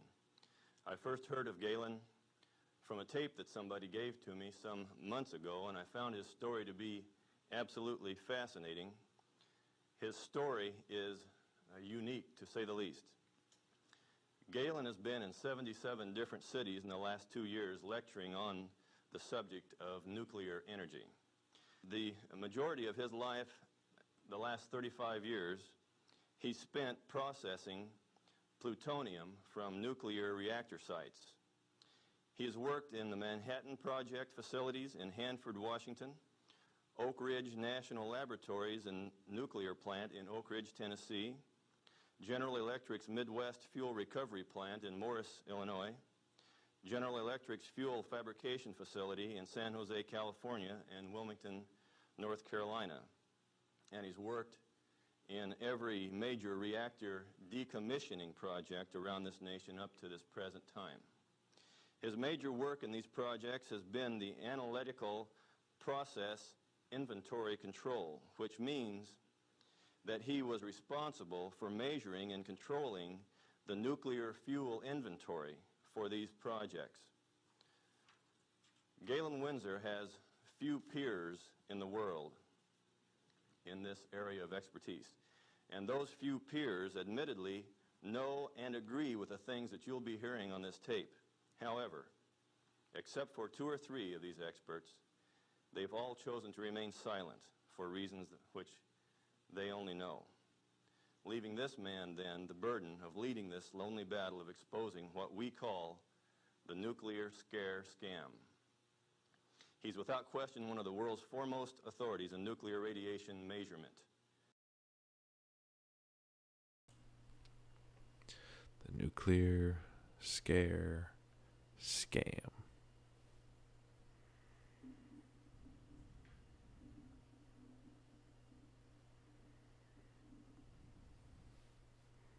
Now, we know that they've been working together in Antarctica for at least since what we come to. I mean, the first expeditions were in the 1880s, but does that mean that they were already all working together? I figure World War I was against the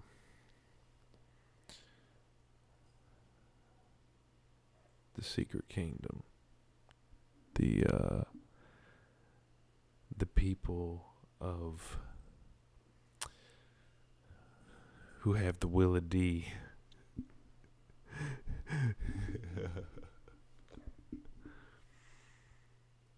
And then we have all this nuclear stuff, and then Antarctica stuff, and then space stuff, and then like just murdering a bunch of leaders all over the world consistently.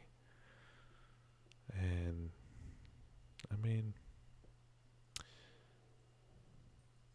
I can't be an alarmist though, because sometimes when I look at certain numbers, I'm like, well, shit, technically people are living longer.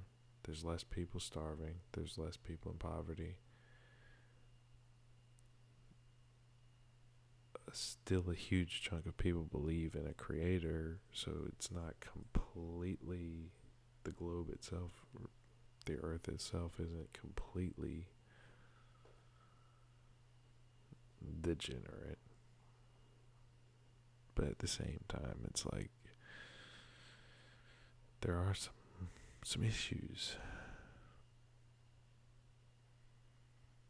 But this is one I'm eager to hear, though. And he's recognized by members of the Atomic Energy Commissions of all the major nations of the free world. Mr. Galen Windsor.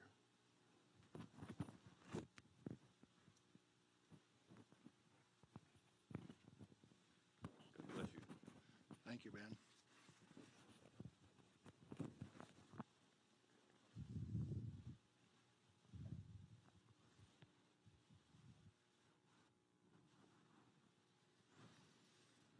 We've been considering today how best to approach this subject so that you would feel comfortable with where I am. And we thought it might be appropriate to start with how I got involved in this game. Now, in 1945, I was a Navy radioman out in the Pacific on a destroyer aimed for Japan. We had a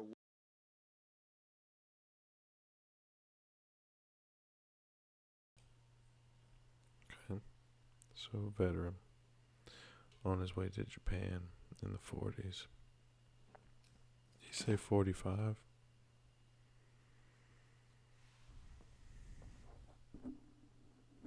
When did high jump start?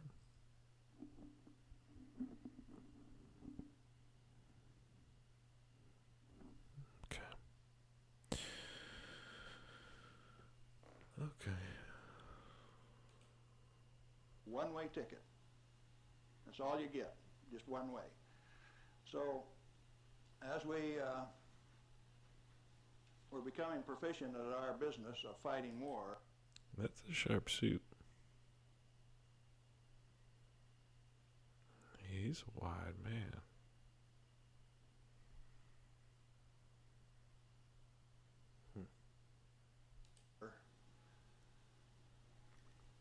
The Manhattan Project caught up with us and did a job.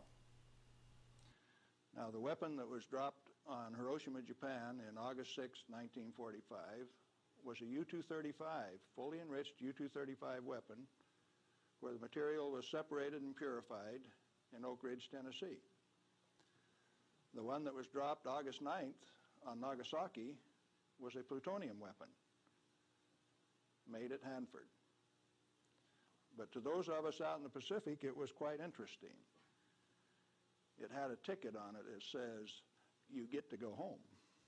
I was impressed. Now, I was stuck out on Guam after the hostilities quit and was running a radio broadcast that communicated with 4,500 ships west of Pearl Harbor. Quite a few to listen to every dot and dash that I made. So I was used to having people listen to me. They couldn't see me, because they could sure hear me.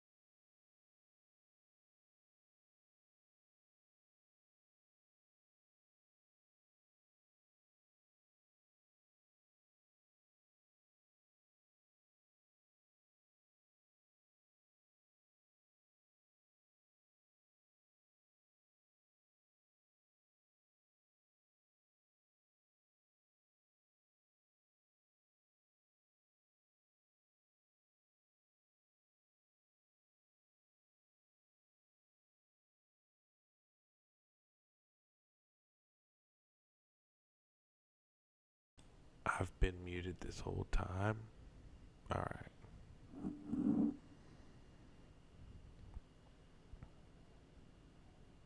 I just was saying, it's a shame what they did to those kids. Our great grandparents back in like World War One and even World War II. Like you're sending kids out there into the worst situations. But I found World War One interesting. Like if you ever seen Peaky Blinders, they kind of mention it a lot. The muck, down in the mud and the muck, and World War One, when you look into it, it's characterized by mud. A lot of times, dealing with the mud, fighting in the mud, how to travel through the mud. And then there's cities, like there's whole cities that seem to have been dug out of the mud. There's railroad tracks that seem to have been dug out of the mud. San Francisco itself seems to be a city that was almost entirely dug out of the mud. It's you see some of the first photographs, I believe, in the 1830s, before the so-called gold rush that sent everybody west, of this like fully formed city fit for millions of people. It doesn't fit with like where we were supposed to be historically in building this nation. And there's quite a few cities like that are kind of inexplicable as to the timing behind a population of 5,000 to 9,000 built this fucking ridiculously large city. It's not even feasible, let alone pragmatic. So, or even something that you would do if you had all the money and time in the world, because you wouldn't know if people were going to move there or not. So why the fuck would you build a city for millions of people if you're not? Anyway, had to get that in there. I had all of the good messages that were to come to them. fleet movements to Red Cross messages. They came along one day and says, we'd like to have radiomen to go down to Eniwetok for the atomic bomb tests. Not me. No way. I want to go home. So they went through and they took every third radioman to go to Eniwetok. I didn't go. They let me come home. But I wanted to go home. I had a driving need within me that says, hey, that big firecracker, I want to know how it works. I want to know everything about how it works. As one would, I would imagine.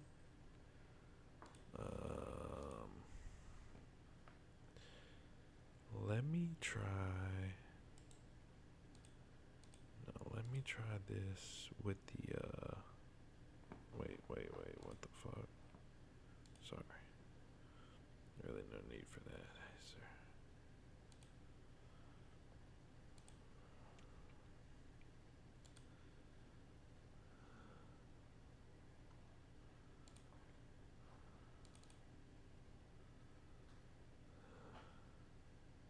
There we go.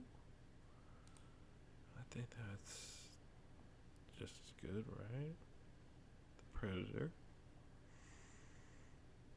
I ain't got no Bobo shit. Or no Bojack shit, quite honestly. I did enjoy, I'm sorry. I did enjoy Bojack, though. I kind of feel like I should react to it, because I ain't watched the last season. So I'm not sure. I think I'm 3 episodes in before I started streaming every day. So, like, I could watch it myself, and then I could write down some notes on the episode, and then we could, like, basically black out the screen, and I can, you know what I'm saying, walk through it, kind of like EFAB does. Like, is that wrong? Like, to bite their shit? I guess it kind of is, but I like how they do it, and I feel kind of like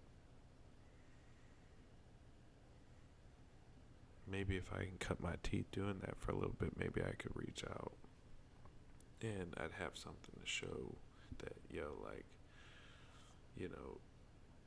is this in line, or is this I was just trying to show that, like, I could jump on if y'all wanted me to jump on, and then I feel like I would get a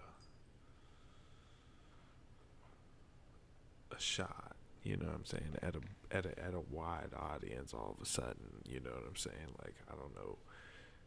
I mean, not that they're the hugest audience, but I think it's not about quantity. To me, it's about quality. The kind of people that take film seriously are kind of people like in story. It's so important to the human, that the histories are people. Like, I'm sorry. Like, so people who take that seriously mean something to me. Even if we don't necessarily see eye to eye on everything. I shouldn't let that cat out, should I?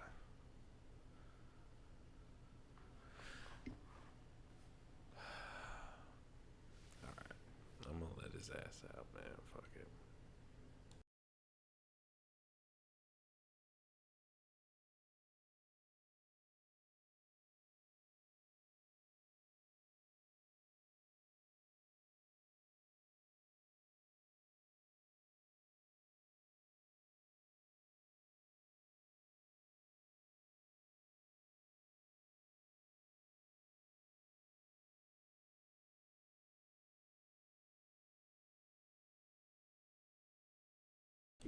Alright, let's continue.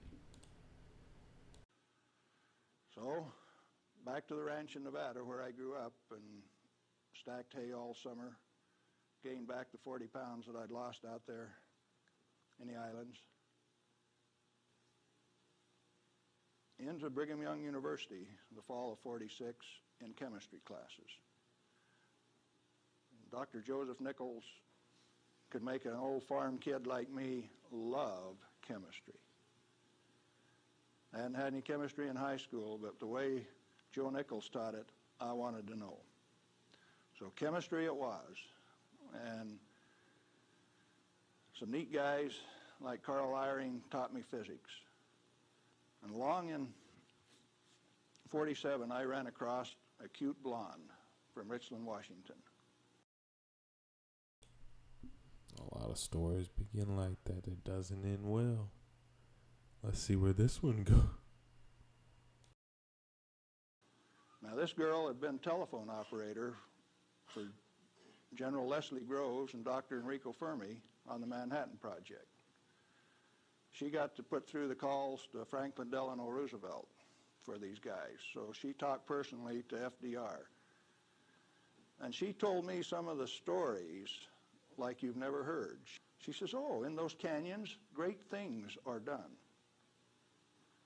This cowboy from Nevada couldn't even imagine what she was talking about. Well, in 1947, after we were married, let's see, I ran until she caught me. But I wasn't going to. Yes, sir. Yes, sir. You run until they catch you. That's good. I like that. Hey. The prize is always the one running. Believe that.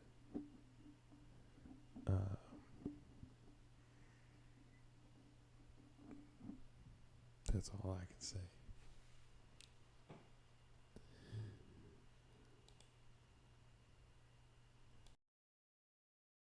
Going to get married anyway. I wanted to get my education. I had to get on with this thing. And so we went to Richland, Washington for the first time in September of 1947. I saw that those buildings she was talking about were there. 1,000 feet long, 11 stories high, 5 of them below ground. Tremendous things. And people all over. Camp Hanford in those days was a whole army camp just there to secure that place, to provide security. Thousands of soldiers. You move around out in the desert and up out of a foxhole would pop a soldier with a gun in his hand. There wasn't any horsing around. It was all business.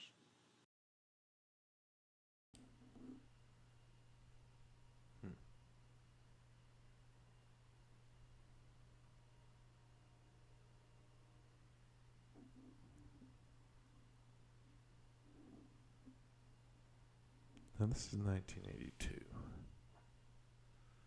and apparently Galen passed.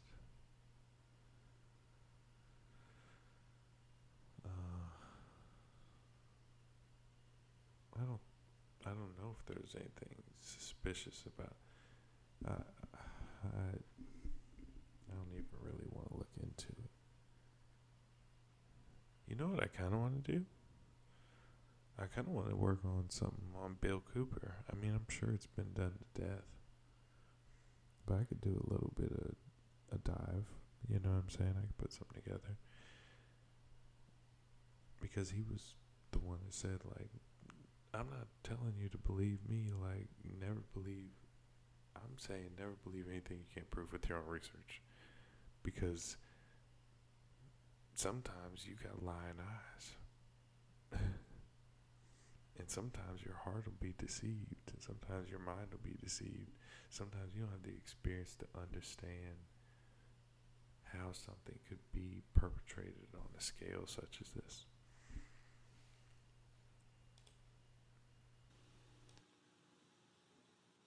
Back to school. In 1950, I applied for a job up there before I had graduated.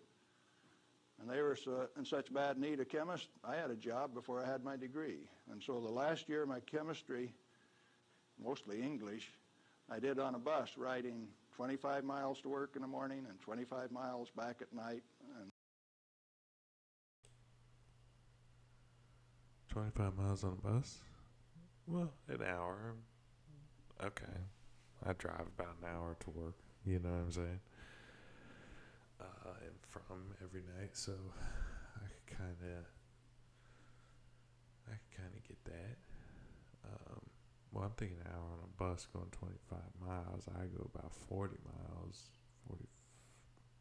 40 or 50 miles.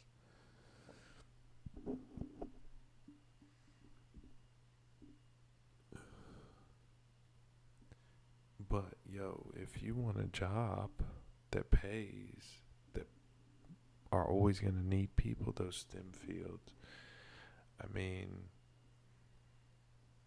I worry for you, especially in the sciences. Like, it depends on which ones. I'm sure there's some that constantly need honest and forthright work done, but it seems as though there's quite a few that they need people to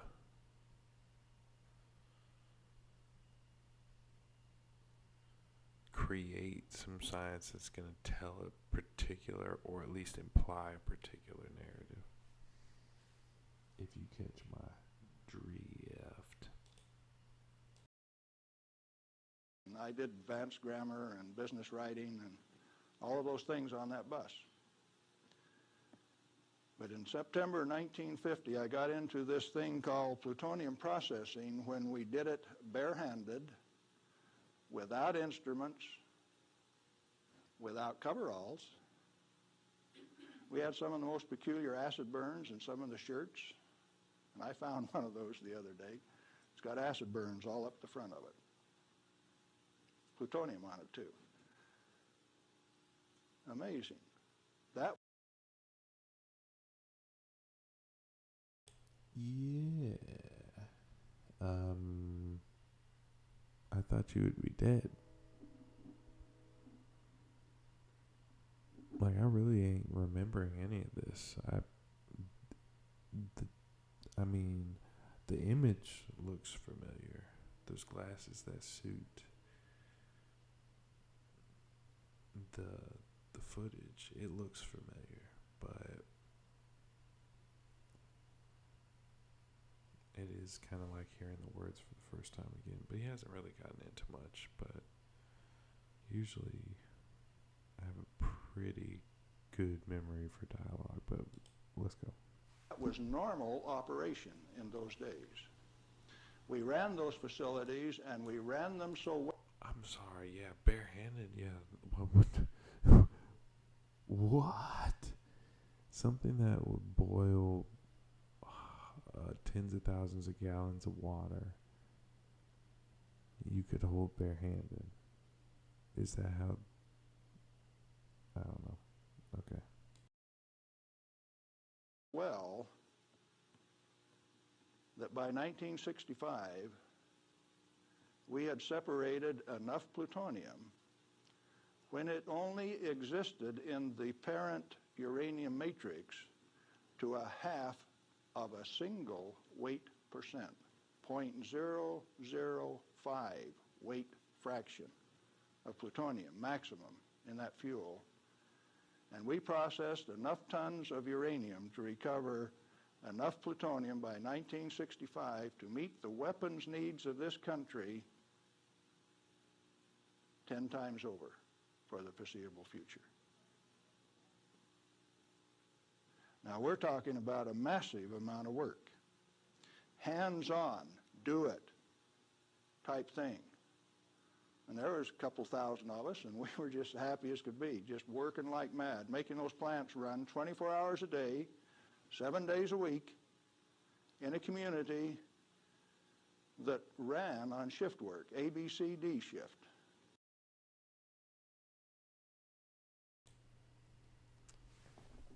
So, coincidentally, we have ABCD shift. And, that's why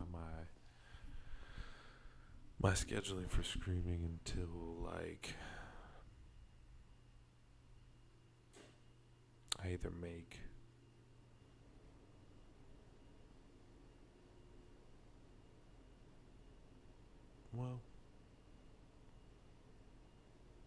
I wonder if I could figure out a body cam type thing so I could take y'all through a day That would be kind of wild. The only thing is, I'd have to do it on a weekend where, like, I could somehow communicate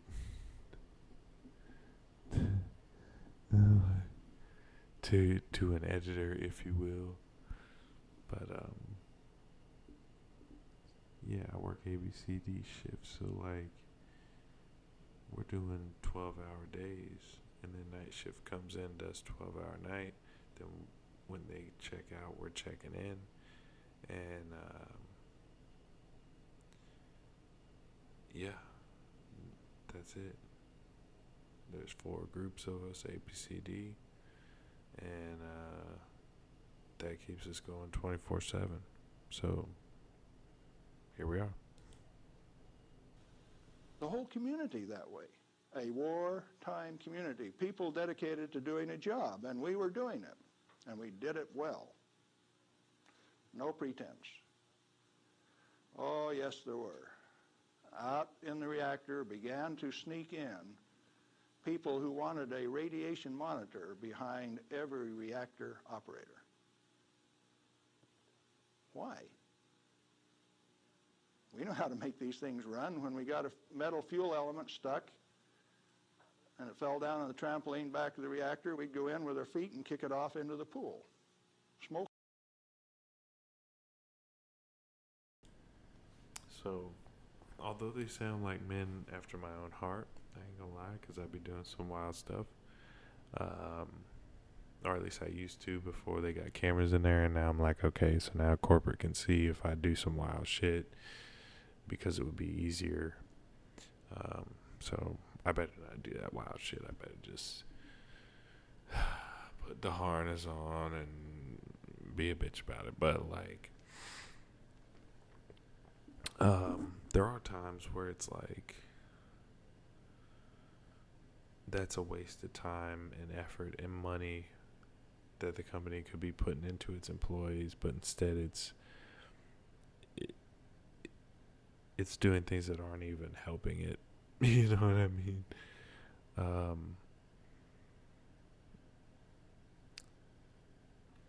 The habits of safety aren't at all prioritized in a lot of places, and sometimes it's beneficial to the production and the speed of that production. Things like OSHA and unions they slow it down, bro. But let's get, I'm losing it. I ain't trying to get into that.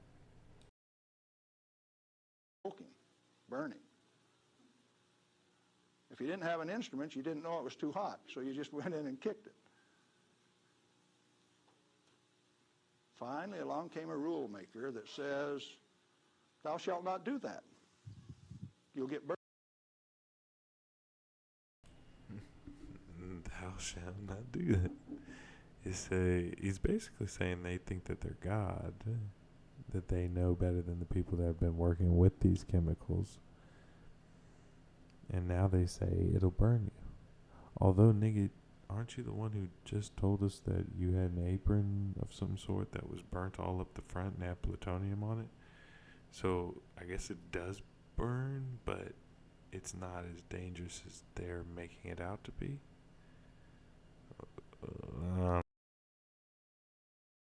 Burned. Oh, I didn't get burned when I did it last week. But you exceeded the limit. Well, where did this limit come from? Turns out that in 1934, the International Commission on Radiation Protection fabricated a limit for X-rays. It was no longer permissible to be burned by them, erythema, reddening of the skin. You now had to keep a limit called 0.2 of an hour per day. How much is that? Well, you've got to have one of these Beckman instruments to read it, and you have to... Uh-oh. This is starting to sound like snake oil already, ain't it? Like, all of a sudden, a federal agency makes a mandate that just so happens to benefit one particular company that sells a particular device for radiation detection. That's... Uh-oh. I don't like where this is going.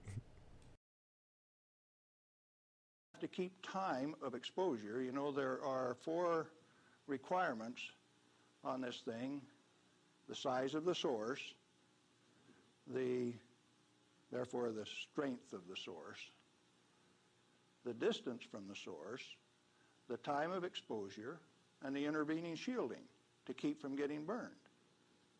Oh, fine. We've been doing this thing for years now, and we've never been burned. Why have we got these rules? And they says, yours is not to ask questions, yours is to do and die. Don't you ask questions. If you do, you might disappear. Those who broke the rules didn't appear the next day. Military rule? Oh yes, absolute. What was your appeal? And people you were working with one day, when they weren't there the next day, you didn't go inquire why. You were just grateful you still had your work to do, and you kept right on doing it. Now this is in the United States of America.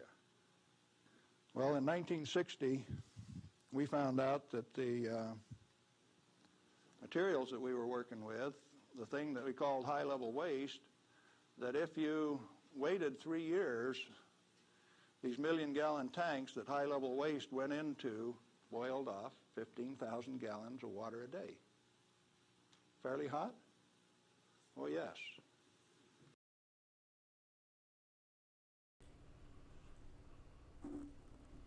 So, boiling water. So, that is what I think it is. It's the most expensive way of boiling water.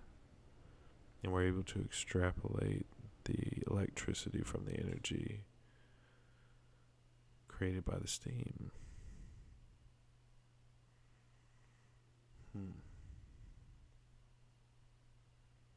But after a few years, it would become hot like that.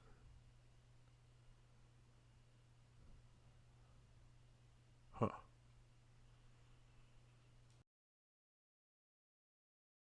This material that if it ever broke a line would seal itself off in the ground within a foot, make its own glass. It wasn't going to go anyplace. We did that a time or two, accidentally, of course. And so we started packaging this cesium-137 in cash. Yo.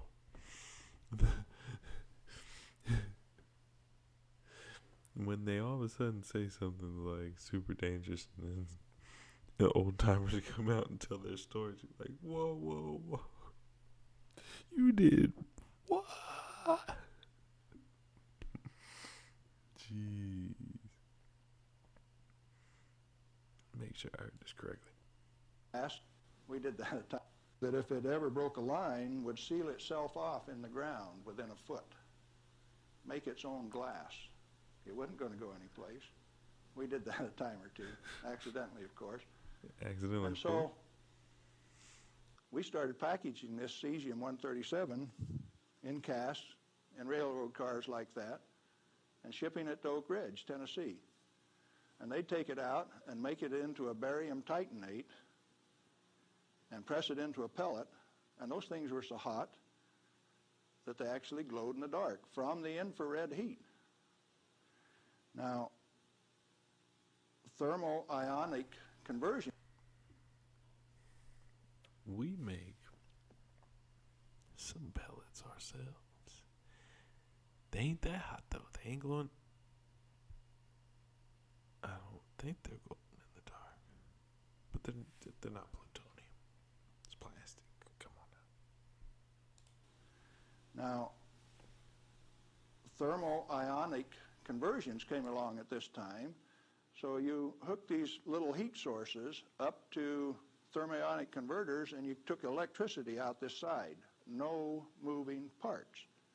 These things went into the SNAP program. And these early SNAP power generators are what power the underwater transmitters for our nuclear navy. We've got a regular road map under the sea. All you got to do is have an instrument that knows how to find it, and then you've got eyes on a submarine. You didn't know that, did you? The power from it came from this material that they now call waste. We process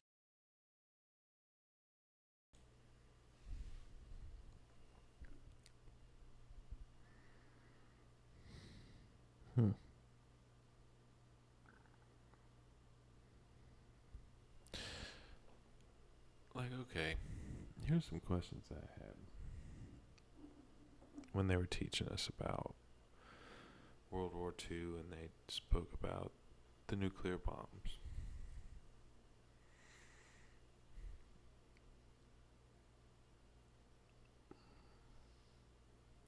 Actually, it wasn't until later. It was in high school when I was learning about Chernobyl, and I asked my teacher,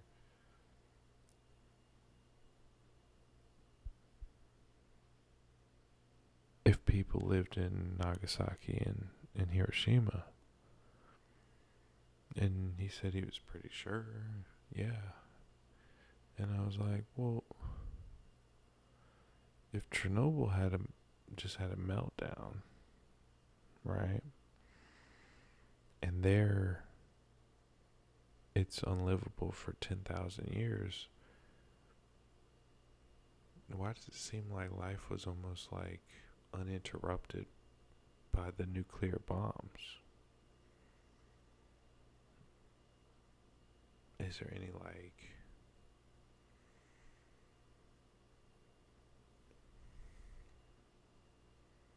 obvious repercussion from the radiation or from the nukes themselves on the surrounding areas? Shouldn't there have been like a nuclear winter of some sort in the surrounding local areas as well?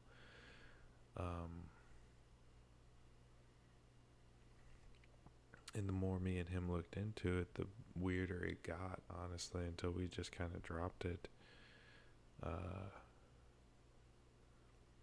Because you'll find out like Tokyo sustained more damage in an admitted firebombing campaign than Nagasaki and Hiroshima did.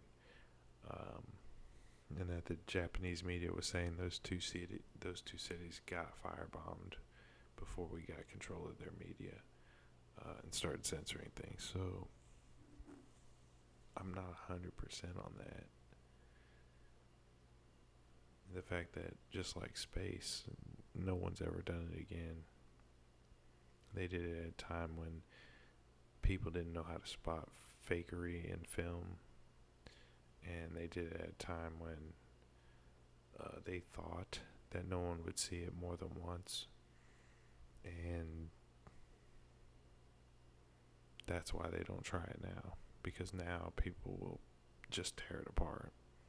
And even those people who don't find themselves in a more conspiratorial circle will look at it and be like, whoa, that's not real.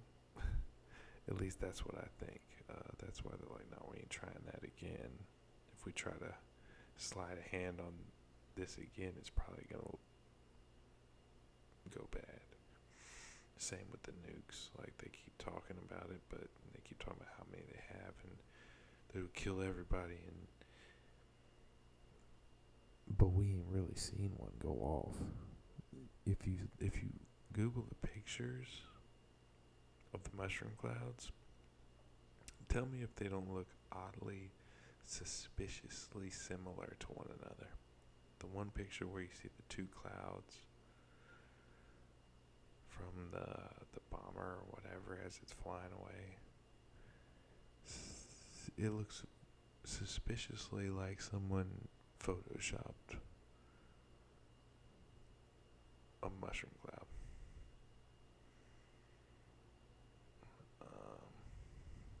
that's neither here nor there. Let's get back into it.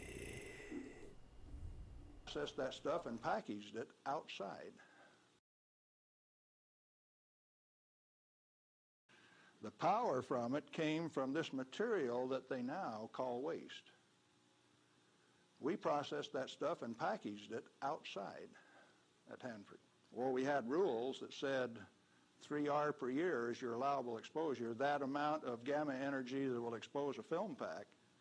But that was for the people that didn't know. We weren't about to follow those rules. We just went ahead and did the job. They send around an investigation slip that says your dosimeter was overexposed 2 weeks ago. What did you do? And they had a cute little form on it that says accidentally exposed to light, and that was the one I always used to check.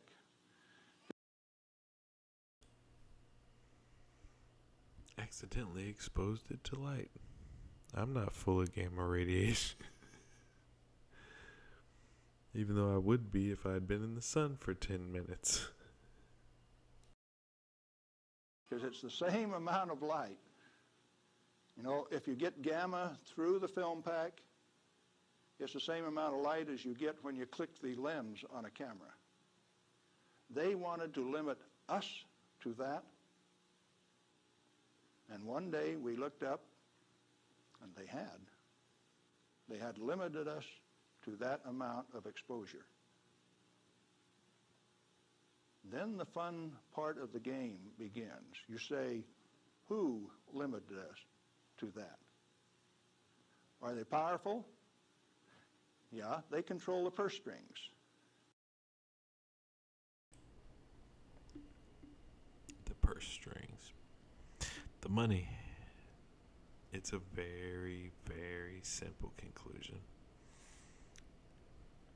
The U.S. is considered the most economically sound, most richest nation in the world. Every dollar that we print, we owe money on. So we're internally in debt. And we use a particular system, I guess the petrodollar, to essentially leverage the dollar to be used enough to keep it in its position. But nothing else is ready to supplant it anytime soon.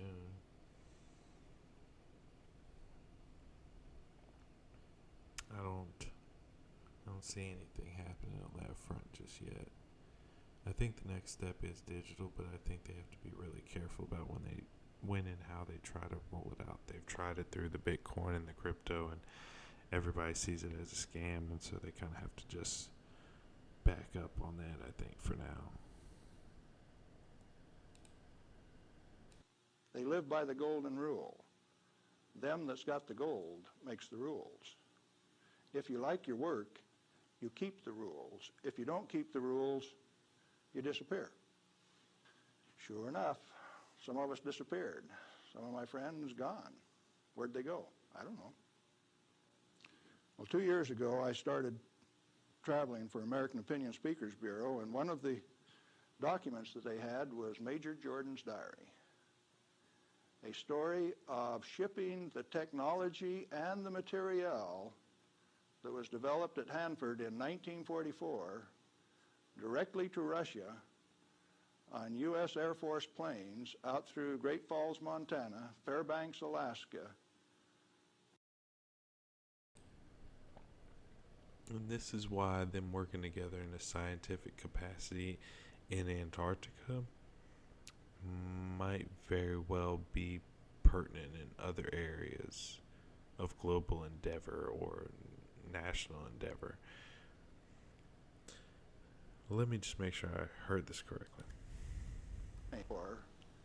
Directly to Russia, documents that they had was Major Jordan's diary. A story of shipping the technology and the materiel that was developed at Hanford in 1944 directly to Russia on U.S. Air Force planes out. Yeah, sharing the nuclear secrets and yada yada yada, so that you can make your own nuclear power plant And you can tell people that you can use this shit to make bombs that'll be like the ones we use in Japan, quote unquote. Since we're working together in a scientific capacity in Antarctica, we're homies. We're on stage fighting, but y'all take this real quick. That way, y'all can really combat us on the world stage, because otherwise it's like, we have a stick and y'all ain't got nothing. Out through Great Falls, Montana, Fairbanks, Alaska, under the auspices of one Harry Hopkins, and with the at least tacit approval of Franklin Delano Roosevelt. Now what are you going to do? That thing that we had been doing and feeling so good about had been shared at no expense with Russia. You go back and you check the record and you find Russia did not develop their own nuclear atomic weapon until 1949.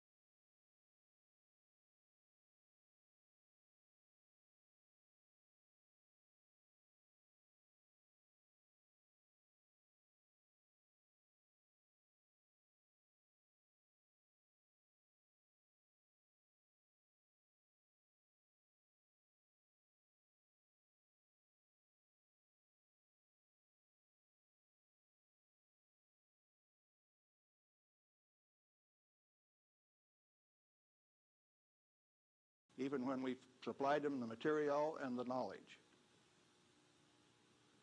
4 years after we touched them off at Hiroshima and Nagasaki. I'm sorry, I got to go. All right, I'll be right back. And then we gonna let it, actually we just gonna let it ride while we go. We weren't happy with that. We were just happy doing our job. Well, in 1965, General Electric was ready to leave Hanford. I'd worked for General Electric for that 15 years. And they took me out to California, San Jose, and we had in mind to design and build this nuclear fuel reprocessing plant at Morris, Illinois. They told me they were going to build it at San Luis Obispo. That's how they got me away from Hanford. But that was just to get me away from Hanford. I got to design the sampling analytical system for this plant. The sample cell was the hydraulic heart of this place. I got to dictate where they put the columns, how high the columns were in relation to my sample cell. One man standing in front of a lead glass window could sample any liquid stream in that whole plant. It took crews of men at Hanford to do the same thing. I wasn't happy with that, so I built an efficient system. I got to design that. I got to build it. Conceptual design, detailed design, build it, operationally test it. And in 1973, they says, forget it, friends, you don't get to run it. We had 170 tons, metric tons of spent fuel stored in the basin. And the then President of the United States, do you remember who it was? Jerry Ford. Says, friends, no way, you don't get to run it. That's when I started to kick over the traces. Up to that point of time, I thoroughly enjoyed my work. I had no...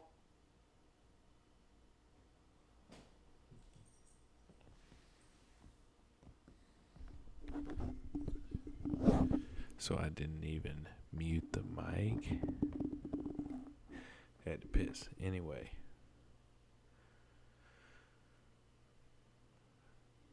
I hope people find this interesting, but I don't know if they will.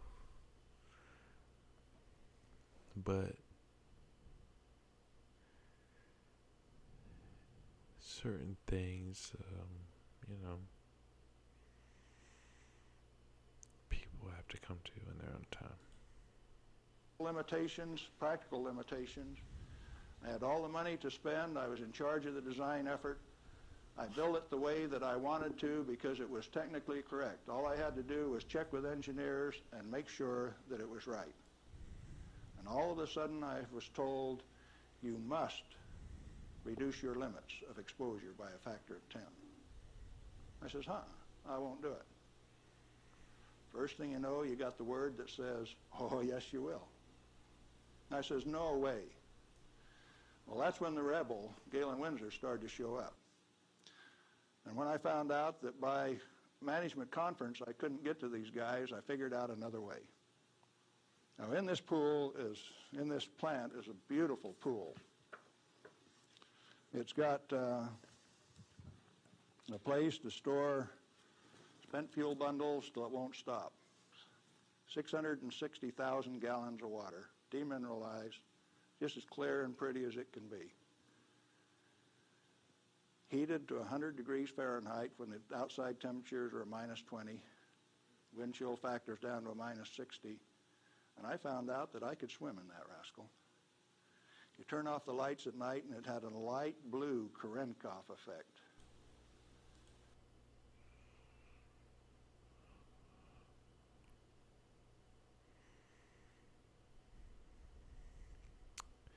See, the guy who told me about it said that he swam in the water,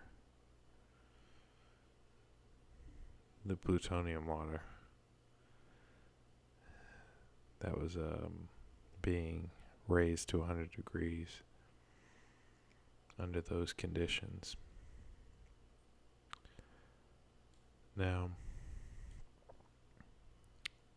if this is 1982, I believe this man goes on to live another 26 years. I don't know. I mean, Lord willing, he didn't get any kind of cancer or anything. That way, he would, you know what I'm saying? Like, what he was believing was actually the case. But if not, man, that would have been one hell of a fucking diagnosis of irony. And this kid from Nevada that never could pass up a warm swimming hole used to go swimming in that pool. There wasn't anybody that had the nerve to swim with me, but since I was manager of safety and analytical service at this plant, it was mine to use. Oh boy. I found out that I could do that. I showed some financial types one time that I could stir that pool with my bare hand and check out through the same radiation monitors they did without triggering it. See there? Like,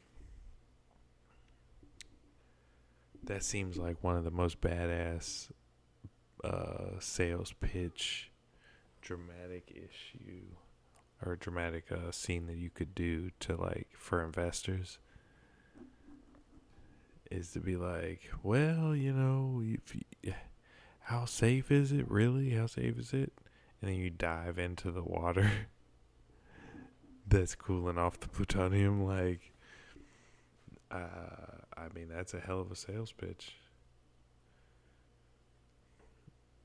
They either believe that you don't care about, or that you care more about money than your own health, or they believe that that it's safe. Like, which one do they want to believe about you?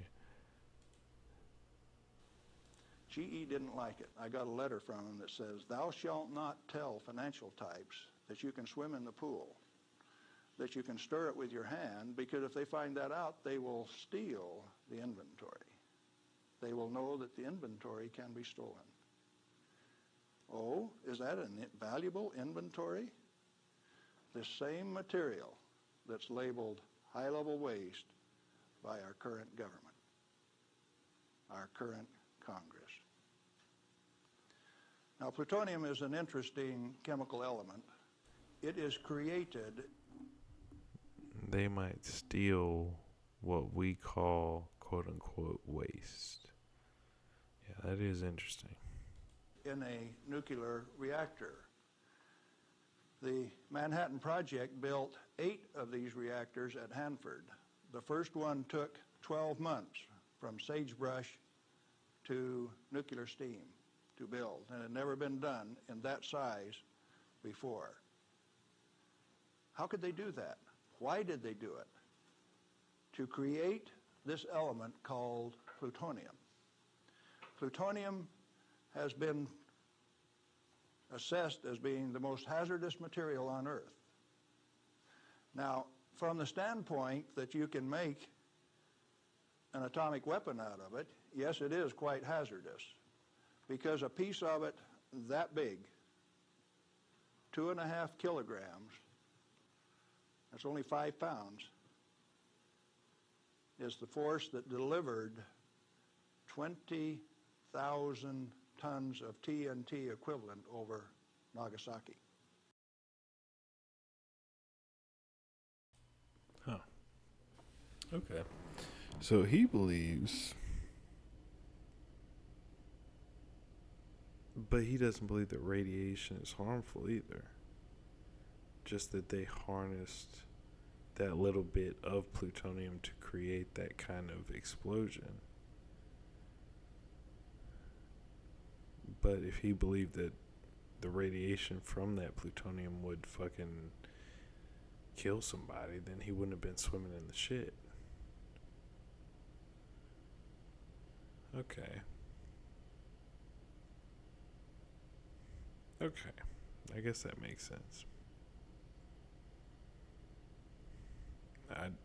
I personally just think. What did he say? I got you. We'll back it right up real quick. Grams. That's only 5 pounds. Is the force that delivered 20,000 tons of TNT. 20,000 tons of TNT. Which is, what? 40,000 pounds of TNT? I would be willing to believe that they would have made a bomb of 40,000 pounds of TNT before I believe that it was 5 pounds of plutonium that created that same thing. Quite honestly. Like, until I see it, because from what I understand, especially with the compartmentalization of the military, it would have been quite easy to convince one group that the other group has the nuclear shit, and you guys have the TNT, and then the other group you convince that them of the same thing, that group has the TNT, the nuke, and you have the TNT, and this is what you're loading, but the other group has the real nuclear material. but we have to run this, you know, so that at least I wouldn't be surprised. The equivalent over Nagasaki. Indeed, it is hazardous. The one over Hiroshima that had fully enriched U-235 in it was 5 times as big. So plutonium is more dangerous than U-235, is it not? By a factor of 5. It takes 5 times as much U-235 as it does plutonium. Therefore, it is the most hazardous thing. Enter the great pretenders. They said that 5 grams of plutonium, properly distributed over the face of the Earth, would kill everybody on Earth. Now, if you can only get one 20 kiloton weapon to go on 2,500 grams, how's 5 grams going to kill everybody on Earth? Early on, I had a fear that said, if there is this much fissile material, that can undergo a chain reaction, we called it in the beginning, then if you set a match to it, all the fissile material in the world is just going to keep right on going. Totally unfounded fear. It turns out that when you're in this business of recovering plutonium, like we recovered so much of it at Hanford, we found out that if you have it in a solution where it's less than 5% plutonium, it won't go critical any way that you kick it. And when you get it to 100% plutonium, you better be careful. Because if you put it in more than a 5-inch diameter cylinder, you're playing with fire. You can undergo what is known as an uncontrolled criticality, accidental criticality. Accidental criticality. Criticality. That shit should have been in Mortal Kombat, nigga. The criticality. Criticality. Air turns blue. If the cylinder is sealed, it will explode from steam pressure. And that steam pressure builds up in a millisecond, which is about that long. No, you don't horse with it. And then you find out that those 8-foot thick shielding walls on those canyons were put there because they didn't know how much was a critical mass. They says, if we make a mistake, we don't want to die, so we will provide the shielding. And so this shielding thing started for no other reason than they didn't know what was a critical mass. Well, through the years, we got pretty good at telling what a critical mass was. And I have worked in a plant where I had half a critical mass in this hand, barehanded, dressed in street clothes, half in this hand, wearing a lab coat, and I'd put... Yeah. I had a critical mass over here, criticality over here. No big deal, just left hand, right hand, hot potato, drop it right here. And, hey, you got that filter changed? All right, let's drop it back in here, and we're good to go. Nigga, what? This half in a pocket on this side, and this half in a pocket on this side, and walk down the hall. If those two ever got together, there would be a blue flash. They never got together because I was in between them. And we do. Yo. Oh, my nigga's Adam Man. He's getting ready to be the Incredible Hulk. His nigga's, I mean, what other is based on radiation? All the Fantastic Four combined. Nigga's about to be the Thing, human, stretched, invisible nigga. Do that every day. And each half had to meet definite dimension characteristics. And so we'd take them down and pass them one half at a time, and they'd measure it and say, yeah, that one will pass. And then we'd pass them the other half, and that one will pass too. But they were carefully put in separate bird cages so they couldn't get together accidentally. Well, those of us who worked with it enjoyed it. We knew what we were doing. We worked at it. When the President of the United States decided not to operate that fuel reprocessing plant, I started scrambling to find out what was going on. Many things had been done in the name of health and safety. Don't get burned. You got to have a safety record. You have to be safer than anybody else. We were already safer than anybody in the whole world.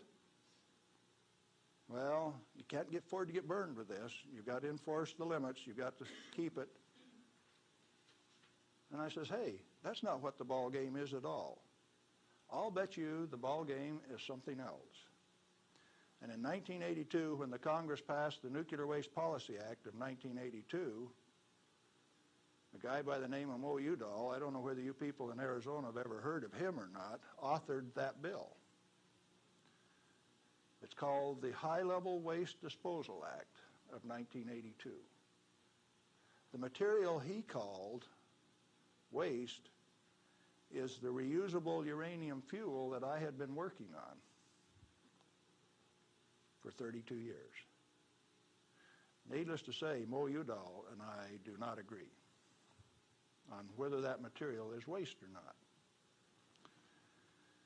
The name of the game then is who owns the plutonium and how much is it worth?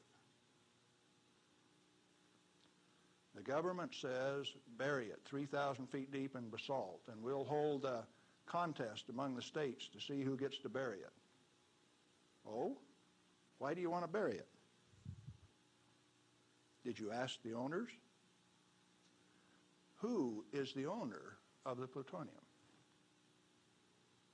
May I submit that it's most likely the nuclear power ratepayer. He is paid for the mining, the fabrication of the parent uranium, power generation, and is being charged in advance for its burial.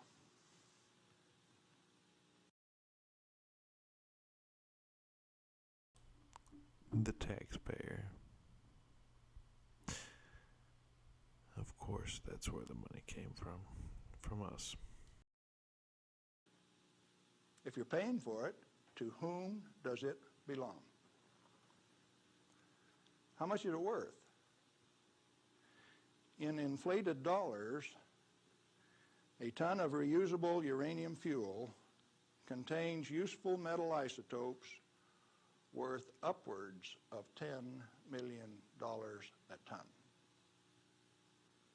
Mo Udall says it's high-level waste.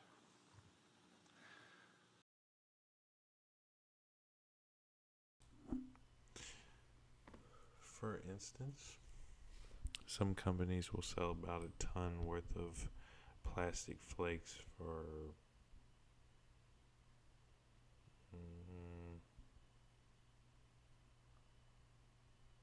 like $1,000. So if a ton of plastic is worth like $1,000, and how much did he say a ton of this would be worth?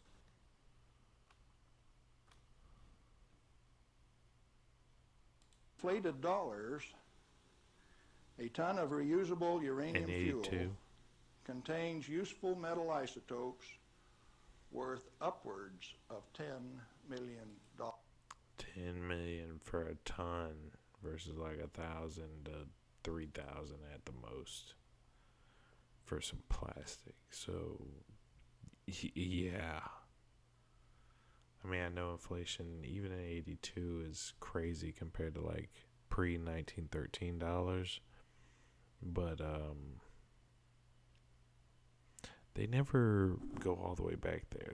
They always start at like 33 before the market crashed, and when the banks already had control of the currency production, when the Federal Reserve was already in power for 20 years. So the international banking cartel doesn't count to me. Their number one job was to protect the purchasing power of the dollar, and since its inception, 99% of the purchasing power of the dollar is gone. I don't need to waste my time explaining this. Anyway. A ton. Mo Udall says it's high-level waste. The value of reusable uranium fuel scheduled for permanent disposal probably exceeds the national debt. Naturally occurring plutonium quantities, and you know plutonium does occur naturally. Plutonium-244 is found at the residual activities of the several, 8 at least, Oklo phenomenon.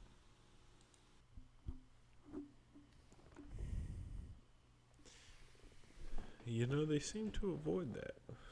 I've never really heard as to whether uranium and plutonium and the radioactive isotopes are naturally occurring, because I feel like if they simply said that, it would make one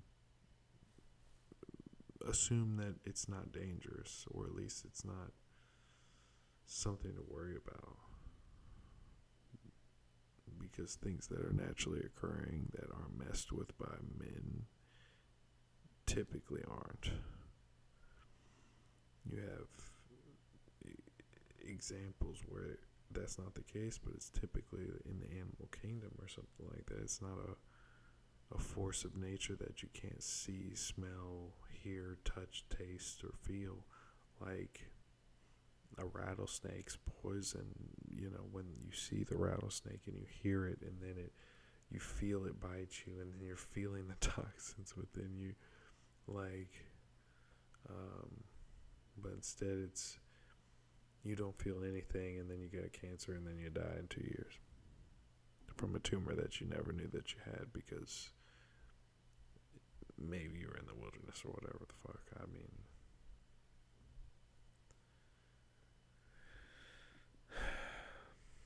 I don't know, man.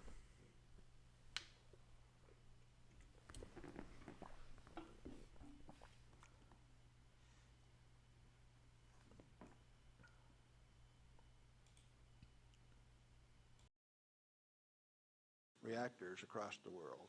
First one found at Gabon. It does occur naturally. Plutonium-244 is found at the residual activities of the several, 8 at least, Oklo phenomenon reactors across the world. First one found at Gabon, Africa. Naturally occurring plutonium quantities have been enhanced by transmutation of uranium. That's the reason we built reactors in the first place. Our ability to detect and measure emissions from these elements is useful in inventory control. When fissile elements, fissile isotopes, are present at less than 5 weight%, plutonium-239 equivalent, and the heavy metal oxide matrix is stored dry in air, it has no critical mass. Remember, we talked about shielding was because they didn't know what a critical mass was? If it is light water reactor fuel at less than 5% equivalent fissile content, you can handle it, you can do anything you want with it, you can stack it up, you can have a room full, you can have a handful. As long as you keep it dry, it will not sustain a chain reaction. What then is all this falderall about a little bit, 5 grams will kill everybody in the world?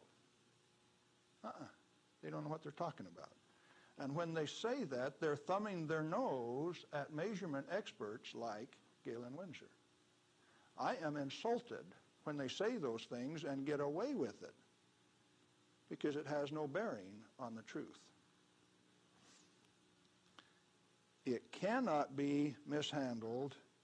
It will not expose any person to an unshielded nuclear reaction. In other words, no controls are necessary except to prevent the pilferage of the inventory. Have you got that one? Let it register. Do you need governmental rules and regulations and instructions? No way. Then why do we have all of those rules? Inventory control practices capitalized on the fear of undereducated masses who work in the industry. I didn't say anything about ordinary people now. I'm talking about the people who have worked in the industry and those who cast stones from without. The Ralph Naders, the Jane Fondas.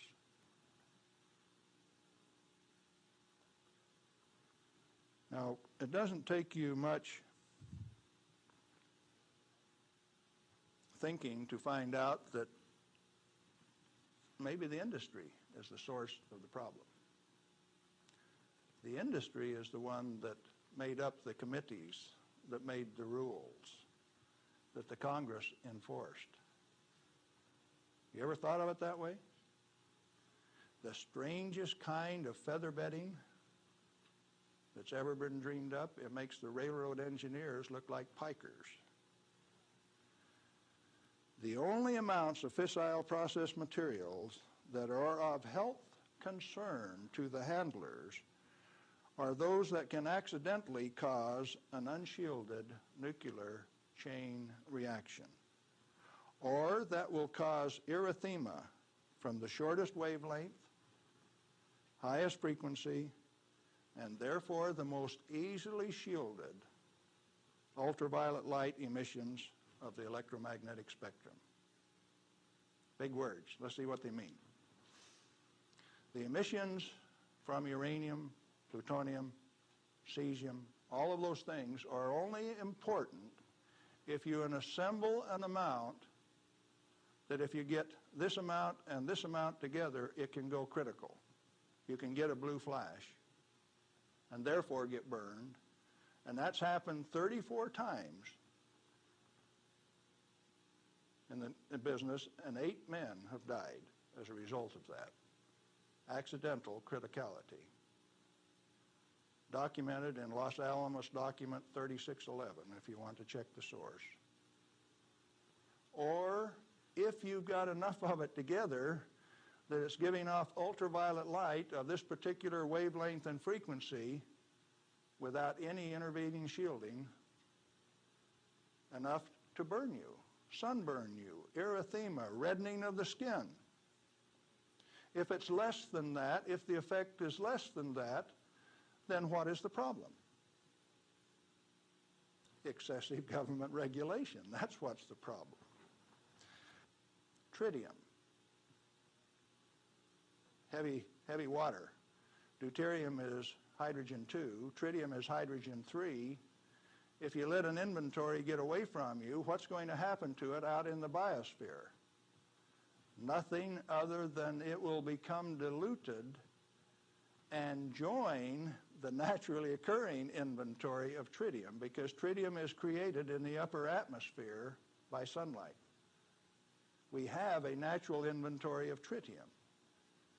Then the only thing that happens when you release tritium, which is the trigger mechanism for bombs, it's the source of the push that makes it go, is that you lost a valuable inventory.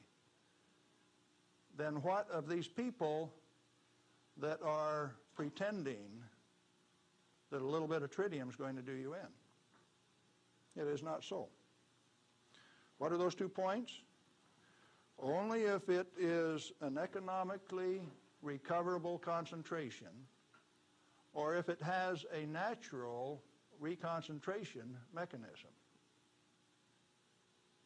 You know, there isn't any one of the radioisotopes out there that has a meaningful level of reconcentration in any of the species, not even the oysters in the bays in Maryland, below Calvert Cliffs.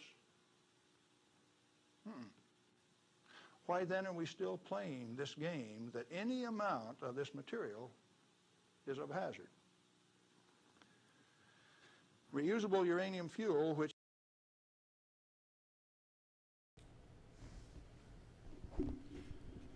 So it's simply not a hazard. just not a hazard at all. Oh, what's happening here?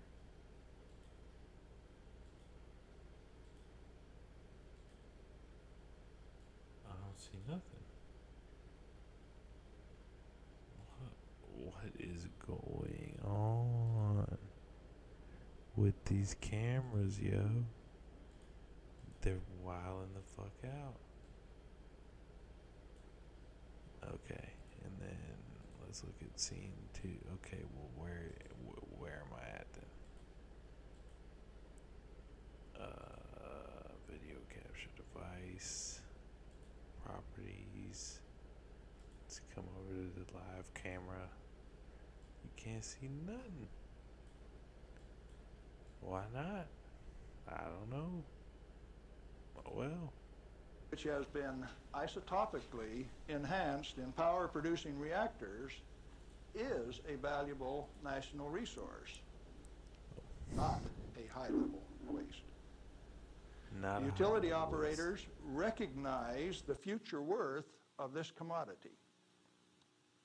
Mo Udall, in that Nuclear Waste Policy Act of 1982, imposed a tribute of $1 per kilowatt hour, $1 per megawatt hour on all electricity produced in a nuclear plant so that they can research and develop methods to throw it away. What? They want to develop how much money it's worth, how much money each kilowatt of energy produced by nuclear power is worth, so they can,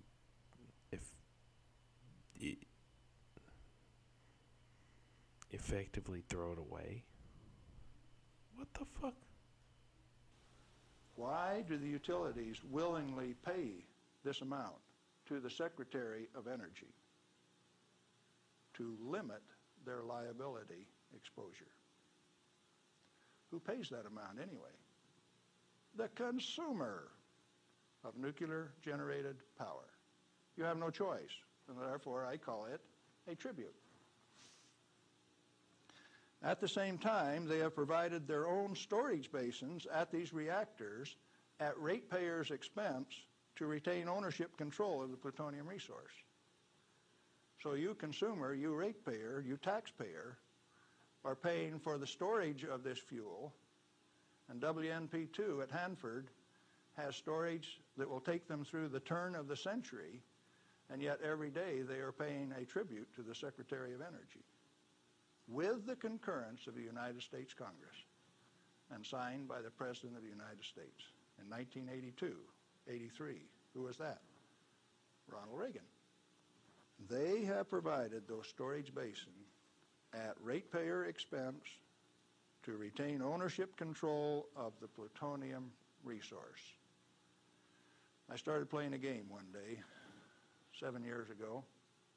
I says, okay, Portland General Electric, you've got the Trojan reactor, you've got a storage basin problem, I'm going to make you an offer. I made them an offer that says, I will take all of your spent fuel, FOB your basin, if you will give it to me. In other words, I will take it off your hands at no expense to you. I will ship it, I will store it, I will do everything that needs to be done to that fuel. And you know what they told me? Can I quote them? Go to hell, Galen Windsor. We value it more valuable than platinum or gold. We're going to play the plutonium futures ourselves.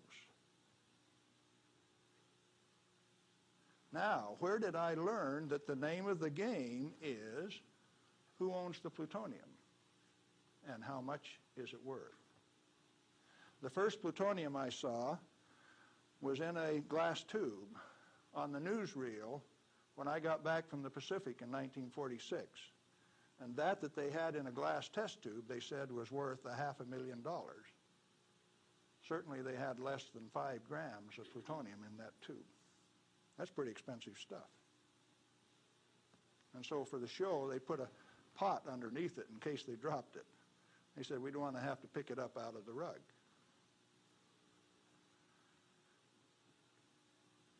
when it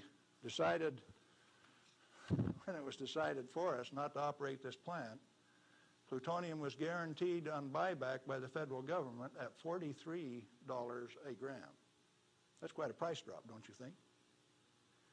When that price guarantee went away in October of 1971, the price of plutonium became $10 a gram. It steadily went down to where its present worth on the market is a minus $2 a gram per year. That's what it costs you to hold on to a plutonium inventory on a material that has been declared worthless by the utility owners and rubber stamped by the Congress of the United States, and they're spending billions of dollars digging holes in ordinary rock so that they can throw it away, dispose of it. Okay, what are you going to do with it? Reusable uranium fuel may be properly stored in air-cooled, dry storage in a cost-effective manner. Nuchem in Germany offers this immediate and long-term option as a necessary and safe step prior to reprocessing. Darfur. They're doing it in Europe. At least 4 regionally located facilities are available in the United States where this concept can be used right now. Barnwell Nuclear Fuel Plant in South Carolina, Midwest Fuel Recovery Plant in Morris, Illinois, this one, Nuclear Fuel Services in upstate New York, and Redox Processing Plant at Hanford, Washington. These fully shielded, already radioactively contaminated storage areas have secure, limited access. All have been operated under processing conditions of 10 CFR 50, and the MFRP has a 10 CFR 70 storage license, the only licensed storage facility away from a reactor in the United States. Honestly. It singly, all by itself, is capable of storing all of the reusable uranium fuel that needs to be moved away from power reactors for the remainder of this century. We had that storage designed in 1975. Had the approval of the design. Why then are you spending money over here in New Mexico on the waste isolation project? Why are you spending money at Hanford at the basalt waste isolation project? Why are you spending money at Because we need to launder a lot of money and make it seem like this when I and can that already and this store and it this in and this that and building this and that that's and already this. built. I just named you 3 others that can do the job all by themselves too. And I know where there's 14 more buildings that can do it. Shite. What are we going to do? Redox and other excess facilities at Hanford are capable of dry storing all commercial REF until plutonium recycle, at least through 5% enrichment, is reestablished, or until the 22nd century, whichever comes first. RUF can be cost-effectively stored in existing facilities. Where does Mo Udall came off then, saying that you cannot use this plant for its intended purpose unless it is owned by the United States government. He has said that. The waste isolation projects are politically mandated wasting of national energy and construction resources. Plutonium proliferation by diversion of stored reusable uranium fuel is of minor importance compared to global availability of fully enriched uranium by laser isotopic separation. Let me explain that last thing that I said. Jimmy Carter said you can't ship plutonium to India, but in the same paragraph said you may ship them fully enriched uranium. Oh, Jimmy Carter, that peanut brain, what did he just say? He says that when the Israelis took out the reactor in Iraq, they had fully enriched uranium from France, and they says those rascals, those Iraqis, are going to take that fully enriched uranium, put it in that reactor, irradiate it to plutonium, and therefore have to recover the plutonium in a plant like this, and we stop them when the fully enriched uranium makes a better weapon than the plutonium in the first place. Now, when the President of the United States says things like that, and when the press gives it credibility, I get insulted. And right after I get insulted, I get angry. And I've been angry for quite a while now. And finally, one day, I said, my own personal security is not important. I think I'll go tell this tale. All I want is to tell my story. The commodity that I communicate is called truth. And so then I ask you a question, a very brief, pointed question. Who owns the plutonium, and how much is it worth? And then I'm going to attach on to that a question I want you to think about till we talk again. If you haven't been burned by this particular source of radiation, what is your problem? You obviously have one. Otherwise, you would join with me in telling the truth about this particular commodity. And so yes, I'm recruiting helpers. What happened to the guys who taught me the business? Thousands of them. The hands-on business. Where are they? They're still there. Why don't they talk? Who are the they that say this is the way the business is going to be run, whether it makes sense or not?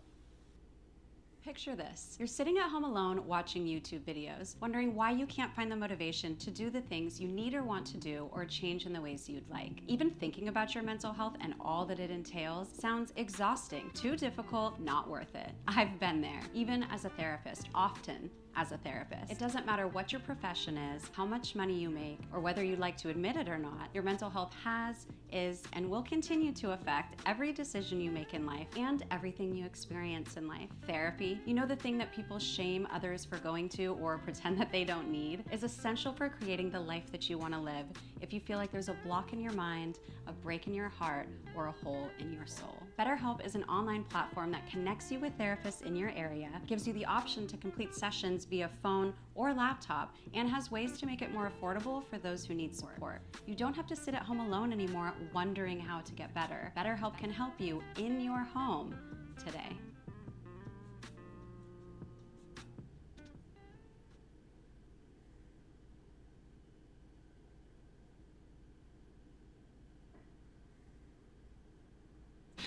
And we're back. We've got Nominal Naomi on the left and Andrew Wilson, the host of The Crucible, on the right. Nominal Naomi, I know it's not your first time here, but before we get started, why don't you shout yourself out, tell everybody where they can find you. Yeah, I'm Nominal Naomi, or you can call me by my nickname, the N-word. I'm a PhD student and a leftist streamer who does debates, convos, and more with a particular focus on queer rights. So you can find me on Twitch, YouTube, and other places. Just search Nominal Naomi. You'll find me. Whenever you're ready, you got 7 minutes on the clock. First and foremost, I need to say in my opening, thank you for coming in to have this debate with me, Naomi. Appreciate it very much. Second, the Serbians who are in our audience who enjoy debating are not Irish, so they are not equipped to have this debate. They have not even fortified themselves with a single beer before they have a debate. Ridiculous. First and foremost, I want to say that I'd like to point out that Naomi has a regressive definition of woman. Making the claim what a woman is one who identifies as a woman, and this makes Naomi fall into this trap. Essentially, if you can see this chart, what is a woman? A woman's someone who feels like a woman. What is that feeling? Right? The feeling is one that's a woman, etc., etc. It's regressive. It's an infinite loop, a never-ending, never-ceasing loop. And I'm going to demonstrate that this is actually the definition. I think that Naomi is going to claim that it's not, but I'm going to demonstrate that it actually is, and that Naomi's not being completely honest with us on what Naomi's definition of woman actually is. Second, when it comes to gender, the construction itself tells us very little because it's a social construction. It's almost meaningless. Naomi is so broad when Naomi explains gender that it could encompass everything, but Naomi can't really limit it because then it can't really explain anything. It's a typical expression of non-facts which have nothing to do with anything. Nothing to do with anything. Naomi will say something like, gender is the way in which the person wishes to be perceived based on their lived experience and how you want the world to perceive your identity. It's a big statement, but it doesn't actually tell us shit. In fact, gender itself is simply era-specific fashion, and it has nothing to do with the essence of what a woman is. There is no way for Naomi in any way to express what that is, because it's impossible for Naomi themselves to have had that lived experience, regardless of what Naomi says. What a woman is or is not, the way Naomi describes it, would be a violation of the very laws of logical identity. Third, Naomi believes that men and women are interchangeable widgets based on X amount of traits. Naomi will tell you that if X amount of those traits are present, then that means Naomi is a woman. The problems with this are astronomical, so I am hoping we can get into that. Also, I'm just going to say that Naomi is what I call sex denialist, and this is much like flat Earth, this type of thing. Naomi's a sex denialist, and this needs to be addressed as it's a massive conspiracy, and it's not backed by science. It's not even backed by sociology. So with that, I will turn the floor over in my opening statement, as those are kind of the things that I'd like to address. Okay, thank you for that. And 1 second here, Naomi, whenever you're ready, you got 7 minutes on the clock. Okay, awesome. Yeah, so that was really interesting because Andrew is simply mischaracterizing what I believe on all of these things. I don't believe that gender is simply a matter of identity. I think that we can certainly analyze gender from different frameworks. Perhaps identity is one of them, but I certainly don't believe that that's all there is to like being a gender or living, you know, a life in a certain gender role. Now, also on the sex denialist comment, I absolutely believe that biological sex is real. I don't know where he's getting that from. My claim is that biological sex simply is multifaceted, as in we can kind of break it down into lots of different categories or characteristics, which is also true. But more broadly into kind of what I actually believe, I think that if we're going to begin to answer a question like, what is gender, or what is a woman, or how could a tranner like myself be a woman, we first have to take a step back and determine, what do words mean? How do we determine what words mean? Words are tools for communication. They exist to serve a human need, to serve a functional utility. And the precise meaning of words is highly contextual. Allow me to illustrate with a couple examples. What is a mother? We would typically think of a mother as somebody who gives birth to and raises children, but this creates some questions. Is a woman who adopts and raises children a mother? What about a woman who gives birth to, but then abandons her children? Is she a mother? In the context of a Mother's Day celebration, the adoptive mother would absolutely be included as a mother, while the woman who abandons her kids wouldn't be.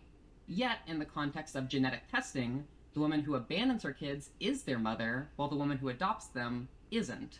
So why is it that the meaning of mother is different in these contexts? The answer is utility, whether or not the woman in question serves the utility of a mother in the given context.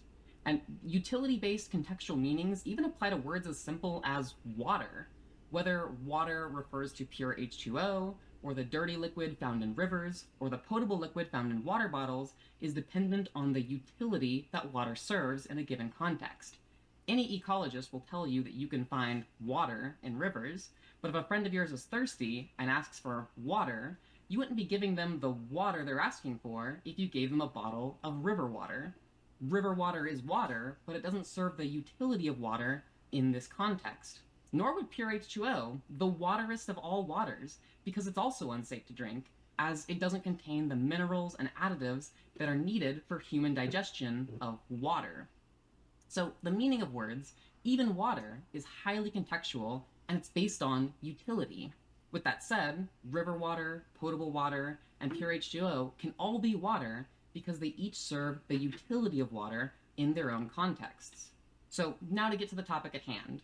There must be a difference between sex and gender because there is greater utility in distinguishing these terms. It's far more useful to be able to analyze biological aspects of sex separately from sociological aspects of gender, because it allows us to think about how these concepts differ, how they relate, and how they interplay.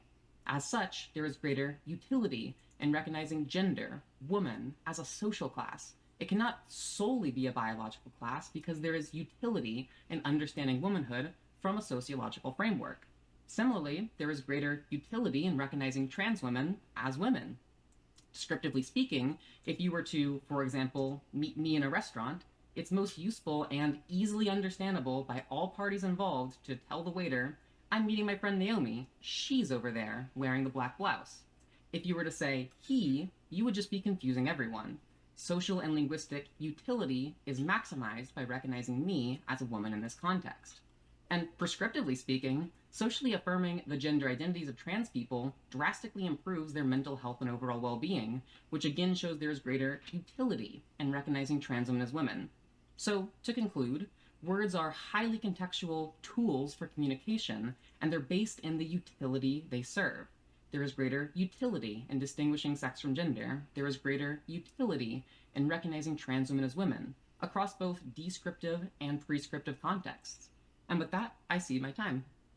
All right, thank you so much. So, Naomi, you said that I was mischaracterizing your position, but you didn't actually give us a definition of what a woman is. You just said it could encompass all these multifaceted things. What is the definition of a woman in your purview? Would you like a definition? I would like you to give me your definition, or what sure, you I can consider certainly to be I can the certainly give definition. you a definition of woman, but I want to be clear that I don't believe that there is like one end-all be-all definition for any term, let alone woman. But because I recognize woman more so under a sociological framework, I would say that a woman is an individual who's assigned feminine roles and expectations by their society based on perceived femininity, femaleness, and or stated identity. So it's just a perception?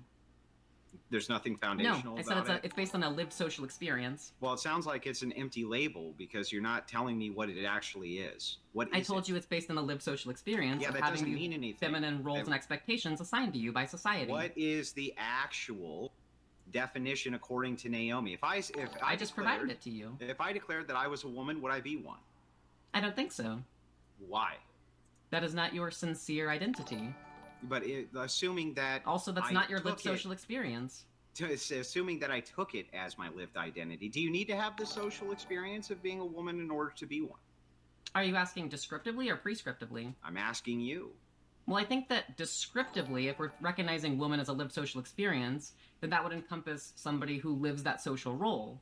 But if we're talking about how I think that people should be prescriptively treated, then I would want to treat people based off of their sincere identity. Question. I'm asking that is you completely if a man an answer to your claims question. that they're a woman, if a man claims that they're a woman, a biological male claims that they're a woman, what makes them not one? What do you mean? I don't know how else I can possibly frame that better, but I'll try. If a person says, Naomi, I have all the same characteristics that you do, but I'm not a woman, are they a woman?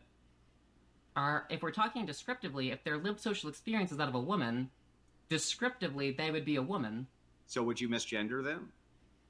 No, because I interact with people based off of my prescriptive beliefs. Okay, so anybody who says they're a woman, you're going to consider them to be one. If it's a sincere identity, then prescriptively, yeah. Well, how would you know if it's sincere or not? You just have to take them at their word. I think that you can typically do this based off of a vibe check. For example, when Steven I don't know Crowder, what that when Steven means. What does Crowder that mean, dressed up a as a vibe woman check? and said that he was a woman, I didn't believe him. Wait, I think that a vibe trans check? woman who sincerely believes that, you know, they are a woman, they want to be a woman, it's pretty easy to Naomi, tell based on a vibe Naomi, check. you just told me that based on the vibe, if you feel like they aren't, it's okay to misgender them. If someone like Steven Crowder is pretending to be a trans woman, I think it's okay to misgender him. Okay, but But what if you don't know? What if they're claiming that they are? You don't know for sure, but the vibe you get is that they're not. Is it okay to misgender them? I mean, I default to being pretty lenient with people, but I think that based on the vibe check, it's pretty easy to tell when someone is being, very, very dishonest. Well, how do you know? They could be lying. Like, for instance, if you tell me, Naomi, if you said to me, Andrew, I'm a woman, and I said, you're lying to me, the vibe that I get is that you're not. Why am I wrong? Because why are you wrong? It's because my lived social you claim experience it's a lived is that of a social woman. experience, but you could be lying, right? Sure, people can lie about their lived social experience. So then why ought I say something that I think is not true? I mean, you can say whatever you want to believe. I'm simply arguing for what I believe and what I believe creates the most utility in these situations. But Naomi, I know what is. I know that in the realm of what is, I can do whatever I want. I'm asking you, why ought I do this thing? Why ought you do Why what? ought I go ahead and do this thing where you claim that I need to go out of my way to call somebody based on the vibe, whatever I want, even if what if the vibe I'm getting is that they're Wait, lying? I never said that you have to do this. I'm explaining why I do this. Well, regardless, it's still an ought. Don't you think people ought not misgender other people? Yes, I think that people ought to treat people based off of the gender role that they would like to live in. What if your vibe is that they're lying? Is it okay to misgender them? If it's somebody that it seems that they are very much being dishonest, yeah. Well, I don't know what that means, though. That's all subjective. You don't know what vibe checks are? I think there's lots of things that we vibe check about. Well, wait a second. If any human being then, based on the criteria of like conservative Christian, thinks that a transgendered woman is lying about being a woman, they should then misgender them because their vibe is that they're lying, Naomi. I don't think that they think the trans woman is lying. I think they disagree with the trans woman, which is not the same thing as thinking that the trans woman is lying. Well, they think they're lying about being women. Wait, is it a lie if like the conservative person and the trans woman has a different perceptive of like what gender means, and the trans woman sincerely believes that she is a woman? Like, is that a lie or is that just a different perspective? It's a lie if, from the conservatives' perspective, they believe. That's not a lie at all. That's a difference of Christian perspective. Person believes that what you're doing. Well, okay, lies are based often on perspective. They can be malicious. This is true, but they're based often on perspective. The conservative wouldn't be lying then by misgendering you, would they? Wait, what do you think a lie is? I think that a lie is a false statement. I'm not going to endlessly define everything under the sun with you. If you want me to pull up a definition of lie, I will, but it's acting in a way which is dishonest, right? Yes, and a trans woman is not acting dishonest by claiming that she's a woman. Just because she has a different definition of woman, that doesn't mean she's acting dishonest. How do we detect what's a lie? How do you detect what's a lie? Well, I think there are lots of things that it's kind of hard to detect what's a lie, and we kind of just take people on their word or based on a vibe check. I mean, for example, somebody could lie to you about what their name is, but we kind of just take people at face value on that. Yeah, but if somebody came up to you and they had a scar across their face and they said, I have no scar on my face, is it okay to say that you're lying? Well, if it's based on something that is physically observable, then perhaps they are lying. If it's based on something that's physically observable, that you can see, and from your perspective is not true, you're not actually lying then by misgendering somebody, gender is not something that's just like purely physical. Really? Yes. There's a metaphysical aspect to it? What would that be? I would say that gender is more so sociological in nature. So it's a social construction, that's true, but every manifestation that you can point to of it would be physical, correct? I guess, like, are things like behaviors physical? The way that they manifest are physical, yeah. I would certainly think that, like, gendered expression, there would be physical manifestations of it. Yes, it's all physical. We've established this. So I don't know what you're talking about. You essentially have just told me that if a person believes that the other person is lying in regards to gender, that it's perfectly okay for you to misgender them. This is your stance you just took, Naomi. I think that if it's, like, very clear that somebody is being dishonest, you don't have to, follow along with that. But trans people aren't being, dishonest by claiming to be a certain gender. Okay, well, you claim this, but from my perspective, they are. What's wrong with me saying that you're lying and then misgendering you? So a lie requires intent. This is something that you've said yourself. Yeah, but I'm not lying about it. Wait, but you said that the trans person is lying. The trans person had no intent of being dishonest. No, the intent You works on yourself both have said levels. that lies require intent, but there is no intent of dishonesty when a trans woman claims to be a woman. The conservative also isn't lying to you by misgendering you, is he?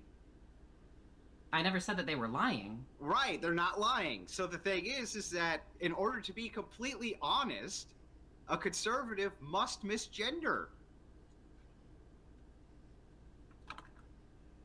If that's what they believe, like yeah, because that's the vibe. I'm not saying like they have to like gender a trans person as the trans person would. Right. So because that would be a lie and that would be bad and that would be against the vibe. So as we can see, ladies and gentlemen, just so you know out in the audience, Naomi made a phenomenal case for why anybody who doesn't believe that a trans woman is a woman, it's okay to misgender them, because Naomi wouldn't want you to lie after all. Right, Naomi? Well, hold up. I think that there is a loss of utility in doing so. Now, people can, you know, for whatever their intentions are, they can still do things that have bad outcomes. So, for example, misgendering a trans person, it has negative outcomes. That's a bad thing. Doesn't lying have negative outcomes? It certainly can. Yeah, so how do we determine whether the lying has a worse negative outcome than the negative outcome on your utilitarian chart of how the person feels who is doing the lying? Wait, what is the negative outcome for like a conservative to like gender a trans person correctly? How is that to violate your religion? I just told you. You just expressed that if, from the perspective of the Christian, they believe that they're lying by giving you a gender that they don't believe is true, that actually correlates with the sex in which you're trying to express, they would be lying. That's against their core value. There's no utility in it for them whatsoever. In fact, it's counter-utils.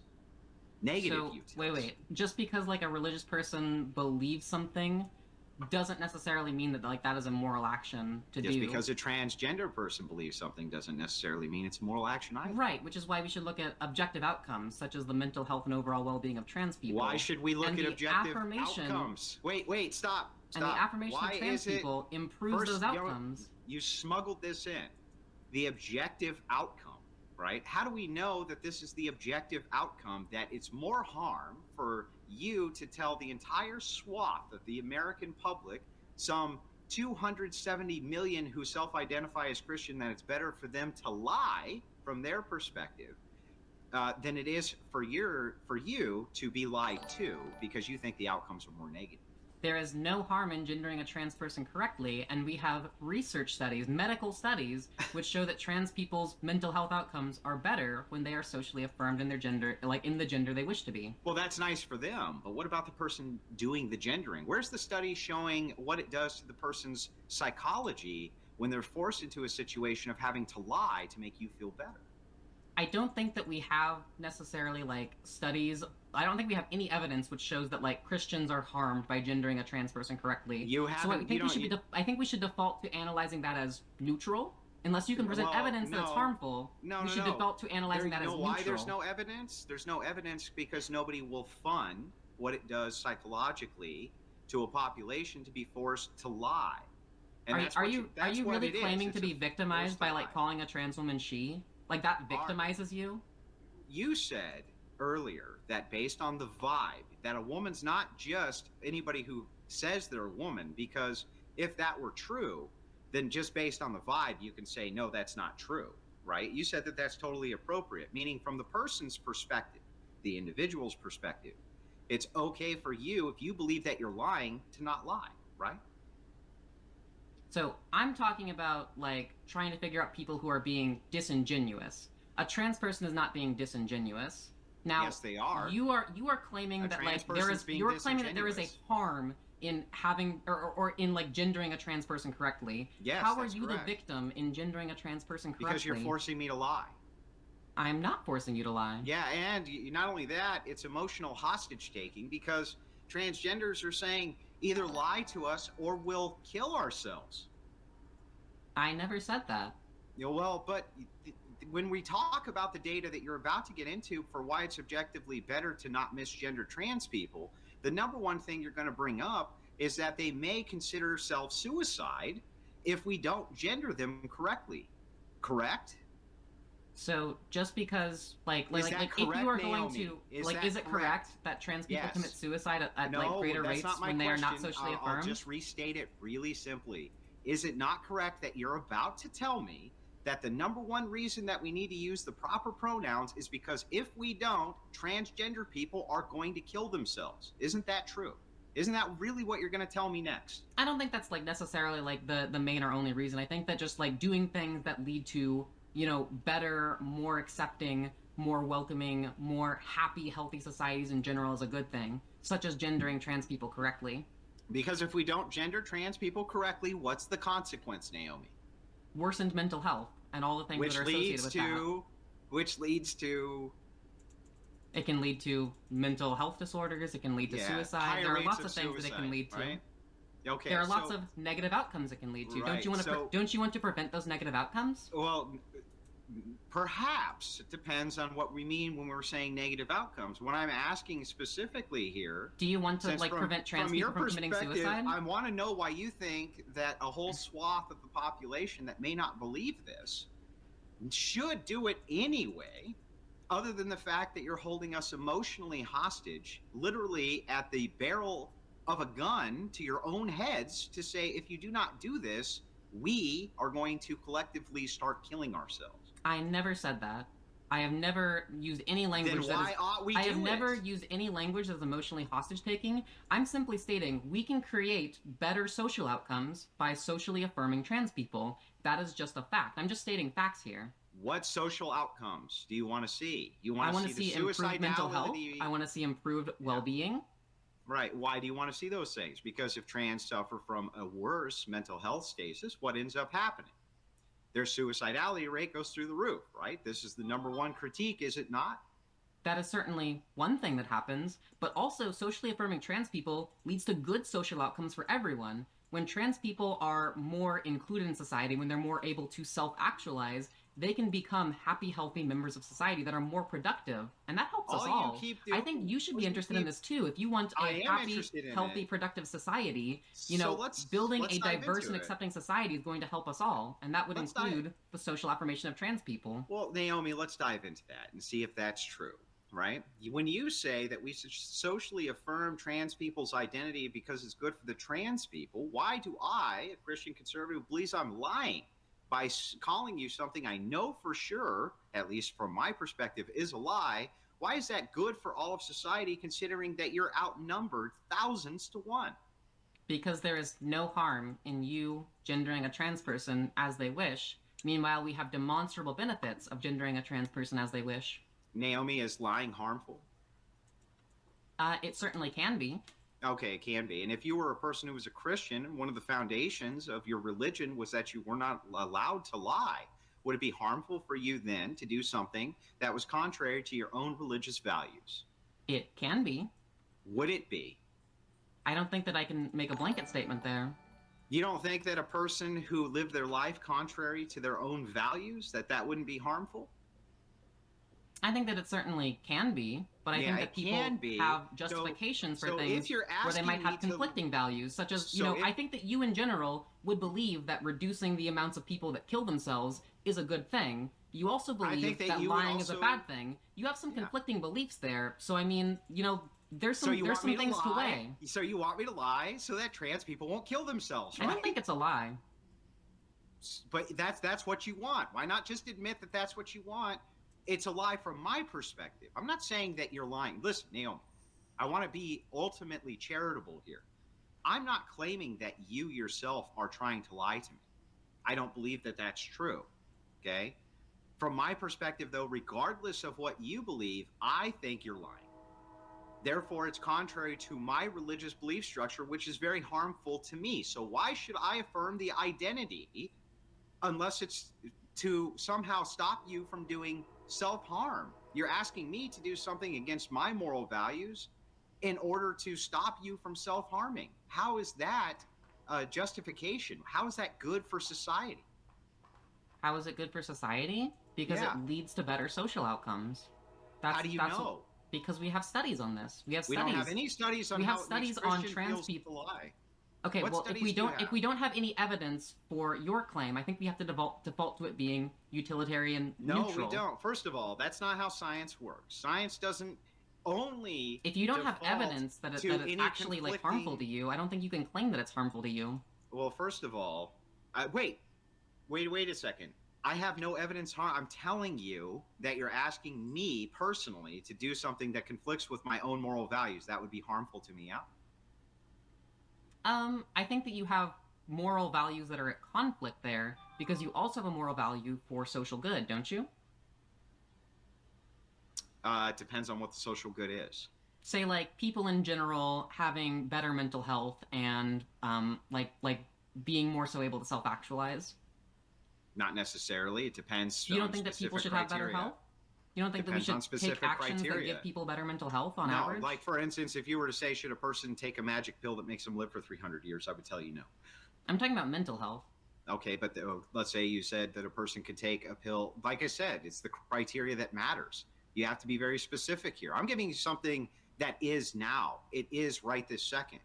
I'm telling you that Christian conservatives don't want to gender trans people based on the pronouns of their preference because we think we're lying. And so this causes actual harm to us. On the scale, you say, but the only empirical evidence that I can demonstrate is a harm to ourselves. That's nice, right? But there is I don't think you can polling data, by the empirically way- demonstrate by the a harm way, to yourself. that I just told you that you're asking me to lie, and that's harmful. That's to not me. empirical. That's harmful That's to my entirely psychological subjective. health. What? That's entirely How is this? that's not empirical. You don't have any How numbers. is it subjective? You're saying it hurts my feelings. Wait like a that's second. just entirely That's subjective. all you're saying. No, That's no, all I'm you're saying we have objective data which shows that trans people live better lives Oh, you're so when full they of are shit. The when they are objective- socially affirmed. No, the objective data that you're going to say is that these amount of people were polled and it hurt their feelings. Isn't that true? No, we also have objective data on things like educational outcomes, things like economic outcomes. Trans people who Yeah, are socially because their affirmed feelings are no do longer better in society. They Because get their better feelings are no jobs. longer hurt. They acquire higher education. We can actually point to objective outcomes that have been studied why? here. But you But can't why? point to any objective outcomes. Yes, I can. I've already done this multiple times. I'm saying No, to you just pointed to your subjective you feelings. You have logically stated this multiple times already, that a person who has the religious values that I have, that of saying something that's perceived as a lie from their perspective would probably be harmful to them. I said it can be. Yeah, it can be, and I I'm didn't say demonstrating probably. to you that I said it can be. do you okay? So let me ask you this: do you think that Christians, conservative fundamentalist Christians, why do you think that they don't want to label transgender people by their pronouns? Because it hurts their feelings. So it hurts them. I think their poor fifis are in danger. I think it's So it I think it's hurts- snowflakery, TBH. So it hurts. So it hurts them.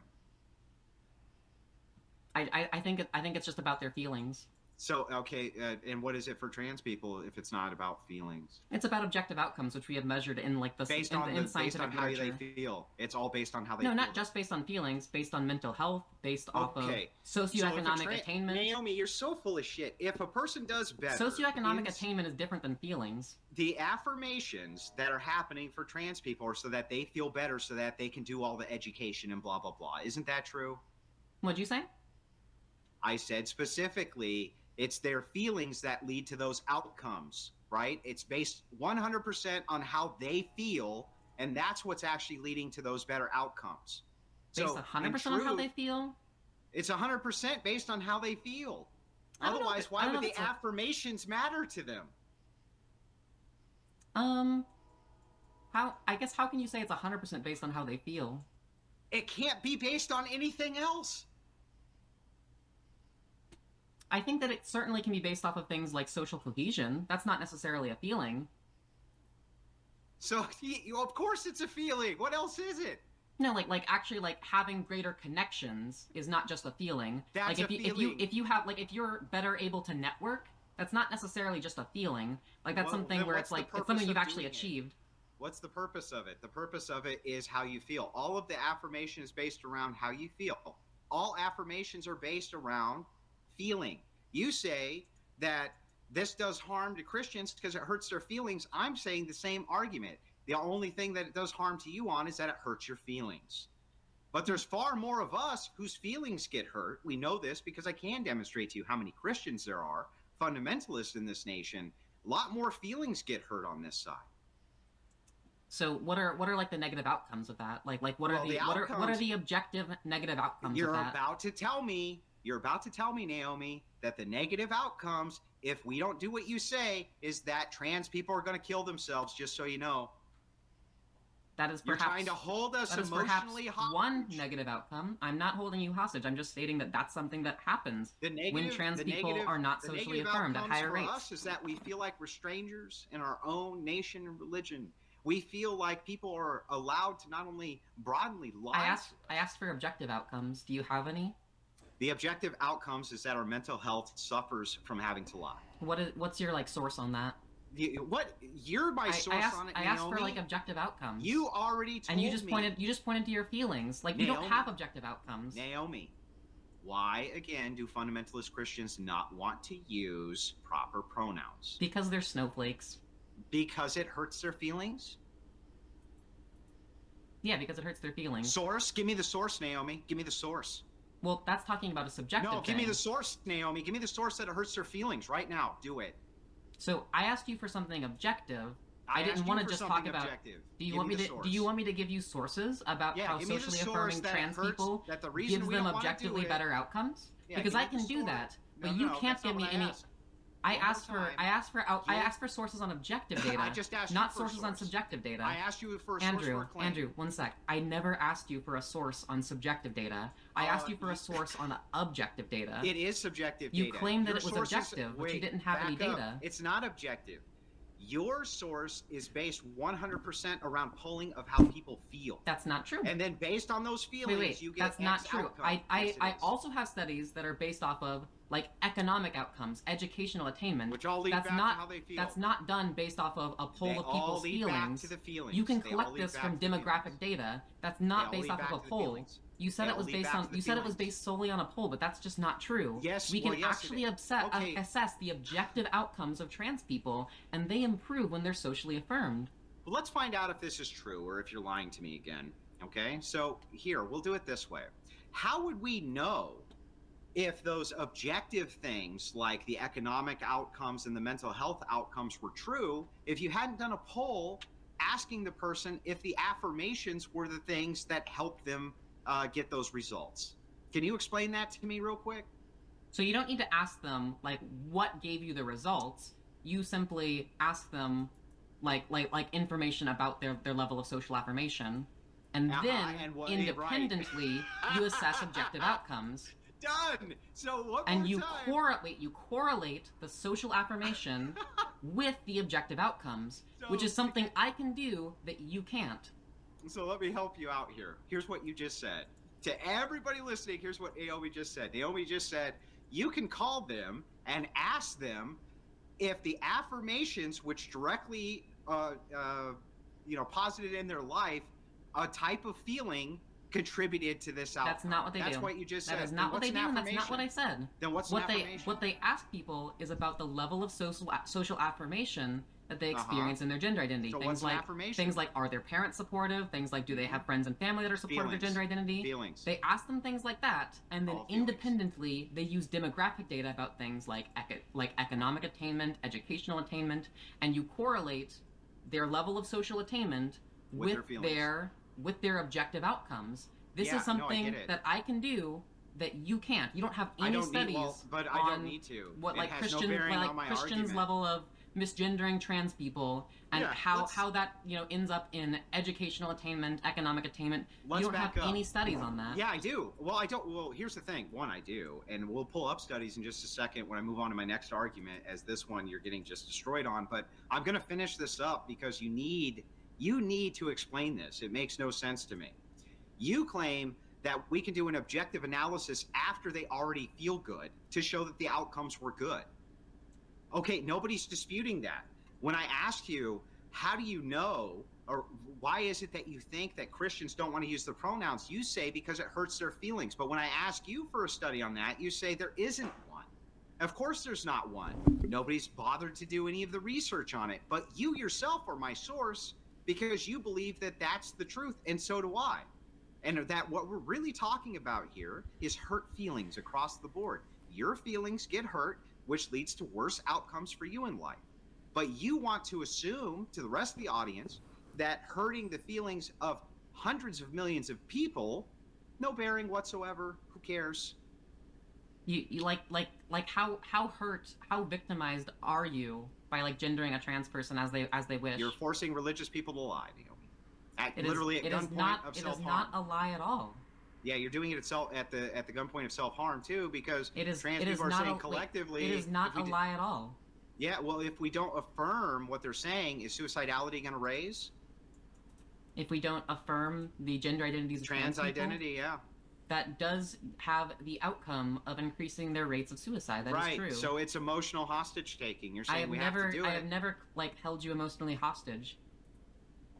Do you think I have never said you as an I have never said you need to do this because otherwise we're going to kill ourselves. What I said is you should. Well, you don't you say should it. do things that lead to better social outcomes, such as improving the mental health of trans people. That's my Well, claim. You should do things that lead to the better things social that outcomes. lead to better social outcomes for Christians, which is allowing us to say the gender that we believe is not a lie. I like what is the better social outcome? No, the social outcome there is that we're not lying, and so therefore our mental health is greatly increased. Yeah, I don't think it's a lie to gender a trans person the way they wish. I think it's, well, then why do Christians want to misgender? I think they don't understand that. No, you said gender it's and because sex they are had not the hurt same feelings. thing. Don't change the argument now. I thought it was hurt feelings 5 seconds ago, Naomi. Now it's something different? I think that it can be both. I think that, No, now it's ignorance both. can breed those feelings. Okay, so if I'm ignorant on this, are you saying that I don't know the difference between gender and sex? I think that for a lot of people that misgender trans people, they don't. So if they were to misgender you, they're not lying, are they? If they don't know the difference. If they, I guess I would certainly agree that lies require intent, but I don't think, I can come up with a blanket statement of, lying is harmful or, lying is good. I think that lying is kind of, morally ambiguous, and it depends on the situation. But what matters the most here is objective, what matters the most here is objective social outcomes.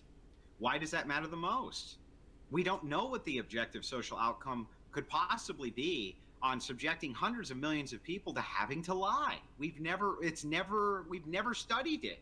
We can't study it, but you yourself know that there's a negative outcome because you've stated it now emphatically. I don't know how many times that the reason that Christians don't want to gender you correctly is based solely on the fact that it hurts their feelings. That's a negative outcome for hundreds of millions on the util scale, Naomi. So I don't think that I don't think that it's a lie to gender a trans person correctly, though. Okay, but from their perspective, they're lying. I think that that's we can, what matters. I think that we can educate them on why that's not a lie, and create the best way. Educate you. We can create too. the best social outcome if we can convince them that it's not a lie. Yeah, but why can't they educate you on why it is a lie? So we know that leads to worse social outcomes. Right, that's right. And the maximum Objective of that social negatives, yeah, right. The social outcome being, and this all, by the way, is emotional hostage taking, not just the suicidality, all of it. If you're saying it's going to lead to worse social outcomes, the whole thing is hostage taking. If it doesn't provide you with a better education, doesn't help you do this, doesn't help you achieve this goal, doesn't help you achieve that goal, it's all emotional hostage taking across the board. So you're literally saying we need to make sure that we lie to you so that you have better outcomes. That's emotional hostage taking. It's not a lie, and I've never said you need to do this. I'm saying it's a good thing to do this. Now, I guess how many? Okay, wait, so let's kind of compare what what the actual social outcomes are. Okay, great. How many Christians? How many Christians kill we do themselves this? because they gender a trans person correctly? Who knows? It's never been studied. Ought we do this? Ought we use proper pronouns? Do you think that's an ought? Ought we do that? Yeah, I think that's an ought. Well, then you are saying it. So don't lie and say you're not. I'm not saying need. You're saying you're conflating ought with need. So what should happen if all fundamentalist Christians collectively tomorrow across the board decided that they were not going to adhere to gender pronouns, right? Should there be consequences for that, Naomi? Should there be consequences? Yeah. I think that perhaps trying to educate them better. Yeah, I think that's what I would try to do to approach the situation. Should there be consequences? Should they get fired, for instance, from their job? Even though they have a conflict. I think that misgendering people can certainly constitute like workplace harassment. Right, so there has to be consequences. So this is an ought claim. You want actual consequences to happen to people if they don't follow along with the we must gender you a certain way. So if that's true, then this is an ought claim, and you are saying we need to do it or else. I mean, like, I think that in the workplace harassment case, like, you can create a hostile work environment by like vehemently misgendering people, and that just makes the office worse for everyone. Yeah, but should there be a law that says that a person must do this? A law that a person like must do this? I don't think so. That a person must gender correctly inside the workplace. No, I think this is probably better handled by like HR boards, because like dealing with hostile work environments so it's not pretty discrimination? complicated. Is it discrimination to do? What if I don't want to hire you? Is it discrimination to do what? Yeah, what if I don't want to hire you and I say I don't want to hire you based on the fact that you have these pronoun restrictions? You don't want to hire someone because they're trans? Because they have pronoun restrictions and they conflict. I mean, with everybody my has faith. pronouns. And they conflict with my faith. So you want to like be able to not hire someone who has a certain gender identity because of like your religion? No, I want to make sure that I don't have the requirement isn't that I have to lie to them from my perspective. I think you might get into the territory of violating the Civil Rights Act if you were to do that. And what's the civil right? Like the civil right for people to be free from discrimination. Well, what's discriminatory about it if there's no lie? At least from the person's perspective. Discrimination doesn't have to be like a lie.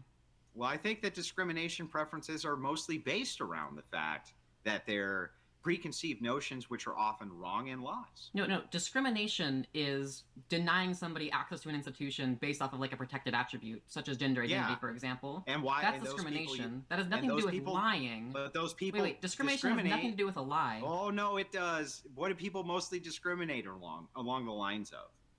Race, stereotypic gender, stereotypes, right? That's perhaps one thing that people discriminate along the lines of. Probably the primary thing, right? They discriminate based along stereotypical lines. Wouldn't you agree? That is one way in which like discrimination happens. So I mean, the stereotypical lines are mostly lies, and that's why they're bad. They're bad because they're not true, and that's why you shouldn't discriminate. But what happens if you have a conflict with somebody who's discriminating based on the I don't think that discrimination is bad just because something's like untrue. I think that discrimination is bad because it denies people equal opportunity. Yeah, but what's the motivation to discriminate to begin with? Typically feelings. Typically feelings. Usually preconceived notions that are untrue, correct? Snowflakery. Like, for instance, if somebody said, I don't want to hire Mexicans because I think that they're lazy. That would be a stereotype that's not true, correct? That would be a stereotype that's not true. That is correct. Right. And that's most of the reason that we have discriminatory practices, right? Because of what? Because of stereotypes. Stereotypes are what leads most often to discriminatory practices. In I guess typically yes, but I don't think that like just because something is true or untrue is like what's harmful inherently about discrimination. I think that what's inherently harmful about discrimination is the denying of equal opportunity. I'm not asking you what's harmful, I'm asking you the motivation. But wait, I care about the harms. I'm a consequentialist. Yeah, but I care about the motive. That's nice. I care about the harms too, but the motivation is what leads to the harms. So you're kind of putting the cart before the horse. I don't think that like lies are necessarily what leads to the harms. Really? So you don't think that it's basically the reason that most people would discriminate is based along preconceived notions that likely aren't true? Isn't that the primary reason for discrimination? That's typically how discrimination happens. It lies. That's what I'm saying. So if you're in a situation where you know something is true, know it's true, and you're forced to lie, right? You're saying you shouldn't be able to discriminate. So this is your let me give an example. Like something can be a stereotype that can be true, and it can still be harmful to discriminate along those lines. For example, give me an example. It is true that black people commit crime more on average than white people. There are systemic reasons why this happens. But if you were to discriminate against like black people because you just think like they're more likely to be criminals, that's based off of something that is true, but it's still harmful to discriminate there. The harm isn't in whether or not something's true or false. The harm is in denying people equal opportunity. Yeah, the problem is that there's a lot of nuance within the confines of that statement, especially when it comes to higher criminality by other perceived races. For instance, you don't believe in race, right, Neil? I think that race is real. You think that race is real? At least as real as any other political construct. That's not what I asked you. Is biological race real? Is, like, skin color real?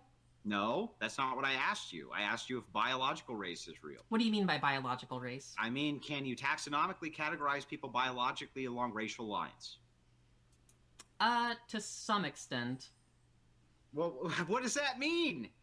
Like I said, the gift is in the nuance, Naomi. So I think that, like, the political category of race that we've constructed is not, like, strictly based off of, like, biological features. I think it has much more to do with lineage, which is not, like, cleanly delineated biologically. What do you mean? What does that even mean? That doesn't mean anything. Like, what are you talking what is about? race as a political I'm category? asking about the biological taxonomical categorization of race. Is it true or false? Can you categorize people along racial lines or not? There are certainly lots of different categorizations of race, and not all of them are strictly biological. That's why I say to an extent. You go out of your way. These things are more nuanced than just, like, blanket answering yes. Well, you don't need a blanket answer. You're asking for a blanket answer. When I try to provide a nuanced answer, you reject it. You want me to give you a blanket answer, which I'm not going to do. This has to be rejected because this is a yes or no. Can you taxonomically identify races biologically? Are there? My answer is to an extent, because it's more nuanced than a blanket yes or no. Okay, so it's nuanced. Can a person change their race? I don't believe so. Why not? Because race is a political category defined by lineage, and you can't change your lineage. Then why did you just say it's more nuanced than that, Naomi? What do you mean? How else can I say it? Why did you just go out of your way to say it's more nuanced, that you can't say that race is a biological imperative, whether it's a more nuanced appeal, right? Okay, fair enough, it's a more nuanced appeal, but then when I ask you to elaborate on this, you can't. I'm like, look, can you change your race or can't you? And I did elaborate, and I said you can't change your race. No, I can't because it's a political thing, but you said that there's a biological aspect to it. Can you change the biological aspect of it?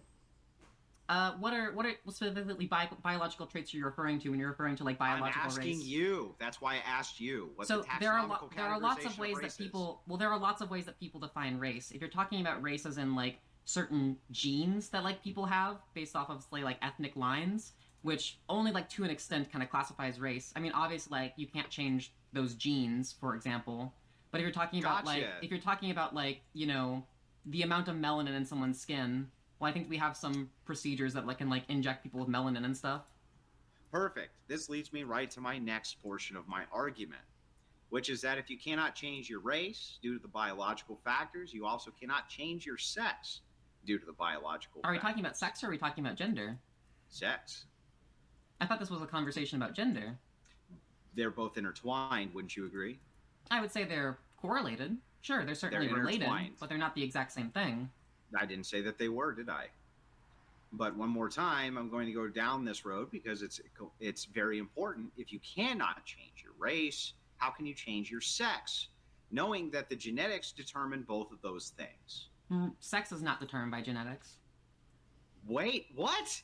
Sex isn't determined by genetics? No. What do you think a chromosome is, Naomi? I think that a chromosome is something that has genes.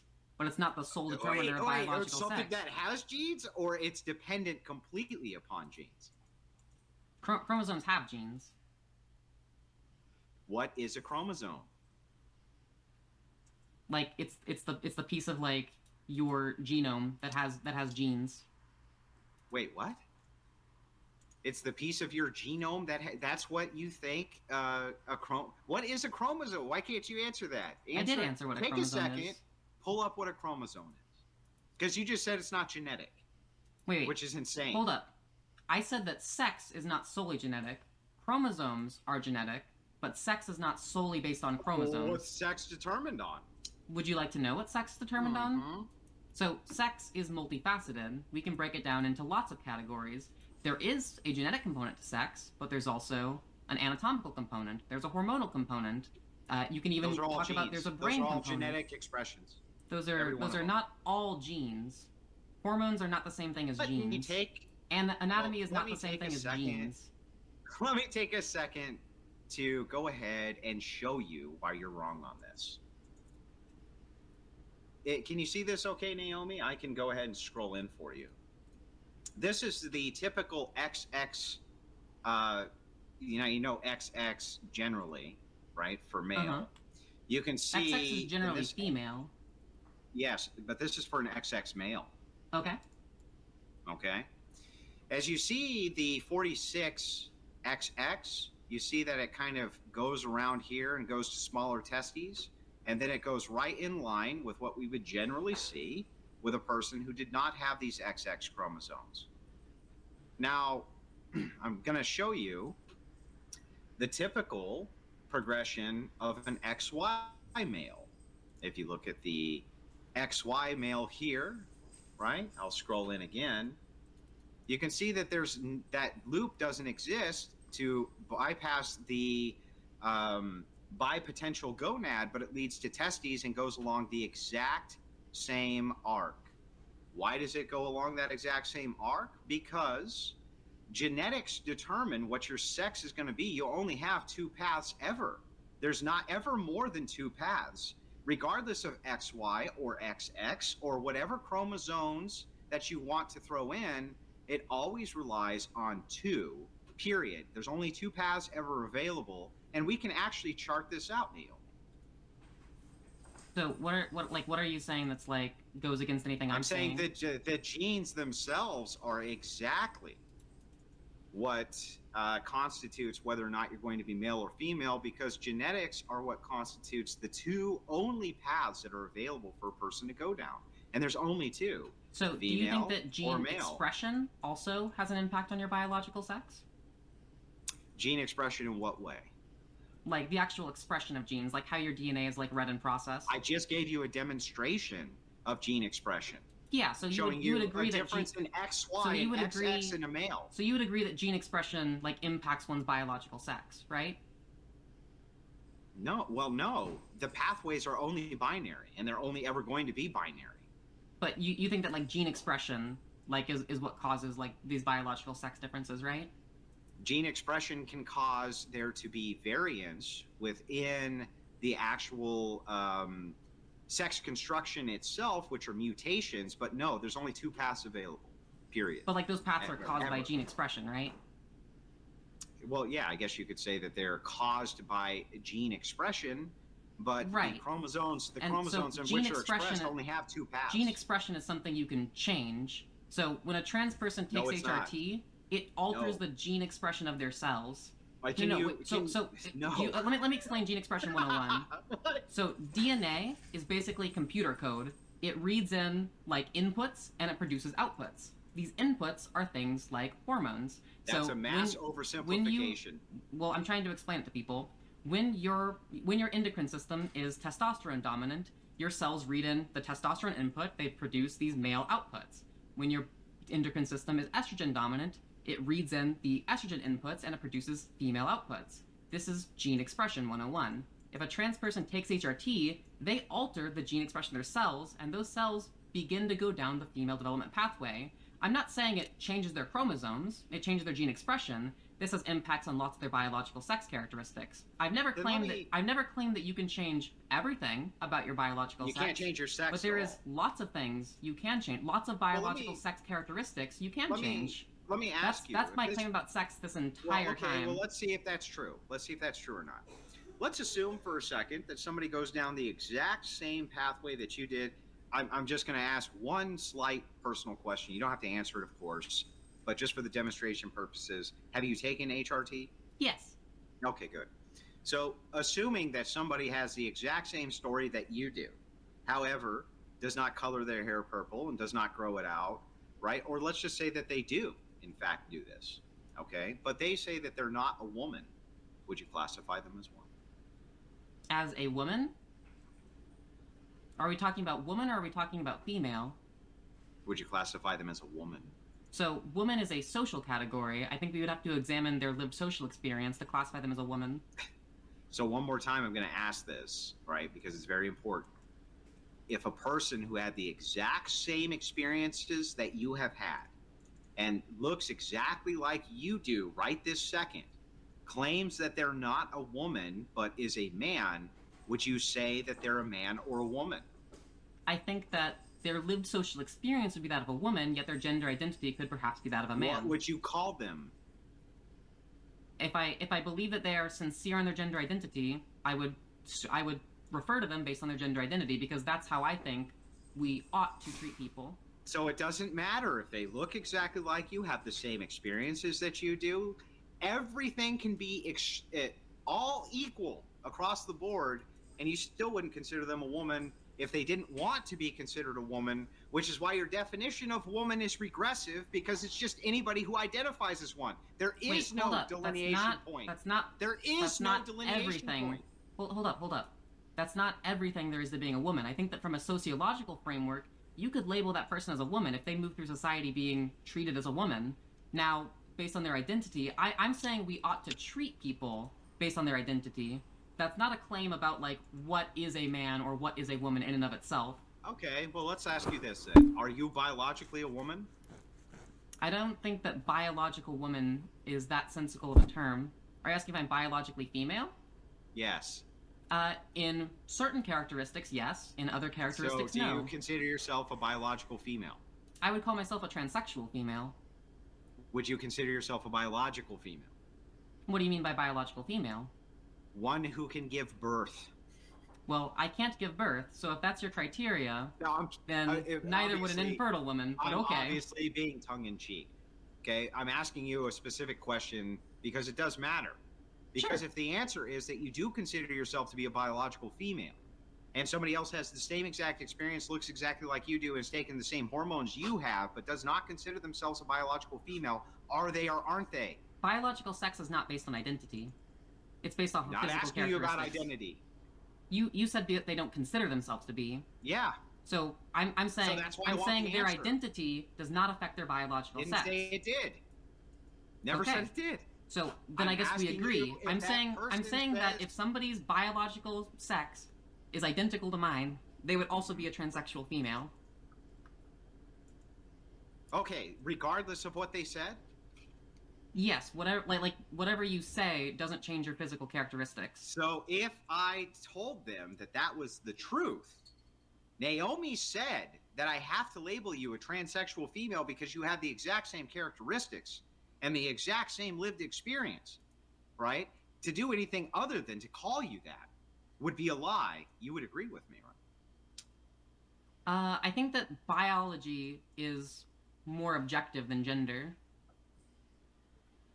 I don't think you're people. Not even, I think you're mixing up gender and sex here when you're talking about how people like identify. Have you just checked out of this? Let me try this one more time. You claim that as far as biology goes, within the confines of Naomi land, that anybody who had the same exact characteristics, had the same exact HRT, the same exact basic framework that you have around what you consider to be a biological woman. You said that this makes you a transsexual female. And I'm asking you, knowing this, if I met somebody else who had the exact same characteristics across the board, and then they told me to call them something besides that, I would be lying to them, right? I don't think you would be lying to them by calling them a transsexual female. They are a transsexual female based off of their biology. Wait a second. They don't want me to call them that. So biological sex is not determined by what you want to be called. What? Okay. Biological sex is determined by your physical characteristics. You're pivoting. I'm going to restate it again because you've got to answer this. It's super important. Okay. Let's say that I have a cloning machine and I clone Naomi tomorrow. Yes. I just clone you, literally clone you, and you come out exactly the same as you are right now, except something inside your brain goes, you know what? I don't want to be a transsexual female. I don't consider myself a transsexual female.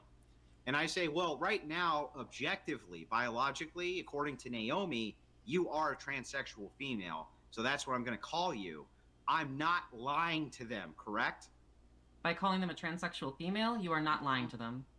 So, and that if that's against their preference, then I'm still telling them the truth, even if the preference is that I don't do that, correct? Correct, because biological sex is not based off of preference, it's based off of physical characteristics. So the thing is that if this is so, if this is true, then what's the problem with me misgendering literally everybody that I run into, knowing that the biological consequence of the constant is almost always going to be true? So gender and sex are different things. You're conflating gender and sex here, Yeah, I didn't and that's know the that, issue. Naomi. I didn't know that. I didn't know that they were different things, even though we've been talking about the differences between both of them nonstop, over and over. Would you like me? Do I need to sit here and define? I'll define the difference. Will that make the conversation better for you? But they I'm are aware of the difference intertwined. between biological sex and gender. Good, me too. You're the So one we who's don't conflating them here. How? So you were talking about like referring to somebody like based off of their identity. Like that's more so along the lines of gender or No. gender identity. Okay, that but has nothing why to do am with I their doing that? that has nothing to No, do with their it's a biological sex. demonstration. Why aren't you listening to me? It's a demonstration to say, am I lying or not lying? I'm listening to you. Okay, so it's a demonstration of me asking a question about whether or not I'm being truthful or whether or not I'm being dishonest. From your perspective, misgendering them is truthful, so why ought I not do that? I don't think that it is a lie to like gender a trans person correctly. It is under your criteria for this demonstration, yes. You said... Wait. If you think... Wait. We're talking about sex, not gender. Yes. That's why it's not misgendering someone. No. Hang on. You just said if I cloned you, and the person came out and I said that they're a transsexual female by the very definition that you gave me, 100%, the definition that you gave me, and I said that to them, I would not be lying. I would not be lying. By your criteria, I'm 100% telling the truth, so why should I lie to them? If they decided that they didn't want to be called that, why should I lie to them? Well, I think you're conflating gender and sex here, and that's Why do the you keep problem. fucking saying allow that? me. There's no conflation. Okay, so wait. A transsexual female is somebody who has the biological sex characteristics that I do. A transgender woman is a social class. It refers to somebody who socially transitions. Thank you. That's kind of the difference here. I mean, thank you so much. Biological for making clear sex. that there's a delineation point that we all Biological understand. sex is objective, so like you can like measure it based off of physical characteristics. Yeah, thank you. That literally has nothing to do with anything So that I'm saying. just because somebody like doesn't want to be called a certain biological sex doesn't mean that they're not that biological sex. But I am lying to them, correct? You are lying to them if you do what? Oh my God. You've done everything but answer this question. You just pivot away. It's hilarious. One more time. Just make the question make sense. If you want me to state specifically the differences between gender or sex before I pose the same hypothetical a third time, I'll do that. But this is pivotal to know whether or not I'm lying to them. So one more time, an exact clone of you comes out and says, I don't want to be identified as a transsexual female. I want to be identified as something else. And I say, well, that's nice. You want to be identified that way, but here's what you actually are, so I'm not going to do it. Why should I lie to them? I don't think you should lie to them. I think that you should tell the truth about their objective characteristics, such as their biological sex. But calling them by something that they're not would be called what? Calling them by something that they're not? Yes. Are we talking about an objective criteria such as sex? Yeah, this is an objective criteria, absolutely. Okay, then you would be lying to them by calling them something other than a transsexual female. Right. I've said that 3 times now. I call them a transsexual female, but they want me to lie to them and call them something else. Should I do that? No, this is biological sex. Well, then misgendering people is fine. No. Wait. Why? We're talking about biological sex, not gender. I explained why I'm explaining why you should be objective in classifying people's sex, and now you're saying, oh, this applies equally to gender, but they're different things. No, I'm not. Then why did you use the term misgender? Why did you use the term misgender? I'm keeping them completely distinct. Wait, it's not misgendering them. Hold up, it's not misgendering them to tell them that they're a transsexual female. That is sexing them correctly. What if they want to be called something else besides that? I don't think that sex is a matter of identity. What does that have to do with my question? Nothing. You're asking for like what sex they want to be called. Yeah. And I'm saying I don't want to do that because I'm lying to you. You just said it was a lie yourself, so why should I lie to them? I don't. And the only answer you have, I don't by the think way, you should lie to Naomi, them. the reason that you're going out of your way. I think you should tell them that they're a transsexual female because sex is objective. Okay, so if I'm supposed to tell them this and they want to be called something else, should I call them that thing? You should tell them that Instead they're of a transsexual female because that's what their biological sex is. So I should misgender them. That's not misgendering. That's sexing them. What if we had a pronoun that correlated 100% to transsexual female and I called them something besides that pronoun? Pronouns aren't based in biology. Pronouns are based in like sociology. They can't. No, well, sometimes, but they can be based on biology. Like cis is based on biology. Cis is not a pronoun. Cis is a pronoun. Like cis is in cisgender? Yeah. That's not a pronoun. Oh, really? Well, okay, you're right. Do you know what a pronoun is? Hang on.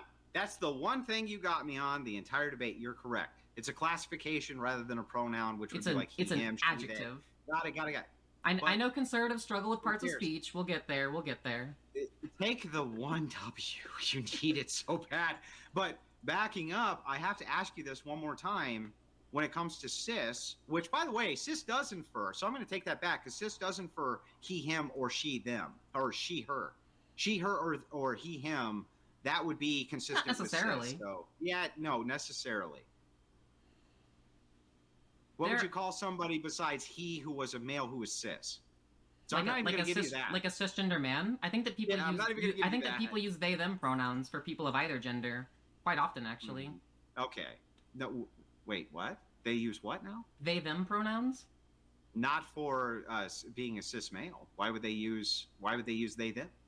That would be like non-binary. In context where you like don't know their gender, you would probably just default to they, them. Context, like the made-up context that you just make up on the fly. But that aside, I need. Wait. For example, somebody left their backpack in this classroom. It could be a man's backpack, yet you still called them they, them.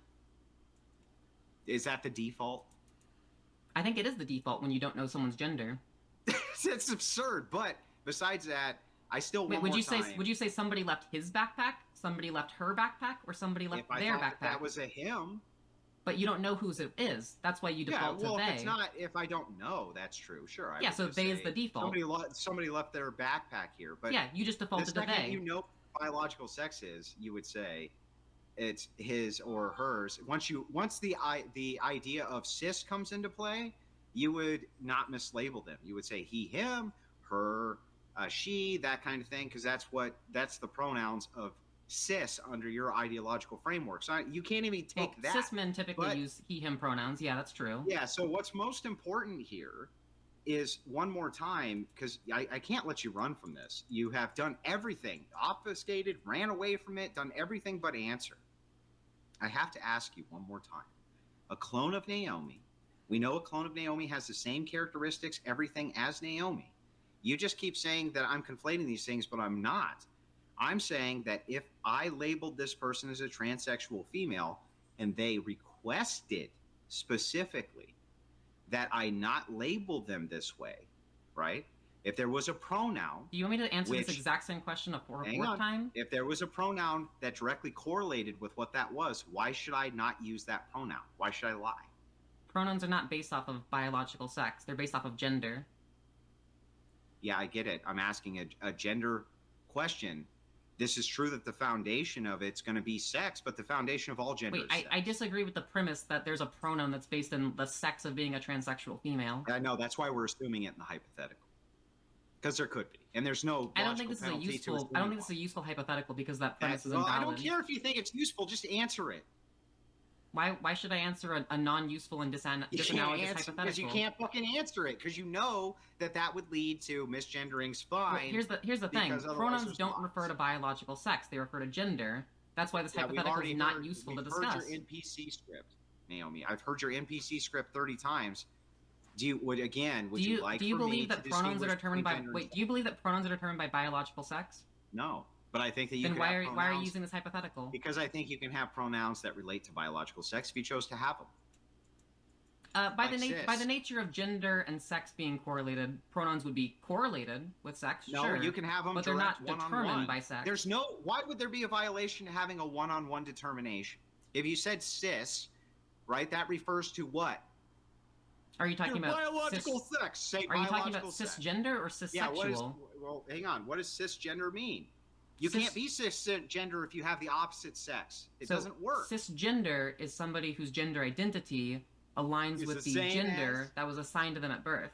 No, it aligns with the sex that was assigned to them at birth, not their gender at birth. No, That's no, absurd, that's and you're lying again. cissexual. Cissexual is somebody whose biological sex is the same as the sex that was assigned to them at birth. Wait a second. What does cis mean? Cis means like the pronoun, or like the prefix cis. It means on the same side. As what? So you're on the same side as what? As what was at birth. So a cissexual is on the same. A cissexual is somebody who's on the same side of sex as what they were at birth. A cisgender person is on the same side of gender as what was assigned to them at birth. It's literally assigned to your sex. That's what cis is. That's what cissexual you're identifying is. your gender as the same sex that you were born as. So okay, wait. Like when a baby is born, we determine like a sex based off an observation of their genitals. That's the determination of their sex. We also assign them a gender. We also assign them a gender when society starts treating them in a certain role. Yeah, when I say assigned gender, I'm referring to social elements, how parents treat boys and girls differently as they're being raised. That's what I mean by the gender assigned to them at birth. When I say the sex that's determined or assigned at birth, I'm referring to their biological characteristics. Cis would have no meaning if it didn't correlate to what you were assigned as sex at birth. It wouldn't have any meaning. That's the meaning of cissexual. I recognize that cissexual is Again, real. So then there are pronouns that do correlate specifically to the sex that you're born with. So it's not absurd to put it in the hypothetical. You're lying again. So answer my fucking hypothetical finally. If I clone Naomi and the Naomi clone came out and said that I have this other pronoun that I want you to call me that directly correlates with transsexual female, or that doesn't correlate with transsexual female, it correlates with some other, like let's just say female, I shouldn't call them that, right? I don't think that pronouns are based in your biological sex. If you have one I think that you ought to call people by the pronouns they prefer. I just can't believe it. Because pronouns aren't determined by your biological sex. Pronouns are determined by gender. How many times do I have to say the words "I know that"? Like, you just want me to answer this? Like, you keep on changing the hypothetical and asking me the same. I don't think this hypothetical is all that interesting. Well, then just answer it. I already did. Yeah, your answer was, "I'm not going to answer it." No, I said that I think you should call them by the pronoun they wish because pronouns aren't determined by biological sex. So that would mean I'm lying, though, right? How would it be a lie? Pronouns aren't determined by biological sex. If we had a pronoun that was specifically correlated to whatever this sex was, in this case, transsexual female. Just because something's correlated with something doesn't mean you're lying if there's a case that goes against that correlation. Let's just say that they're synonyms. They mean the same thing. I don't think they're synonyms. I disagree with that premise. Well, they're synonyms. Yeah, okay, again. Then you just render these words meaningless. Not at all. The reason you won't engage with it is because I've literally defined cissexual, I've defined cisgender, I've defined all these terms for you. They have meaning. Let me restate it this way then. Let's say the clone comes out, the Naomi clone, and they have this pronoun, and the pronoun is zig. Let's say it's a zig, right? Say zig when you refer to me. That's the pronoun that I care about. Like if somebody wants to use a neopronoun? Well, no, they just refer. Yeah, whatever. Who cares? Who cares what it is? I literally don't care. I'd just be like, okay, yeah, sure, whatever. Yeah. But what if that pronoun specifically is a correlate? It's not only a correlate, but it means the same thing as the sex. That's not what pronouns are. Well, I disagree with that premise. It is what a lot of pronouns are. She, her does mean sex. It's absurd to say that it doesn't. She, her does. Often the reference is to sex. She, her does not have. She, her is not like a synonym for biological female. That is not true. Yes, it is. Yeah, okay, it is. So you believe that your biological sex is determined by your genes, right? Yeah. So do you like genotype people before you like call them she, her? I don't even know what that means. It's Do incoherent. you like run a test to determine their genome before you call them she, her? You don't need to, because you can see the manifestation of the genes. It's not necessary. Oh, so gene There's only two expression. paths. So gene expression. The Nobody- manifestation nope. of the genes is gene expression, which would Who include ran away- trans people. Who ran away from Hey. gene expression? Let's get into gene expression. If you're going to talk about how this manifests into trans people, which is absurd, there's only two paths. But one more time, backing it up, when you just got done saying she, her does not relate to biological That females. is not what I said.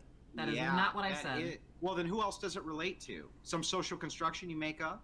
So she, her is a gendered pronoun. It No. would refer to gender, not biological Did sex. it exist before we came up with the construction of gender? I think that things generally exist even prior to even before we have terms to define them. Like And even what was it even referring to? before we had the word gravity was still real. That's nice, but what was she, her referring to? And when most gender. people use she, and when most people use she, her, what are they referring to? You said it was not a biological female, and that's A not true. gender woman. Here's your exact words, and I'll give you the timestamp, Naomi. You said she, her doesn't generally refer to a biological female. Those were your words. I think that in like a correlation, so let me be clear. You can correlate woman and female, therefore there would be a correlation between she, her, and female, but that doesn't mean they're synonymous. Allow me to be more precise. Let's try this one more time. Let's back up. Your exact words, Naomi, were that she, her does not generally refer to a biological female. Were you lying? I think that when people use the term she, her, they're not necessarily referring to a biological sex. I think they're referring to a gender. That's what I mean by that. What do you think most people are referring to when they say she, her? The gender woman. You don't think that they're referring to the biological sex of female? I think they're referring to the gender woman, which Why is do you think that they're correlated. referring to the gender? So let me ask you this. Do you think that most people know the difference between gender and sex? I don't know. I think most people have probably heard of it, at least. Wait, you don't know. You don't know. Do you think... You won't answer a direct question. Do they or don't they? Do you think most people know the difference between gender and sex or not? I'm gonna go probably, yeah. Wait, probably yes, they do? Probably most people know the difference between sex and gender, yeah. I hope our educational system is there that most people do. Yeah, because you didn't want to fucking get caught one more time yet again. So what is your... Well, I know you want me to make like absolute claims, but How can you demonstrate for me that most people know the difference? Like, you realize that there's now 8 billion people on planet Earth. There's absolutely no possible way, since most cultures are not Western cultures, that most people on planet Earth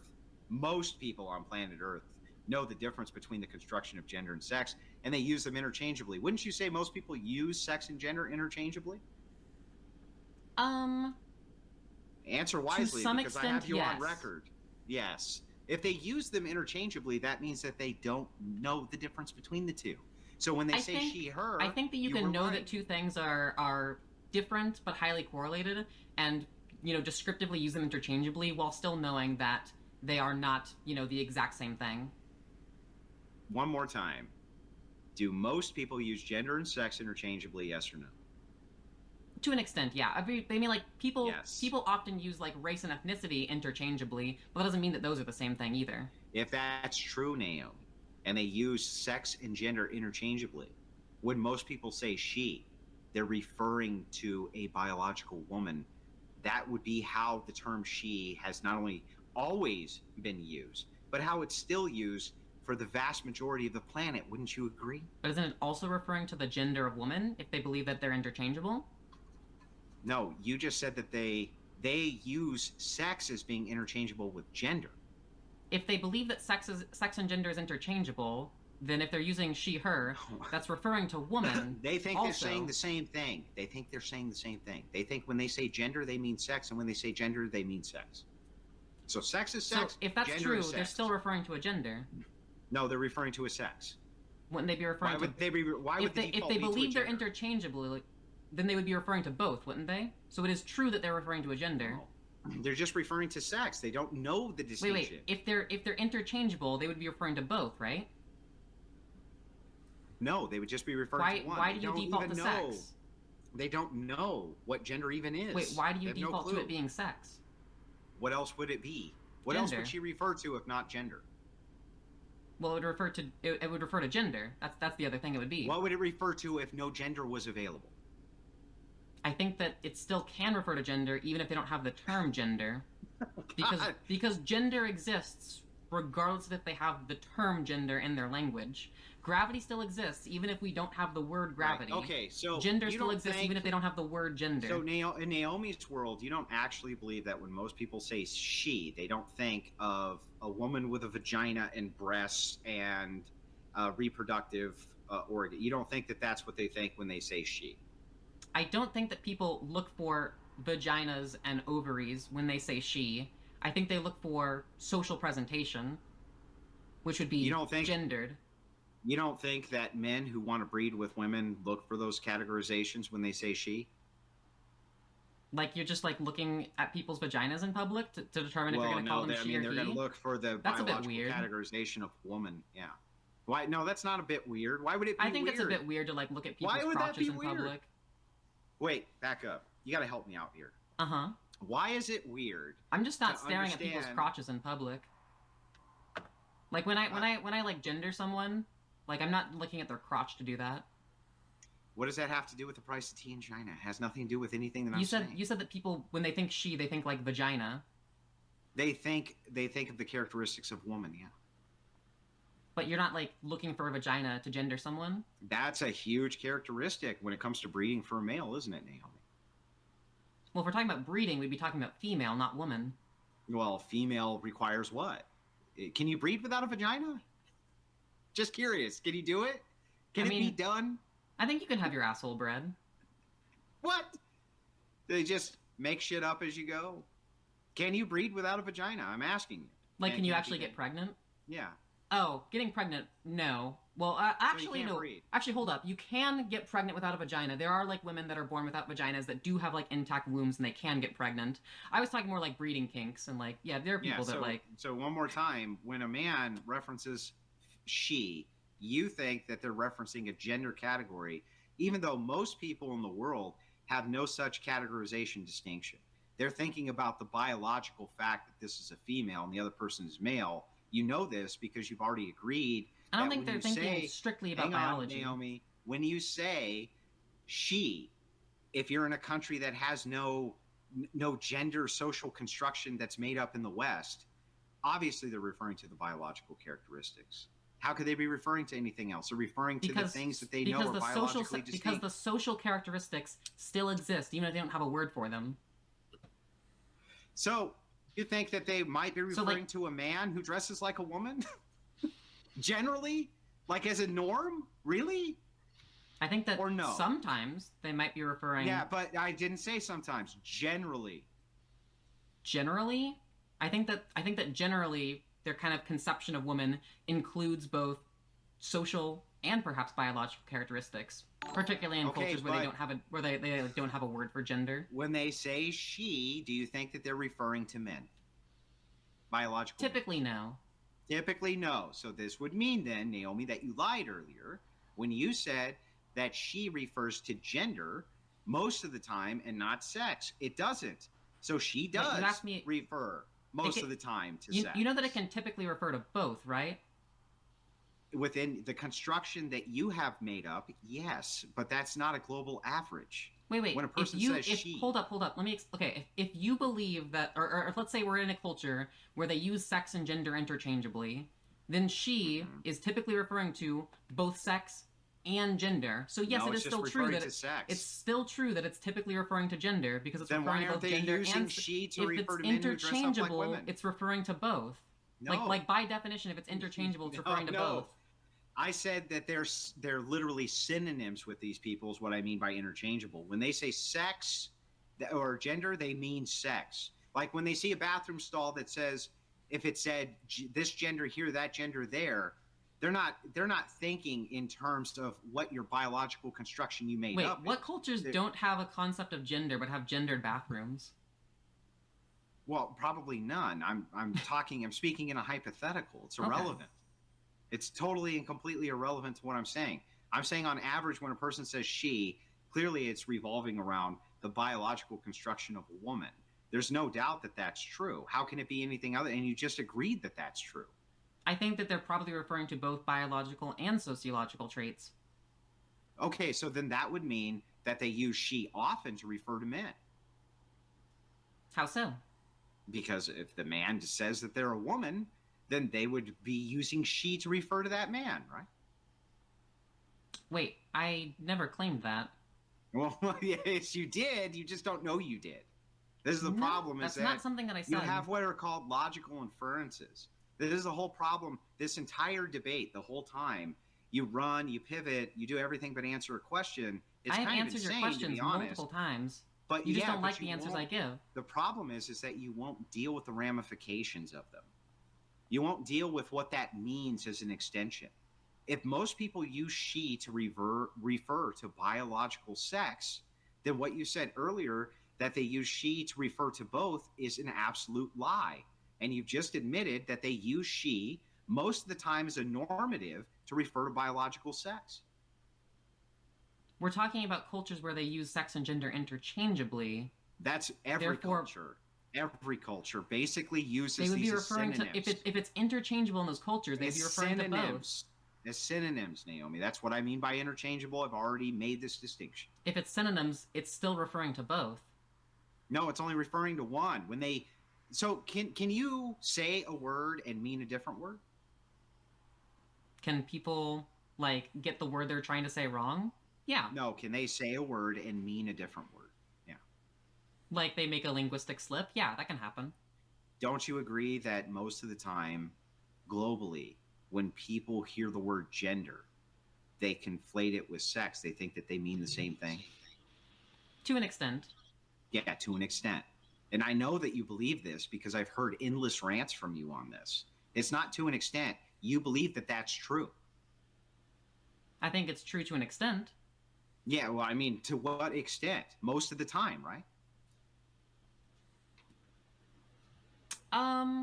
That's yeah, what you I would said. say that, I would say that typically You people, have said most I would say of that the typically time. people conflate them. Yeah, that's true. Yeah, okay, so if that's true, then they are referring to biological sex when they say she most of the time. So your earlier statement was So wait, if they're conflating them, it refers to both. That's No, it only refers to one because Why- they're not referring to anybody other than the biological female as being she. No. Lots of these cultures like recognize forms of gender expansiveness and like use pronouns based off of the lived social experience of gender expansive people. Oh my lord! Like this is they literally do pointless. recognize like gender. I've never seen anybody. I gotta cut in. Use to answer I gotta cut questions it. Hang more. on, Andrew. Hang on.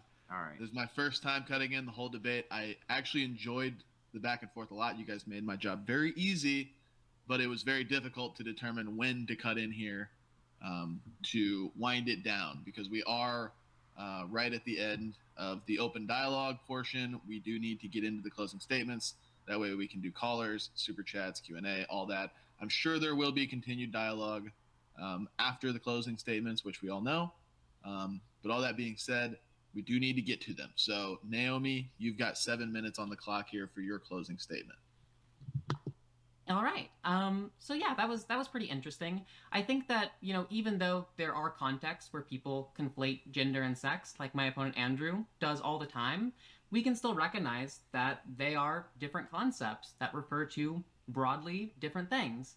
And, you know, if there are contexts where people are referring to gender purely socially and perhaps even against what one's biological sex might be, such as traditional cultures that recognize gender expansive people, I mean, the Hijra in India, you know, date back thousands of years, and they are recognized differently socially than whatever their biological sex was. So I think that, you know, we can talk about these cultures, we can talk about how even if they use things interchangeably, there still is that difference there, and, you know, they are referring to gender. Even if they don't know that they're referring to gender, they are referring to gender. They're referring to a social class. When they're determining, you know, what, say, gendered term to use to refer to someone, they're not inspecting their reproductive organs to do so. They're observing their social presentation, which perhaps might include some secondary sex characteristics, But it's not to say that it's solely based on their sex. The problem is that Andrew over here, throughout this entire conversation, has been trying to reduce things solely to biological sex. And that's just not the most useful framework to analyze these situations. There are lots of social elements in play. There are many arbitrary social distinctions we make along the lines of gender, from, you know, who wears their hair long to, like, what colors we consider gendered one way or another. And biology simply can't explain these things. And I think that's okay. It just shows that there is a utility in recognizing the social nuance of these situations.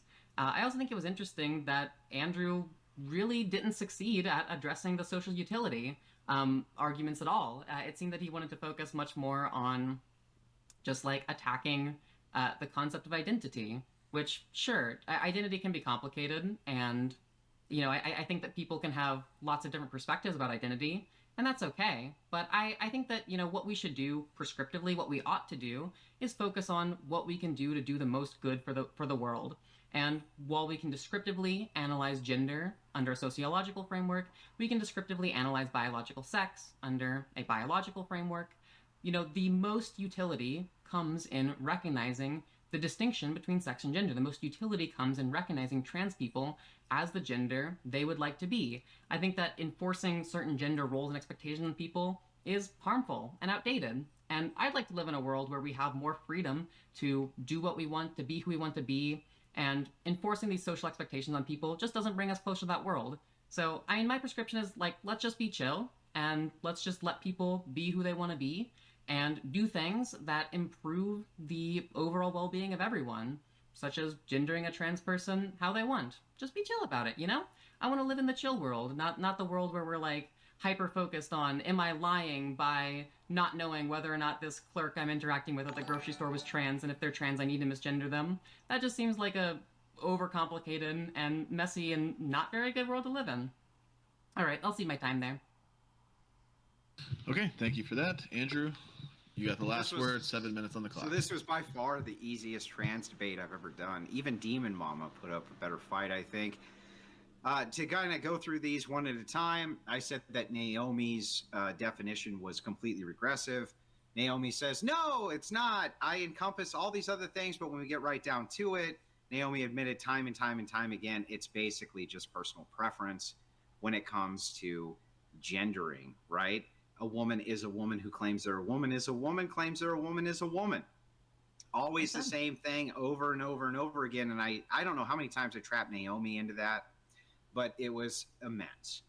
We could barely even get into the biological categorizations, which I would have enjoyed doing because we were stuck on the social aspect. And what Naomi says is, Naomi says, well, no, you see, there's a difference between sex and gender, which was established at the beginning of the debate. There's no doubt that not only do I understand the distinctions perfectly, but I weaponize them against your own worldview because they deserve to be weaponized against your worldview. Naomi can't answer simple questions, ran from most of the hypotheticals, tried to reframe them. I penned them down over and over and over again. And this is the problem. Every single time you get into one of these gender debates, when you ask a person, why should I lie? Why should I lie? In order to make you feel better. And that was the real point of contention that we got into. Naomi says, because the objective outcomes, if you lie to us, are better for us. Well, that's great for you. What about the outcomes for us? Where's the empirical data that the outcomes for you are worse? Who's out there doing studies on if the outcomes are worse for people who have to lie to you? Nowhere, because they're all funded by LGBTQ pro groups. That's why. Not only that, but if we were just going to take it on a util metric, there's far more people who believe like I do than believe like Naomi does, which should show the causative harm that's being done by forcing us to lie over and over again. When I said to Naomi, hey, look, if you say we have to lie or else I'm going to hurt myself or I'm going to kill myself or I'm going to do horrible things to myself, Naomi says, no, that's not it. We're looking at the objective outcomes. It just hurts your feelings. But that's all it is the other way. It's just feelings-based. They start with the feelings, and if their feelings are increased, then their objective outcomes are better. They don't give a shit about your feelings. They don't care how the fuck you feel about doing any of it. They could care less. And Naomi said over and over again, essentially, Naomi doesn't care. Naomi only cares about Naomi's feeling. Doesn't give a shit what applies to you when we talk about gendering a person. Absurd statements like making a gender categorization can never refer to sex. Fucking absurd on its face. Of course it can. That's what cis is, by the way. Don't listen to the bullshit. When questioned, Naomi on the cis thing basically said, well, yeah, but that's just me. That's cis-sexual. Just any goalpost that they can fucking run away from, they'll run away from. So, yeah, I had some fun. I do appreciate Naomi walking into the arena, but, yeah, I don't think it was good for him. But anyway, I do appreciate that. Thank you very much, and I'll leave my closing there. All right, thank you for that. All that being said, the closing statements are finished, and for those of you that don't know, the debate is now considered to be officially over. We are still going to have some back and forth with the caller segment and super chats. I do have some questions of my own, but I'll try to be quick with those. Before we get into that, I do want to remind everybody to please like, share, and subscribe to the channel. It helps us out the YouTube algorithm. If you have questions, there's still a lot of time left to ask them via super chat, and we do have some callers in the back line waiting to get their questions in. But we'll get right into it. Naomi, I do have just one quick line that I want to go down, and I want to beat up on you because I think the caller segment will actually be beating up on Andrew more, believe it or not, based on who we've got in the background. But so what I was thinking early on when you kind of said that we ought affirm the gender identity of a trans person because it will reduce their chances of committing suicide, or by not affirming them, we increase their chance of committing suicide. That's what you believe, right? Yeah, I think that creating better social outcomes is a good thing. Mm-hmm. So what I was thinking here, and I kind of just thought of this on the fly, is that the whole gender phenomena, the transgender phenomena, is by all metrics antithetical to Christian fundamentalists or Orthodox Christianity. And how so? I think, well, I mean, like our branch of Christianity, like the Orthodox, the fundamentalists, we are rejecting the concept of gender on its face, and we don't believe that there's any social category of gender, and that's all ultimately deriving from our faith. So I don't see how that's based on any biblical teaching. Well, we believe that we're made in the image of God, and that He gave us our. Yeah, do you think that God made gender expansive people in His image? No. Okay, so there are progressive versions of Christianity that may affirm that. We do not. So the Orthodox Christian worldview, and most fundamentalist Christians are not going to accept that. Based off of what biblical teaching? Well, I mean, we could cite multiple biblical sources. Yeah, what's your biblical source that trans people are not made in the image of God? We would also look to church traditions, things like that. Wait, what matters more, the biblical teachings or the church traditions? Well, they're you can't separate them in our worldview. The church and the Bible go hand in hand. So how does the church speak for God? This isn't actually my point. I was hoping you would just be charitable and accept that the more fundamentalist Christians are going to be rejecting the gender stuff, where the more progressive ones might accept it, and people that are a-religious are obviously going to be more willing to accept it. Is that all fair to say? I think that generally that's true, yeah, but I don't think there's a good reason for fundamentalists to reject trans people. Well, I mean, okay, you could say that, but this is where I was going with it, is that I think the more we see people accept things that go against Christianity, I think the more we see them apostatize, which simply means fall away from the faith. And then we can look at the statistics to show that non-Christians are far more likely to commit suicide than Christians. So if you are telling us we ought affirm something that we see as antithetical to our faith, aren't you also telling us that we ought do something that would actually make us more likely to commit suicide by affirming gender? I don't think it's necessarily being a Christian or not that's going to make someone more or less suicidal. I think that you can certainly. That's true. Well, let's talk about why that's true. I think that why it's true that religious people tend to, commit suicide at lower rates is because they have that religious community. I think that everybody needs community. And so as long as people can find their own sense of community, I think that you should see, similar rates of good mental health outcomes. So I guess like if people use religion as that outcome, as long as they're not harming others, sure, that seems like one way to do it. If people, do other kind of community-based efforts to improve their mental health, improve social cohesion, live a good life, I think that's also fine. Yeah, I mean, I think there's a lot of speculation there, but I'll leave it there. I think what I'm trying to illustrate is that the ought claim that you make that it prevents suicidality or lower suicidality, I think can be turned back on you to some degree or another. But we don't have to harp on it too long because we do have a lot of callers. If you want to respond or we can move on. No, I think I responded to that. Okay, that's fine. So we're gonna get into callers. First one we got here is Corinth. Go ahead. So basically, even if you see it as a lie, some lies are generally going to be seen as a good thing to do.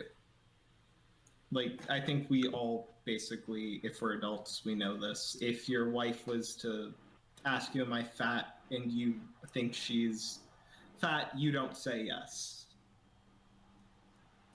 What if, Corinth, I appreciate you calling and having this discussion with me, by the way. So I agree with you. I just don't understand how that has any merit. Assume for a second that I was a person who was prone to telling even white lies, which even then I would say I'm really not, but assuming that I was, what if my faith directly says that if I lie about this thing, I will be eternally, put under hellfire? Let's just assume that that's baked into this hypothetical. What would that do to my mental health if I was forced to lie about that thing? If you held that position for everything, that would be a fairly reasonable thing to say. Yeah.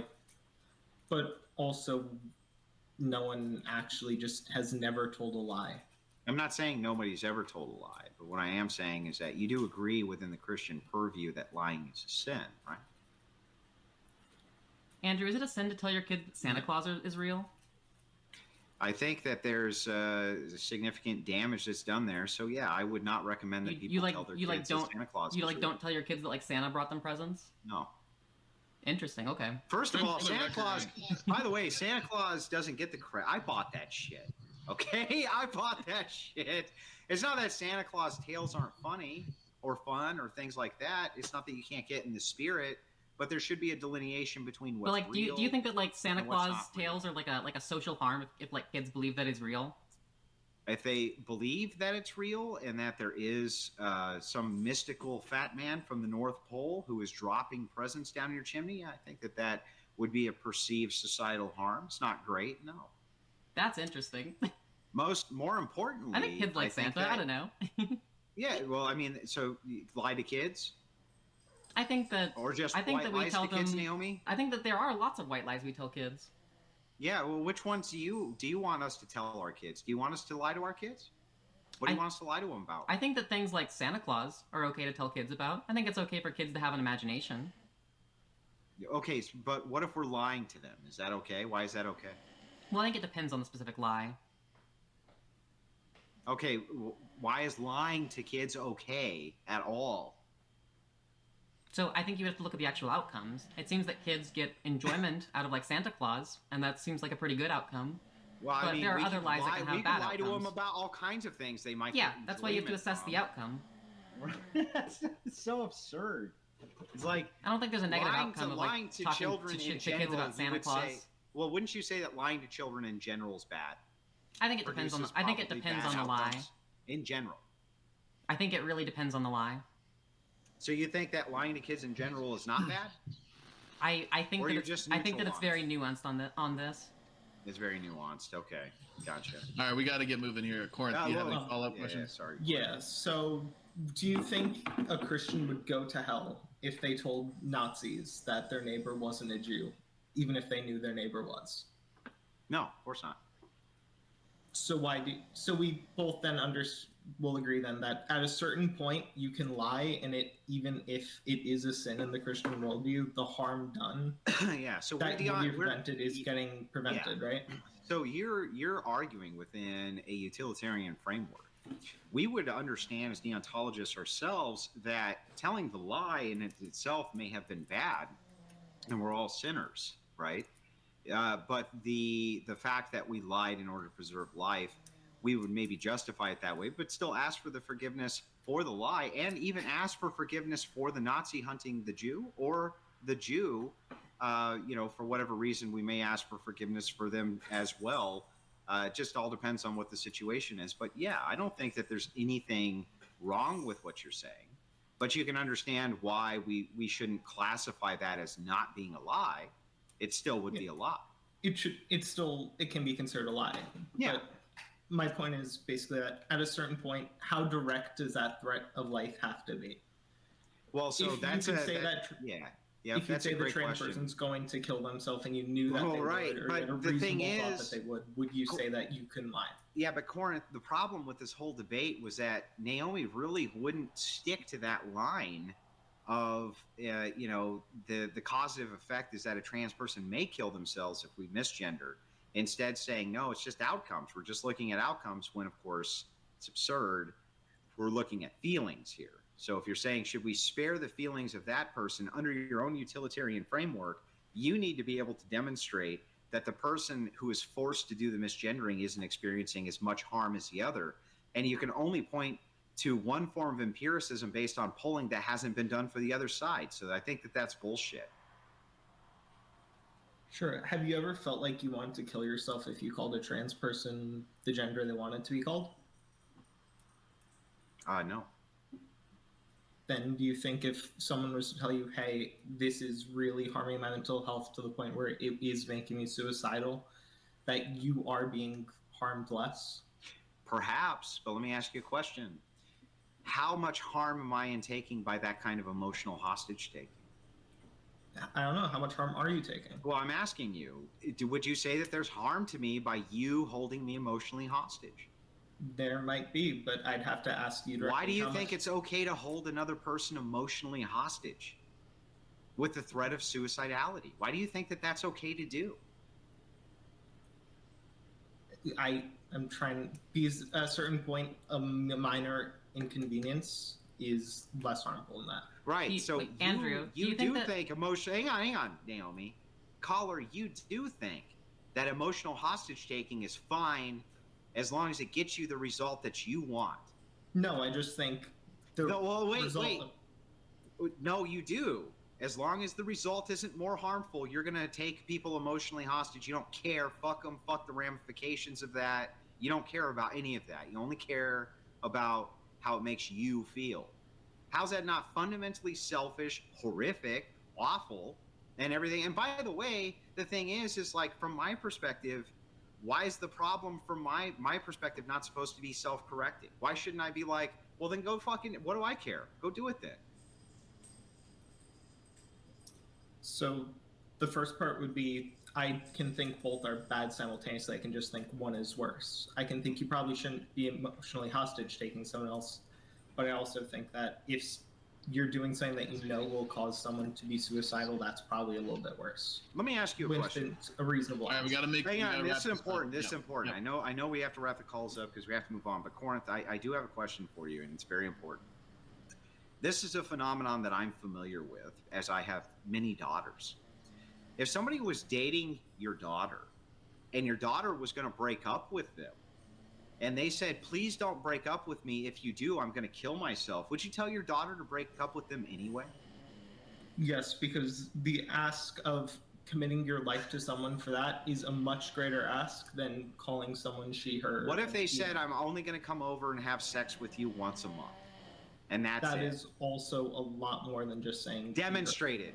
Demonstrate that that's worse than the person killing themselves. Go ahead. That you're emotionally hostage taking someone that is amounting to rape. Yeah, well, how's that worse than a person killing themselves, though? I I'm not sure I'd say it's worse. I just don't. Well, think then why ought we do it? Then why ought we do it? You can't answer. You've got no answer. I'm sorry. Can you rephrase that? Why ought we? Yeah. Why ought tell we them do not it to then? stay with Why, them? why should we tell them to break up with them if it's not worse? All right, Corinth, you got to answer Because this, and we got to move on. Yep, So they're a lot more analogous. They so if these two things have similar levels, then it's a lot more willing to be able to push to whichever one benefits the person more. But that literally makes no sense. But okay, whatever. Okay, we got to. I get appreciate moving you. I appreciate you calling and talking to me. But. Yeah, thanks for calling in. We're gonna move on. Wait, Andrew, do you think it's like emotional hostage taking for like a Weimar Jew to like ask someone not to like rat them out to the Nazis? No, I don't think that that's emotional hostage taking. I think that's an appeal to their morality. Okay, so couldn't it be an appeal to morality to say you ought to gender trans people? Like the way they want to be gendered? Sure, if you can justify it and like with not empirical come into data? conflict with the other person's morals, yes.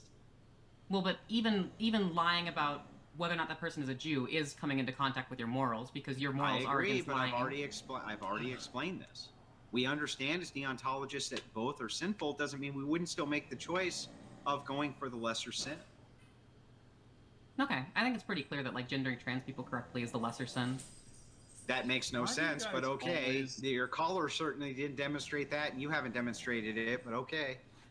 Yeah. Well, okay, we're gonna move to the next caller. I do want to ask rhetorically, why do you guys always resort to the same example of the Jew and the Nazi? Like, why is it always the same emphasis on this? It's frustrating. Because to us. it's the maximum amount of like emotional gut punch, basically. That's what I interpret, but hey. Yeah, it's good. It's good. All right. Much as I hate to allow this, go ahead, Synth, with your autistic, spurgy call-in. Go ahead. Oh my God. We're not gonna run away from any callers, including our own in-house debaters. Right? That's nice to see you, Synth. Go ahead, man. Sure. I've got a question. So, do you think if you started calling trans women by the pronouns they wanted, do you think it's more likely you're trying to deceive people into believing they've got XX chromosomes, or do you think that you've probably just changed your definition? I don't understand the question. Restate it for me. The question is just if you, Andrew, started calling trans women by the pronouns they wanted, sounds like she and her and such, do you think it's more likely you're trying to deceive people into believing they've got XX chromosomes? No. Or do No. you think you probably just changed your definition? No, neither. That's a bifurcation. I don't ascribe to either theory. I think that it's alluding to something that is fundamentally untrue, which you can be a woman and not have, you can have chromosomal disorders, this type of thing. That's why we use the path system inside of biology. Okay, so do you think you're trying to deceive them into believing they've got a certain kind of biology they don't? No, I think that you're going along with the delusion of this type of biology that you know is not true. Okay, so then you don't think you're saying something untrue. You don't think you're trying to deceive anyone into having a false belief. I think that you're deceiving the person into having a false belief. What is the false belief? The false belief is that they themselves are perhaps a biological woman. Perhaps a biological woman, that's the false belief. Yeah. So that's going to be a modal statement, right? What do you mean by perhaps? Well, what do you mean by modal? Modal statement just means that there are statements about different types of possibility statements. Like, for example, if I was to say it's possibly the case that I'm a woman, this would just be some kind of okay. Well, then relative to, like, to logical, answer, or whether or not it's like physically possible, right? All of to these, answer that directly, then, no, you would always be lying to them because they would never be the thing that they're claiming to be. Well, yeah, modal statements aren't about what is certainly the case right now, right? Modal statements are about what's possibly the case. It'll never possibly be the case. What'll never possibly be the case? That they would be able to biologically change their sex. Sorry, do you think that by calling somebody, do you think when I call, like, Naomi, she, her, that I'm trying to convince Naomi that she can change her chromosomes? I think you're trying to convince other people that she should be perceived as a person who is in line with somebody who's biologically a woman, yes. Sorry, but that's not the question I asked. Well, I'm sorry. Restate the question, and I'll answer it again. Do you think that I'm trying to convince people to believe that Naomi's sex is different than what it is? Yes. Really? What do you think I'm trying to convince people that Naomi's sex is? Because I think that in general, the transgenders are lying. Okay, that's just not relevant. It doesn't matter if transgender. How is that not relevant? You asked me why I thought the thing, and I told you. You're trying to demonstrate there's a false belief. There is a right? false belief. It's not yeah, true. But you said the false you said the false belief is you said the false belief is that Naomi has a different sex, right? I'm telling you, there's no reason why I don't believe that Naomi has a different sex than I'm making the assumption, I haven't karyotyped Naomi, right? That Naomi's got XY chromosomes, but as like in terms of endocrine system, something that's like mostly going to be disproportionately high estrogen levels, low testosterone levels, right? Well, wait a second. But Naomi but none of has, those have anything to do with she/her. But Naomi has stated on record that you can change your actual sex. That's irrelevant to my position. No, it's not irrelevant to your position because this would mean that you should be chastising Naomi for lying, right? I don't think that Naomi's lying. I just think Naomi's using the term sex differently than how you use it. Well, what is that? How is that not a lie? How is it not a lie? Can Naomi? Naomi? This is a dodge. From it's not a dodge. Can Naomi change Naomi's sex? If Naomi was saying the sky was red, that wouldn't make it the case that I'm saying the sky is red, right? I didn't say that it would. Sure, then there's nothing that's lying by calling a trans woman she/her. Yes, it is, because baked into the supposition of your question was, Andrew, do you believe that when I say this blank thing to Naomi, that this is true? The answer is no. I know for sure because Naomi stated on record you can change your sex. That's how I know it's a lie. The thing that I'm stating to Naomi is what? You're saying, making the claim that when you refer to Naomi as this thing, you're not trying to change people's minds that actually Naomi can change their sex, right? I'm not trying to change anyone's mind that Naomi can change her chromosomes. I think I would agree that Naomi can change her hormone levels. But you can't change your sex. It depends on if you mean by sex, you mean chromosomes or hormone levels or gamete production. Okay. In fact, I would mean chromosomes and gamete production. We can use both those criteria. You can change either of them. You can certainly change your gamete production. You can turn it off entirely, right? In Naomi's case, I have no idea. Yeah, but you can't switch over to the other side, right? You can't switch over to the other side? What do you mean by that? I mean, you can't begin to produce large gametes if you originally correct. small. Yeah, sure, yeah. Yeah, correct. Yeah, so what am I trying to... So what's the implicit lie is that essentially the perception would be that you're trying to claim that Naomi could do such a thing. That's what enters people's minds. You said the lie's implicit? Not always, but in this case it would be. You think it's an implicit lie? I'm implicitly trying to get people to have the false belief that Naomi can change her gamete production from small gametes to large gametes. I think that's inferred by saying woman, yeah. So I don't think that's even close to inferred. I think most people. I think it is inferred. No, do you think that most people think that trans women are going to be able to produce large gametes? I think that the perception is that they're trying to pretend to be somebody who can, yeah. That's not the question I asked, though. So, by the inference, then the answer is yes, I do. I do think that. Hold on. Yeah. Synth, formulate your question in a way that is clear, and this will have to be the last one because we have to move on. So go ahead. Yeah, the question was clear the entire time. I'm just trying to figure out what the lie is, and there just doesn't seem to be one. It seems like when Andrew says there's a lie here, Andrew just means that like it doesn't comply with Andrew's set of definitions. But if I just use a different set of definitions, that's not going to be a lie. And if it's the case that I'm like using a set of definitions that even it complied with Andrew, but wasn't trying to convince anyone to hold a false belief, it wouldn't be a lie either. So no, it's not just based on a set of definitions. Andrew's primary point in the debate kind of just falls flat on further investigation. Yeah, and we'll have. We've got a debate, right? Yeah, we'll have this debate. We'll have this debate. But again, it's not so. It's not so that just changing around the definitions, because there is an objective reality to this. So the definition still has to fit with the objective reality. For our debate, something like background information is going to be important. You should look into what a semantic prime is, because there's not actually an issue with recursive definitions. If there was, there'd be an issue with all definitions, because they all necessarily need to bake down into a recursion. Yeah, we can get into that too. But all right. All right, see you there, Bob. Yep, thanks for the call. We got to move on. All right, next up, we got Jim Bob. What's up, Jim Bob? Can you hear me now? Okay, cool. So, Nominal, if you... Let's say you're a biological male and you go and you present as a female and you go to like a bar and you have like 3 friends with you and they all affirm you as a female, right, in public. And let's say there's a guy, Brad, who approaches you and Brad maybe is attracted to you and sexually from the outset, and your friends and you are still presenting you as a biological female. First question is, are you lying? Are you withholding something from Brad, who, to your best of knowledge, thinks you're an actual female, and his pursuit of you is based on the assumption that you're an actual female? How long do you keep the truth of the matter about your biology from Brad in the situation? And are you and your friends lying to Brad if you don't disclose that information? Okay, so wait, how are my friends affirming that I'm a biological female? How? Yeah. You're saying that my friends are affirming that I'm like a biological female. How are they doing that? Brad, they're talking to Brad, and then they go, oh, she. They use she, referring to you as a she, Okay. right? You're presenting as a female, correct? Would you say you're presenting right now as a female? Phenotypically, yeah. Okay, so the question is, if you and your friends are at the bar and Brad is attracted to you, and you're under the impression that Brad thinks you're a female, and your friends are referring to you as a female, are you lying to Brad by not disclosing that you're not actually a female biologically?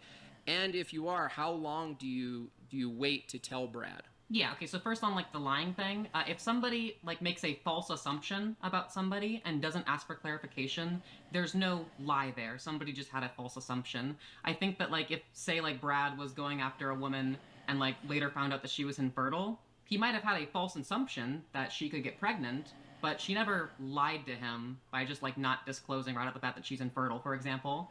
And, like, as to when I would disclose to Brad, if things got to a point where it seemed like, you know, we were going to be intimate, I would require, like, an emotional connection strong enough that I am comfortable telling him that I'm trans, because I think that's, you know, an intimate detail about me, and people that I'm intimate with, I would want to be emotionally close enough with that I can disclose that prior to us getting intimate. Okay, so you would actually keep discussion with Brad for how, like, weeks, or until you disclose that? Because if you were under the impression intuitively that Brad really thought you were actually a physical female, and you knew this, you had the assumption, there were things mentioned, but you didn't really talk about those things right away because you didn't feel the time. So the question is, are you comfortable leading biological men on, to thinking you're a biological female? Well, if and Brad for were to, how long? If Brad were to say something about me that's not true, I would correct that. But I can't know for sure, like, what Brad assumes about me unless he tells me. But if he's concerned as to, like, whether or not he wants to date, like, a trans woman or, like, a cis woman, I think that the impetus is on him to ask, like, whether or not someone's cis or trans. What if he was at the bar? There's not like a way you can know just by looking at someone. What if at the bar he said, you are a very interesting female? Would you correct him? I would not be interested in that man. Who describes women as females? If he said, wow, you are one interesting female, would you correct him? I think that's a bit of a creepy statement. I'd probably disengage. But you wouldn't correct him? Well, that's where I'm terminating the connection, so I don't think that, like, I need to, you know, like, interact with him further. It just sounds like he's like an incel. I He's, do like, feel like talking this is a about bit females. of a cop-out. Yeah, definitely. I mean, like, assuming things are going well and you guys are, like, feeling each other, you're both attracted, and he kind of, like, smoothly just uses the term, like, wow, like, what an interesting female you are. I typically don't interact with females. Because some people do. I don't typically interact with females. That's telling. People use the term female. Yeah, absolutely. I think it's kind of creepy when people use female that way. Assume, like, can you grant him some charity here and just assume that, like, it's not in a weird way, it doesn't actually weird you out, and, like, things are going well, otherwise it shouldn't, like, be a deal breaker because he called you a female. Like, would you correct him? It's like assuming it doesn't actually turn you off, like, would you correct him if you wanted to continue? I think I might ask for more about, like, what he means by that statement. I would certainly think it's a weird statement, asking, like, what do you mean by that? You would ask Brad what he means by a female? Or, like, what he means by, like, you're an interesting female? Okay, and then second quick question is that if you said your position is that gender is a construct, right? Gender is a social construct, yeah.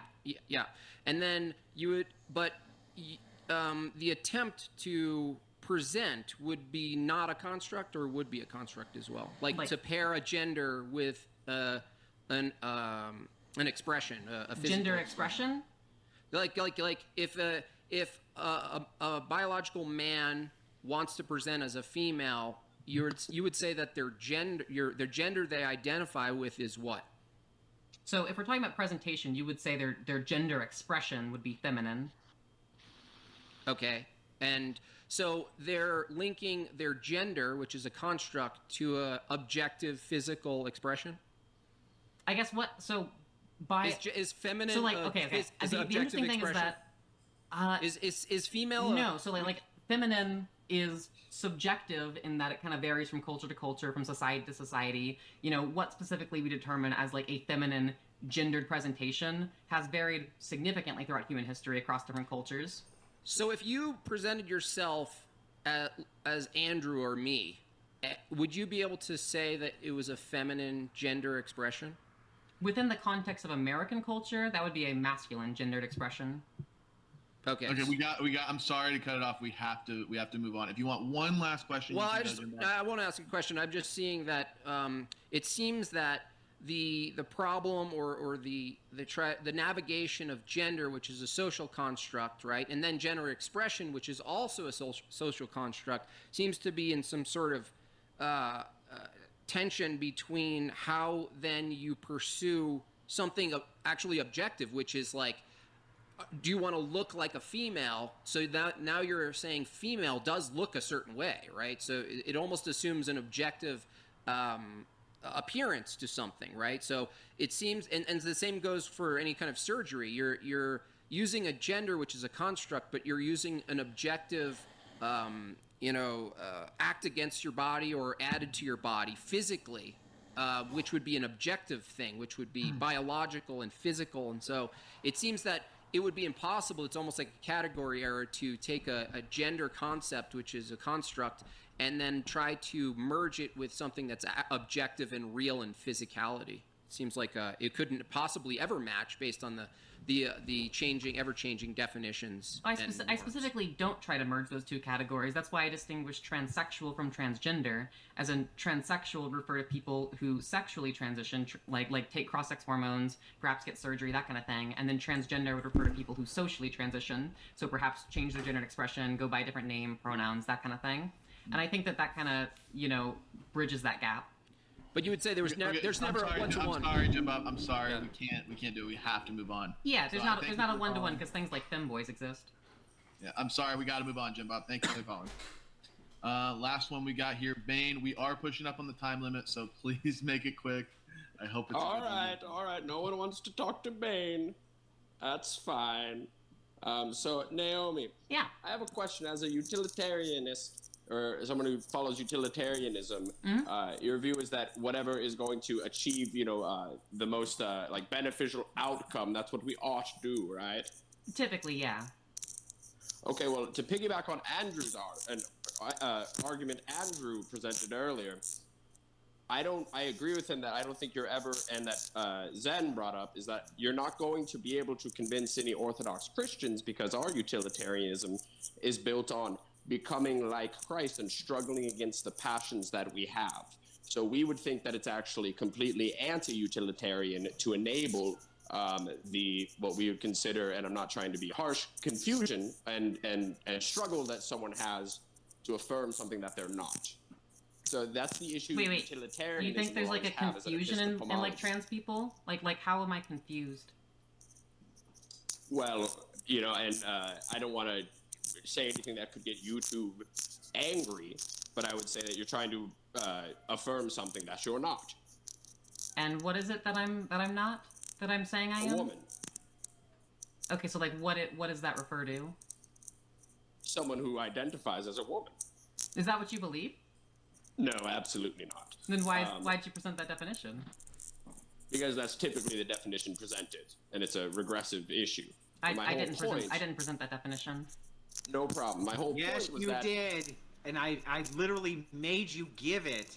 You had to hedgerow into it. I never said that was my definition. No choice. I talked about how we ought to treat people. How we ought to treat people is not the same thing as a definition, Andrew. Yeah, but any time we segued into how a clone of you should be referenced, it was always the same way. You...